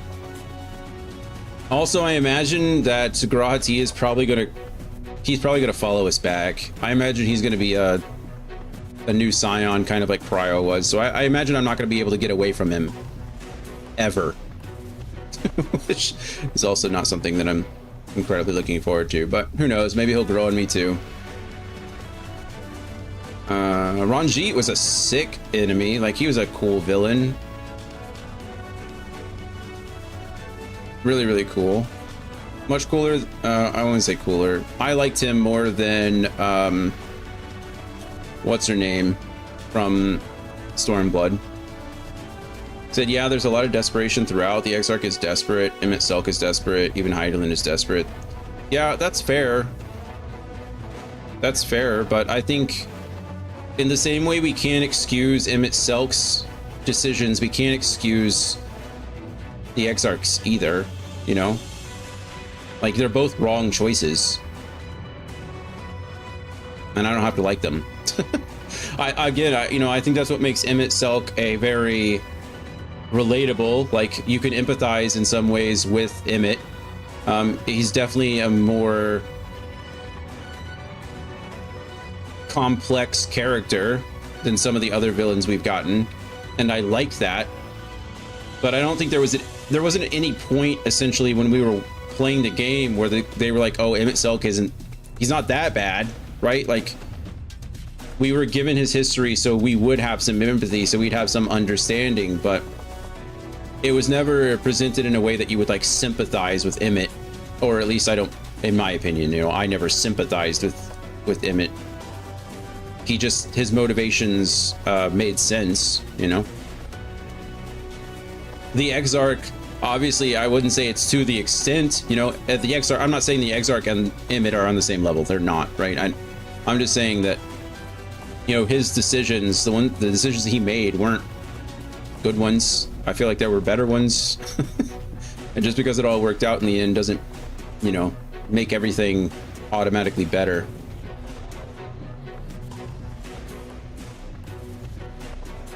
But yes, overall, I would say this is a very good expansion. I think maybe after we get through all the Point X content, I'll make a judgment on whether I like this one or Heavensward better. Maybe I think I can acknowledge that this story, the story, the writing, the characterization, the production value, I would say a lot of this is better than Heavensward in that way. But I feel like I felt a lot better after I finished Heavensward than I feel right now finishing this. It's almost like the difference for a long time for me was like, I can acknowledge that Kingdom Hearts 2 is a better game, but I like Kingdom Hearts 1 better. I like Kingdom Hearts more.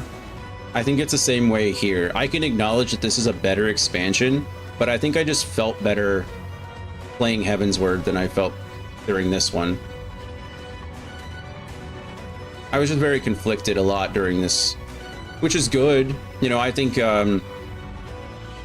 it's important that you feel things. You know, if you're reading something or you're experiencing something and you're not like truly emotionally invested in it, then it's really just all superficial. So I think it's a good thing that I'm having these emotional reactions to it. And again, it's just more of an indication that the writing is great. But yeah, Heavensward also had Alexander. That's true. That's true. Alexander for the win. Anyway, yeah, this is a beautiful expansion. Beautiful story. Definitely some ups. I really did like Reen's development too. As short-lived as it was, I felt like she didn't get as much focus as maybe she could have, which is weird. Like, obviously she was the main focus, but like, what I mean is her character development didn't get as much focus. You know, she obviously struggled with like uncertainty, and then there was that moment where she was like, I felt she was kind of growing up.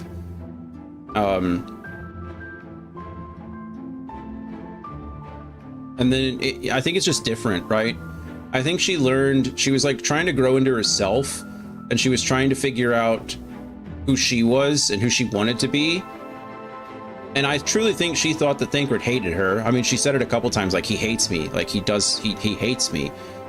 And so I think she was just trying to find her own footing. And then I think when she realized, you know, when Thancred finally acknowledged her in a sense, and then she realized that she had friends around her, and then she realized like the Warrior of Light was there, and I think she realized that she had more to fight for than just herself, which is a big deal. And on top of that, she was also struggling with like the fear of losing now, you know, the fear of ineptitude. She had just gained all what she thought was all this power, you know, she had just merged with Minfilia.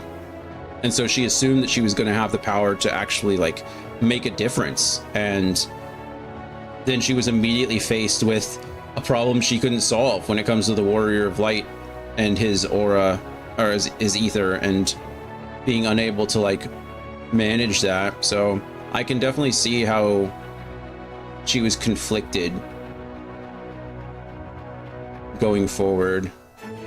It just kind of stinks, you know. It's one of those things, you know, life happens. Even though you're making steps forward and you're progressing, sometimes life has a way of just kicking you when you're down.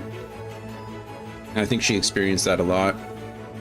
The twins are great. The twins have really grown on me. I'm enjoying them. I hope it continues.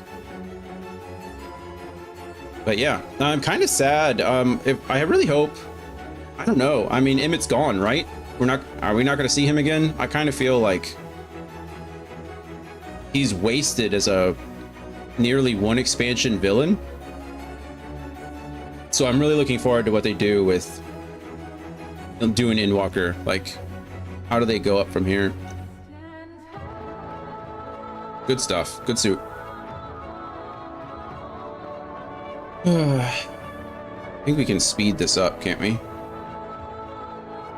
Yeah. Oh. That's not what I wanted to do. I can just skip it. If you're gonna be a one expansion villain, gotta go big. True, they did. They did. Bothry's storyline was interesting. I mean, at some point, like, I also love that Emmett Selk is just his title.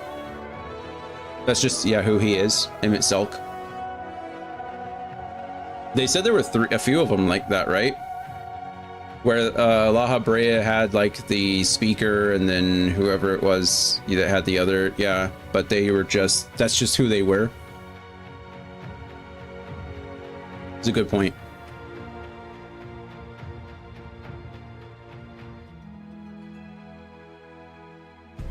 Okay, so what questions do we still need? All the Ascians, the names you've been given, are their titles?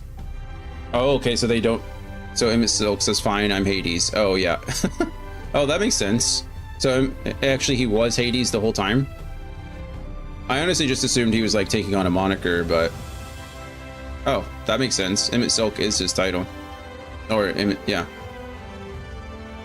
I didn't catch that. Thank you for pointing it out.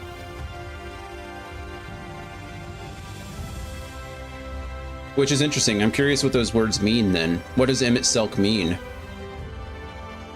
It's got to have some definition, right? Okay, so questions we need answered still. Who was the 14th? I still think it's us. I still think it's the Warrior of Light, right? Because there were 13 originally, and then there was a 14th. And I assume it's not, you know, not us necessarily, but like the original soul, like the original Warrior of Light, who was part of the source. We really need a lot of confirmation on all of that truth stuff. I really hope there's a way that we can commune with Hydaelyn in some way and confirm what a lot of Emmett Selk mentioned was true or not. A lot of it, I don't know why he would lie. You know, like I said, I think it was just more of his deceptive motivations, but as far as the actual historicity, the history of the events that took place, I'd like to know more about that.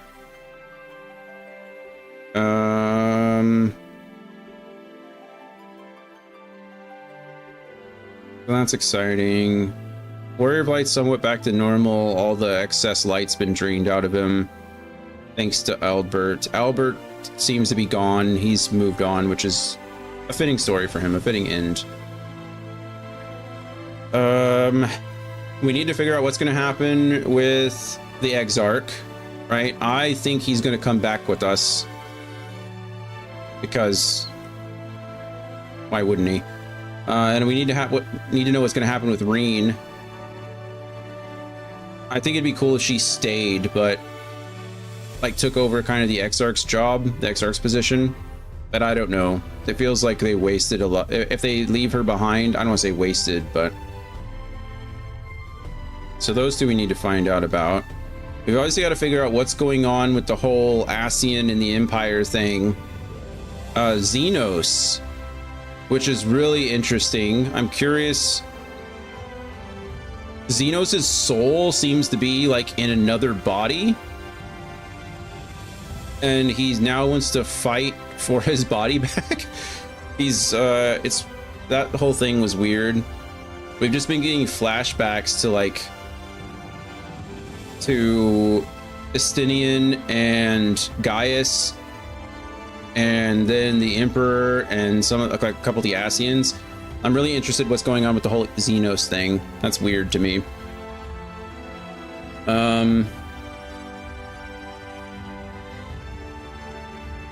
What else? What else? What else?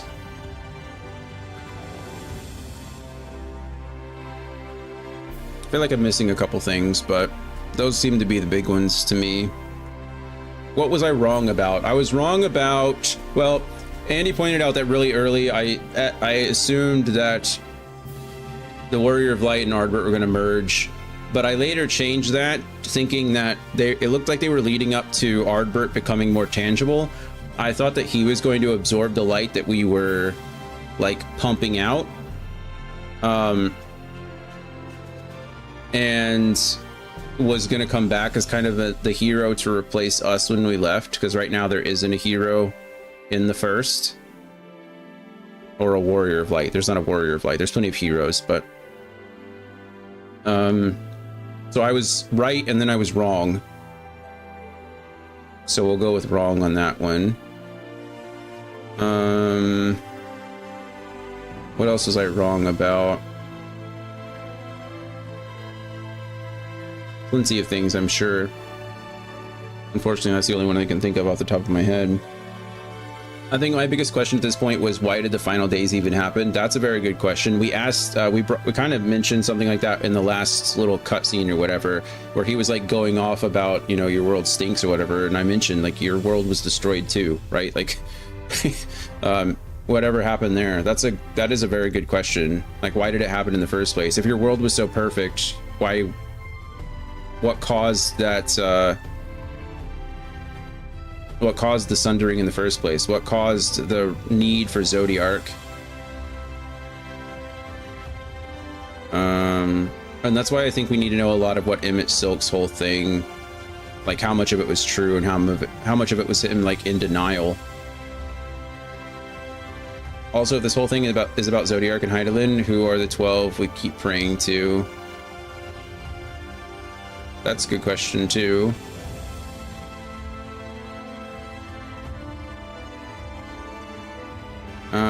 I mean, it could be this idea of the Ascians, right? I mean, if Emmett Silk was actually Hades, well, who are the other Ascians? Was it you who said there were 12 Ascians? I'm so confused because now I'm getting like 3 different numbers. There's the council, the 14, but then what is his name? Hilitibus or whatever, or Hilthidus? I don't remember. Hildoth or whatever, that guy, his friend, he mentioned that there were 13, originally 13 and then a 14, so I don't know how many there are. Numbers. When they talk about the original versus the reincarnated, they say there are 3 originals and 10 reincarnated. Okay, so there are 13.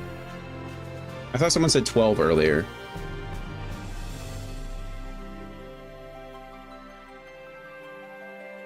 Well, now there's not 3 at all. Well, maybe. I don't know. Guest creators, Eden and Yorha. Oh, there we go.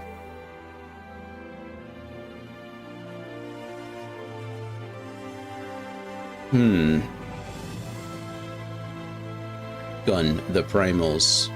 Oh, that's the band, right? They're playing at some music festival soon. Primals, yeah.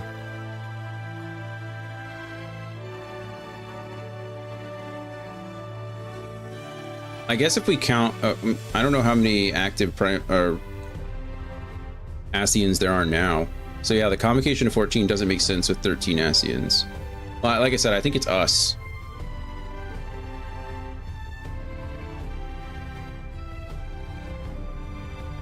I mean, you're right. You're right. Right now, it doesn't make sense. We don't know, but that's my assumption so far.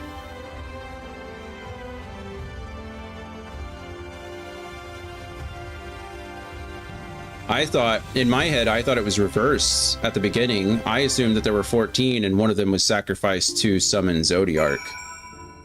And it seems like that's the exact opposite of what it was. There was 13, but half the planet was sacrificed to summon Zodiark, or half the remaining population after whatever caused the final days.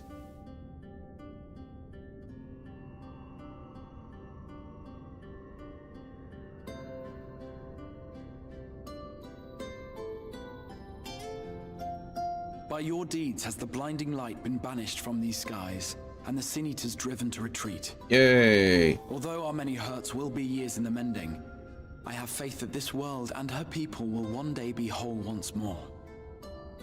One day. With no rejoining in prospect, the Source need no longer fear the coming of an 8th umbral calamity. Please don't speak so soon.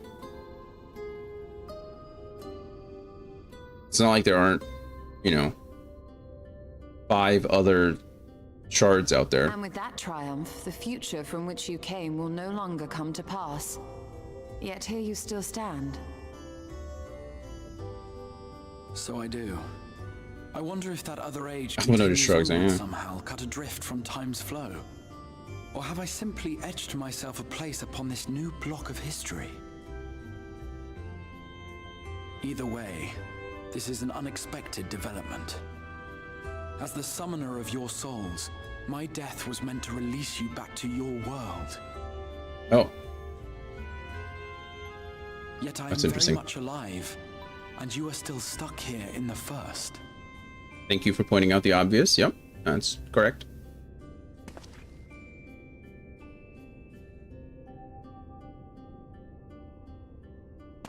I believe I speak for us all when I say that we are happy to postpone our return if it means your life is spared. We will seek out another way. I will happily fix your life problem. I mean, I don't want him dead. I just... Besides, I never had any intention of rushing home. There are people here I still need to thank, and this means I might actually have time. I just want him properly remorseful, that's all. Yet we dare not neglect our comrades in the Source. I want him to take full accountability of his actions. To know how things stand with us. So, you'll just have to make the journey alone for the moment. Be sure and give a full report to our fellow scions, would you? Oh, and we'd also appreciate any news you can bring us from back home. Who's that Pokemon? Then I see no reason to delay. I can open the path from here. That's convenient. I imagine we each have matters demanding our attention, so let this be a farewell for us all. I mean... Send word when you've resummoned our friend. Oh, and do try to ensure he arrives within the city next time. Of course. I shall strive for utmost accuracy. No strange forests or unplanned passengers, I promise. Can't we just take everybody back in the Crystal Tower? I mean, I guess right now that would mean there were 2 Crystal Towers, wouldn't there? Because the Crystal Tower still exists on the source. Or does it? I guess it doesn't actually in canon, right? It disappeared after we finished it at the end of A Realm Reborn. I'm a little relieved, to be honest. I would have been terribly lonely if everyone had suddenly disappeared. Theon's like, oh, you're not coming with us, see? But I understand that you have to go. Safe journey, warrior of darkness. I hope to see you again soon.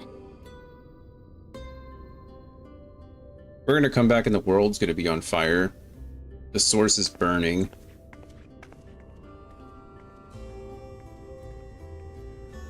The Black Rose has smothered out 90% of life. While I attune the portal, then you can be on your way. Thanks.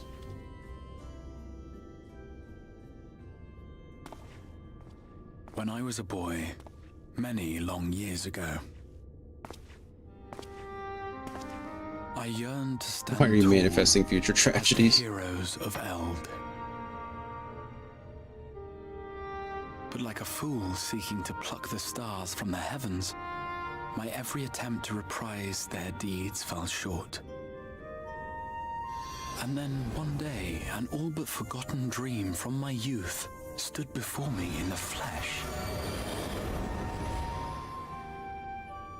Mirror, mirror on the wall. Who's the douchiest one of them all? It's you, Gratia.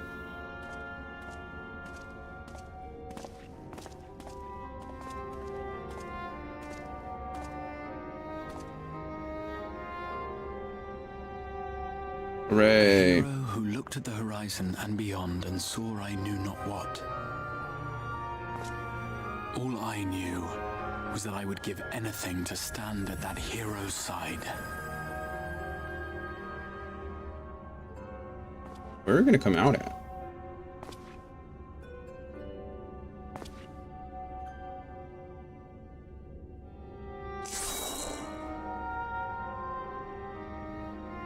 Would that it was so easy.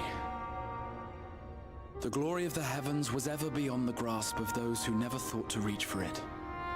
But if I have gained anything from all of this, it is the courage to stretch out my hand.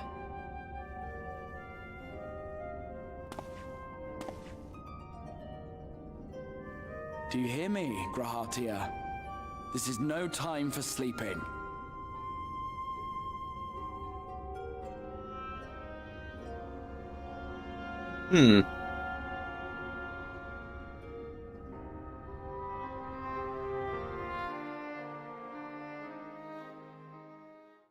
Meanwhile, in the Imperial Palace in the source, of course, that's interesting. I wonder if he just... more questions. Oh, nice, this is art.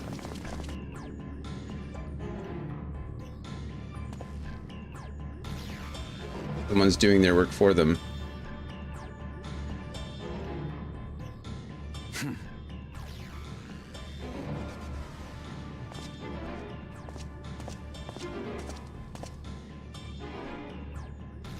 Is it a katana? Xenos is just To the west gate. I want to know what's happening there.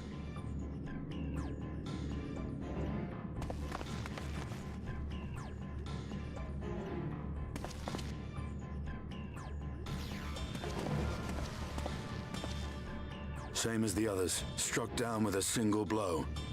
An unfortunate day to draw guard duty.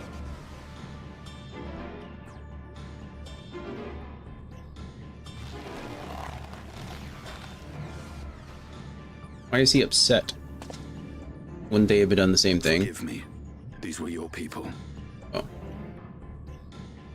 We took advantage of this slaughter to slip into the palace. 'Tis not for me to grieve them.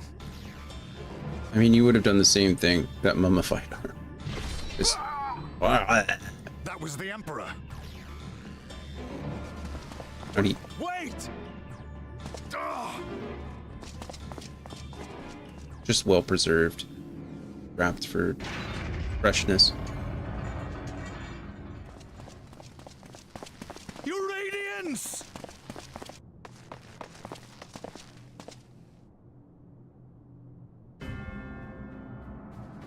Oh, no. So many things are happening. Gaius, you've missed your part in this, I'm afraid. More intrigue! Gotta make it interesting.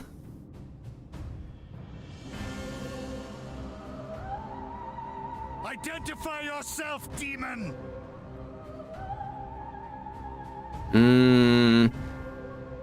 You were hoping for the Ascian? Oh, nope, it's the real... Raven shed this skin and fled, rather than face me. A pity. I was looking forward to crossing blades with myself.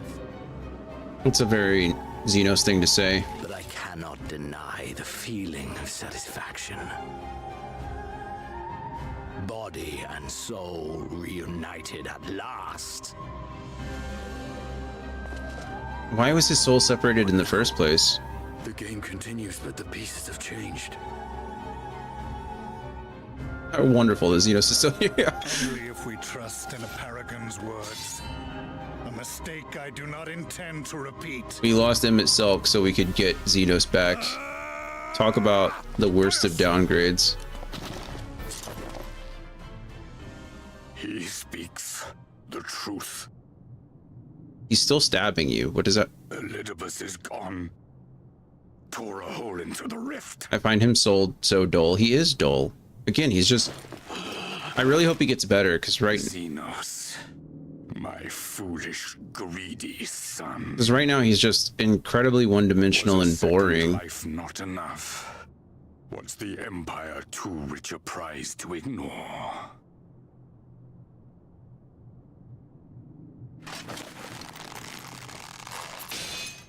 Okay, Jesus. True freedom for our nation, our people, will never be won by a spoiled princeling. The burden of this throne is beyond you. I like how every once in a while they do show how powerful the Emperor actually is. Or like, you know. 'Tis you, Father. He's who have not... struggled with this burden. Simply holding the Empire together has occupied your limited faculties. He's not just some old, weak man sitting on a throne. You may He's... take comfort in knowing that I have no intention of pursuing your tedious agenda. Nor am I interested in ruling over the Empire's land. What could you possibly be interested in? It would have been... I came only to remove that which ruins my sport. I will not have my prey stolen by your petty wars and cowardly weapons. It would have been better if you wanted the throne. If I'm being honest, at least it would have given you something other than, like... Never mind, it's fine. Xenos sucks. I have no problem killing him. At least there's that. At least I won't feel any emotional hesitation to killing him. Like I did for a split second around Emmett. You would kill me just for that. Yeah, he sucks pretty bad. I need no other reason. Any and all. Just please leave, be quiet, never speak again. I'm sure there's... Will not do so twice. Yeah. I was just talking about how cool the Emperor was getting, or how, you know, they show how strong he is, and then Xenos just strikes him down for funsies. Whoa. I heard the Ascians speak of Zodiac and Eidolon. Even the will of this star is but a construct of our own. What was that little marking in his eye, though? I think we've seen that before, but I don't know. I don't remember what it means. Upon their strength, and then, my friend, our contest shall begin anew.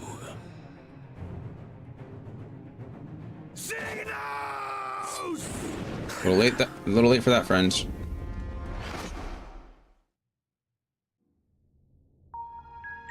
That's where we're stopping.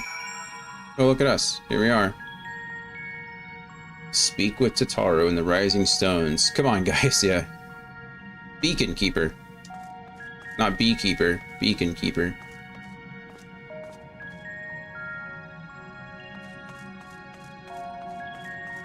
Man. I could honestly say I'm not happy he's back.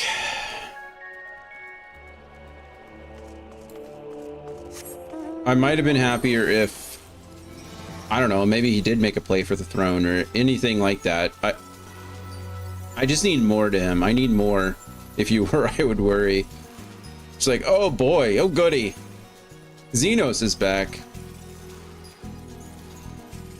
Maybe I should try to stay positive. What is this? What's blue over here? Oh, I know who it is. It's her.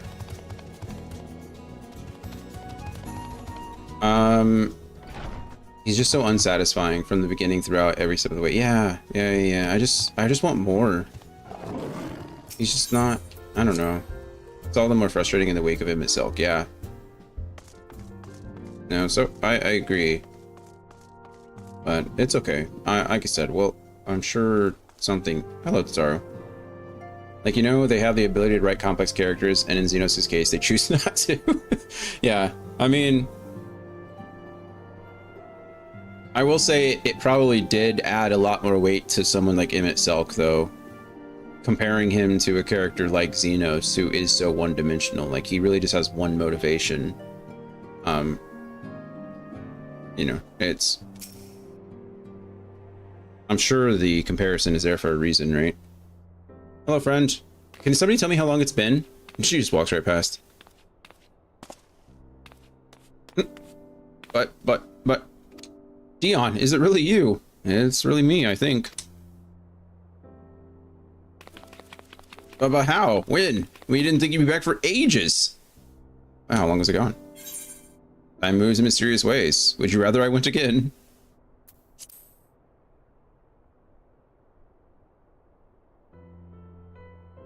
Oh, don't be daft. I just can't believe you're actually back. We heard the good news from your pixie friend, but nothing compares to seeing you in the flesh.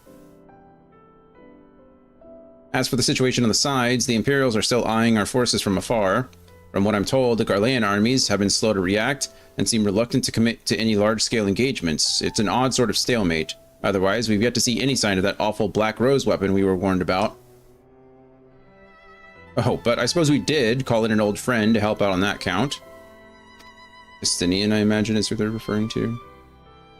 Kryl and I had a terrible time tracking him down, though it will be worth it to see the look on your face when you find out who it is. Yeah, okay. Sure. Anyway, I was just about to make contact with this helper of ours, and then confirm the latest news from the front. Might you fancy having a rest while I do? Ah, the Warrior of Light, back where he belongs, just as if nothing had happened. Though you do seem different somehow. You'll have to tell me all about your adventures when next we have a spare moment. Until then, welcome back. I'm gonna be honest, this was a very anticlimactic... Ah, is that what we got? A little wind-up Grahatia. Adorable. Tomorrow and tomorrow. That was a very anticlimactic return to the source. I mean, the Emperor dying is a pretty big deal, especially because it's going to create some kind of power vacuum, right? If Xenos... Is he on the moon? Where even are we? Sorry. Elidibus. Oblivion has claimed him. And we can't sense Emmett anymore. Emmett Selk, gone. La Habrea, gone. I alone remain, the last of the unbroken. Once more, I am moved to reevaluate the potential of these tattered souls. Ah, Xenos. Never did I dream you could overpower me so completely, possessed as I was of your body, and all its uncanny strength. And now that I have shared with you the truth of this world and its reflections, who can predict how events will unfold? Not I.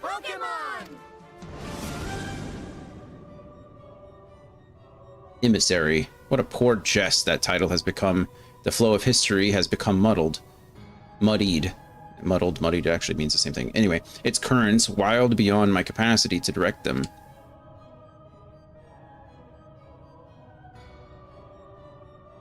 I mean... Never mind. You have wrested the advantage, Hydaelyn. The thieving hands of your disciples tightened their grip on our star. The origins of the world remain hidden, and its inhabitants ignorant of their broken existence, just as you and your creators desired. They celebrate the gift of imperfect life, uncaring, unknowing, as we weaken and fade.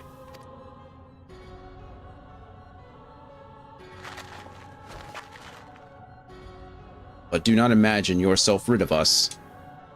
I would never. Though your champion has indeed proven the most egregious obstacle to our ascendance, a barbed thorn in my side, he may yet be removed and cast into the abyss. Oh yes, it can be done. I will keep these heroes mired in the first, and victory will be ours at the last.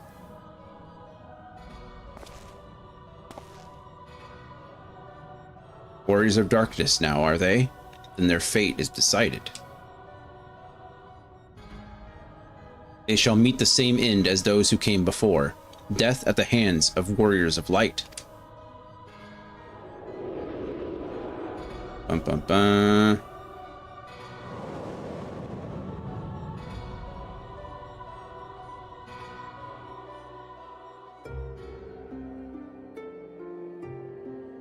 Yeah. Okay, here we are back in the first. Have we seen this place before? Where are we?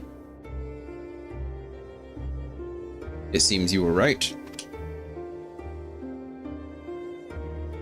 Yes, there is something out there. But it would mean crossing malms and malms of this infernal emptiness, which is rather unhealthy for living creatures, as I understand it. Even were we to restrict ourselves to brief forays, I don't like to imagine the effect it would have on our ether. Her daggers are really cool. I do like them. But you still want to go, don't you? We may have saved the world, but we haven't reclaimed it. Mm-hmm. Ah, when you put it that way. What choice do we have?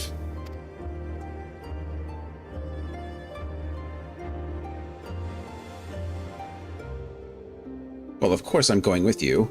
That's what family is for, isn't it? Come on. Let us head back and prepare for this mad journey of yours. Thank you, Thancred. See, I can't see. I really think. I think narratively, Reen should stay in the first, but I don't see that happening, and they're just making it more and more obvious, right? What the heck is that? It looks like a... Though blazing skies give way to gentle night, what hand can end the war of dark and light?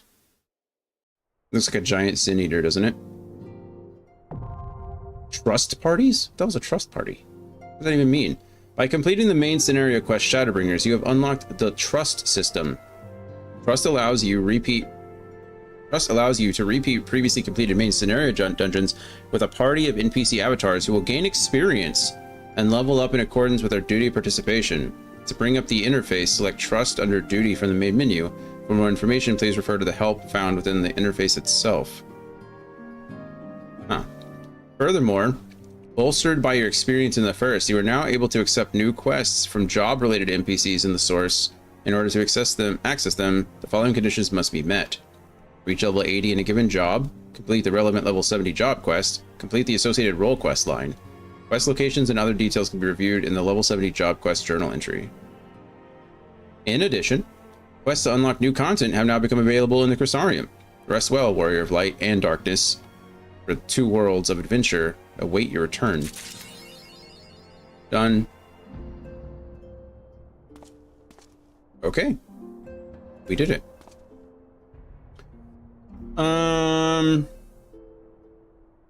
Yeah, I mean, I don't think Reen's staying, right? Either Reen stays and Thancred stays, which I don't see happening. Or or they come back, which seems to be the more option, or the more likely option. I get it. I understand. They probably want to keep the Scions together. I don't know. They might surprise me. Who knows? But yeah, that looks like maybe there's a giant sin eater out in the middle of the desert somewhere. I didn't see a crystal wall, so I don't know if that was just some weird like light desert that's still on the first, or like it's on this side of the wall, or if the walls have all fallen. That's interesting. I guess we'll find out that, right? I feel like I really don't understand this whole Xenos thing. Oh, was there a wall before? I don't remember. Yeah, there was the flood. There was a giant light wall surrounding the whole continent of Norvant. Norvant.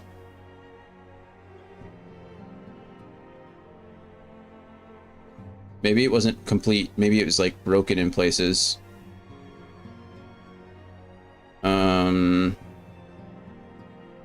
What do we have here? Post Stormblood main scenario quests. So we have,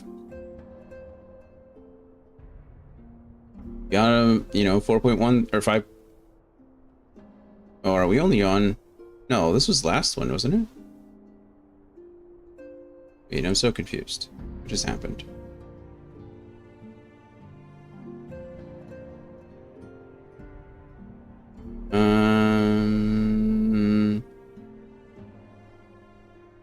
Oh, Shadowbringers, that's what I want.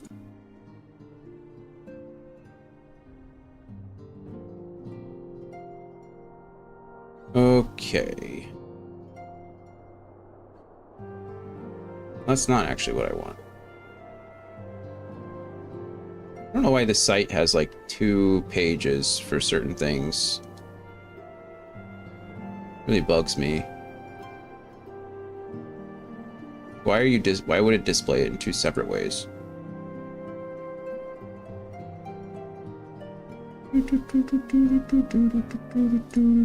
There we go. All right, we got this.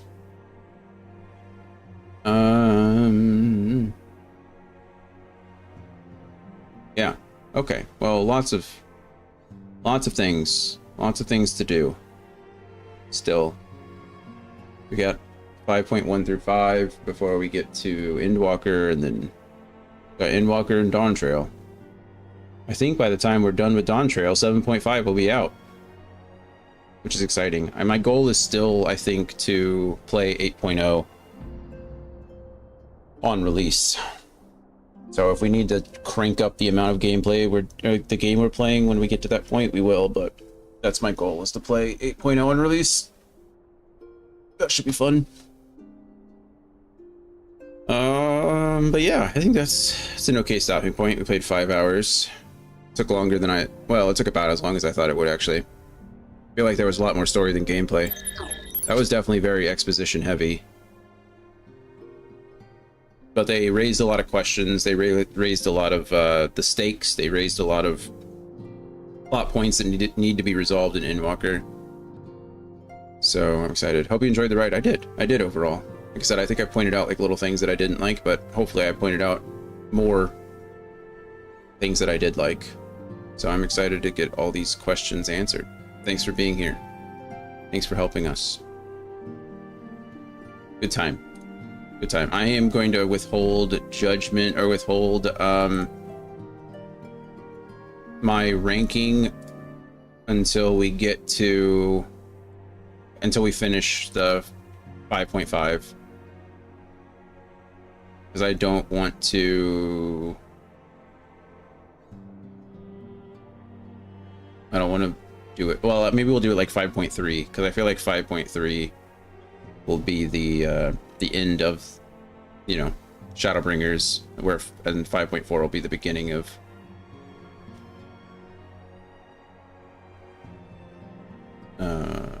Walker. There it is.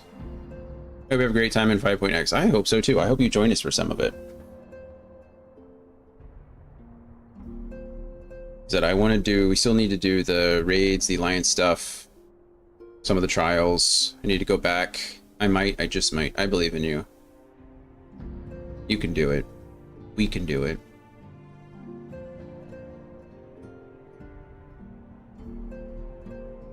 Yeah, especially with the Alliance raid, it being near themed. I feel like you'd like that. Anyway, I'm tired and hungry. So I'm gonna go eat. Inrock will be a great time. I'm looking forward to it all. Oh, nice. Grumpy is just about to finish. He's been live for 8 hours. My goodness, friends. Alright, that's insane. For an hour as well, I'll be get back. Feel 100% soon. Yeah, I'm sure I'll be fine. I don't know what it was this morning. I don't know why my stomach's all grumpy, but I'm feeling a little hungry, so I'm gonna try to eat a sandwich. But anyway, we're gonna raid out to Grumpy because he's still streaming and he's wrapping up Heaven's Word. I can see what's happening. Minfilia's about to go with the Warriors of Darkness to the first, which kind of fitting. Doing it in reverse. Put it in reverse, Terry. Okay. Well, that's gonna be it for me. As always, I love you guys. I appreciate you all. Thank you for being here as much as you can be. Andy, thanks for the help today in the trial. Again, thanks for being here while we play. It's always nice to see everybody enjoying the playthrough, especially for you guys the second time. Maybe the third or fourth for some of you, but anyway, I'm enjoying it as well. We should be back on Sunday with Ocarina of Time, and then next week we'll continue with more Front Mission 4, and then we will be back with Final Fantasy next Friday, ideally all at around 11 a.m. Central Standard Time. I love you. Enjoy the rest of your weekend. Go say hi to Scotsman for me, and I will see you soon. Bye, everybody. I take it you can figure things out from here. Yeah, the path is pretty simple. It's pretty clear. I'll be fine, Sha. Seems like the time is now. Yeah, I mean, it's getting pretty late. What's going on? Oh, you know, just enjoying the weather. How does that even... Slow your roll, calm and steady takes hold. Fortune doesn't favor weak minds, acting like you need gold. Turn the fortune into horses, I'll be whipping like a skull. Don't you worry about the keeper, eyes on the next goal. I'm too lucky, no cold, touch me, slow roll, Cusco. I'm on a controversial journey with the buddies. Pick out my brain like lobotomy, just to get rid of my thoughts, be rid of you thoughts, be gone, I'm on different top. Spinning a web out of concepts, I'm in your head like a doctor, yeah. You could listen to a project, you could be picture perfect to be honest. I gotta get y'all in, oh my god, I got off on my midnight singer. I'm in the middle deciding, vibing. I can shoot out of my fingertips, thunder and lightning. I'm doing something exciting. I am the son of an icon, lightning fight. Always on my mind, listen to the sign. Picture of the times I will not stand in line. Zip it up, drop it and mix it twice. Crushing the ice, concussion, nice. I'm mixing the rum with the Sprite. I mix the drums out of spite. This shit hit hard, I'm kissing the stars. I'm astronaut living down on Earth. Slow your roll, calm and steady takes hold. Fortune doesn't favor weak minds, acting like you need gold. Turn the fortune into horses, I'll be whipping like a skull. Don't you worry about the keeper, eyes on the next goal. Slow-mo, flow mode, fortune more than fine. The golden boy in the golden time. You would never get the golden time. Blasky mask when I smelt this track like Nyash could never hit the golden time. Big bad Mac, red tunic, rap blue caps can never reach the golden time. Tyler flow in mind, that's how I come up with this molden rhyme. Rear end like that right, that's another pole in mine. Whoa, Bucko in mine. That's another dream, another golden mine. Missing link 500 fortune, that's how you're gonna get the golden dime. Slow your roll, calm and steady takes hold. Fortune doesn't favor weak minds, acting like you need gold. Turn the fortune into horses, I'll be whipping like a skull. Don't you worry about the keeper, eyes on the next goal. Slow your roll, calm and steady takes hold. Fortune doesn't favor weak minds, acting like you need gold. Turn the fortune into horses, I'll be whipping like a skull. Don't you worry about the keeper, eyes on the next goal.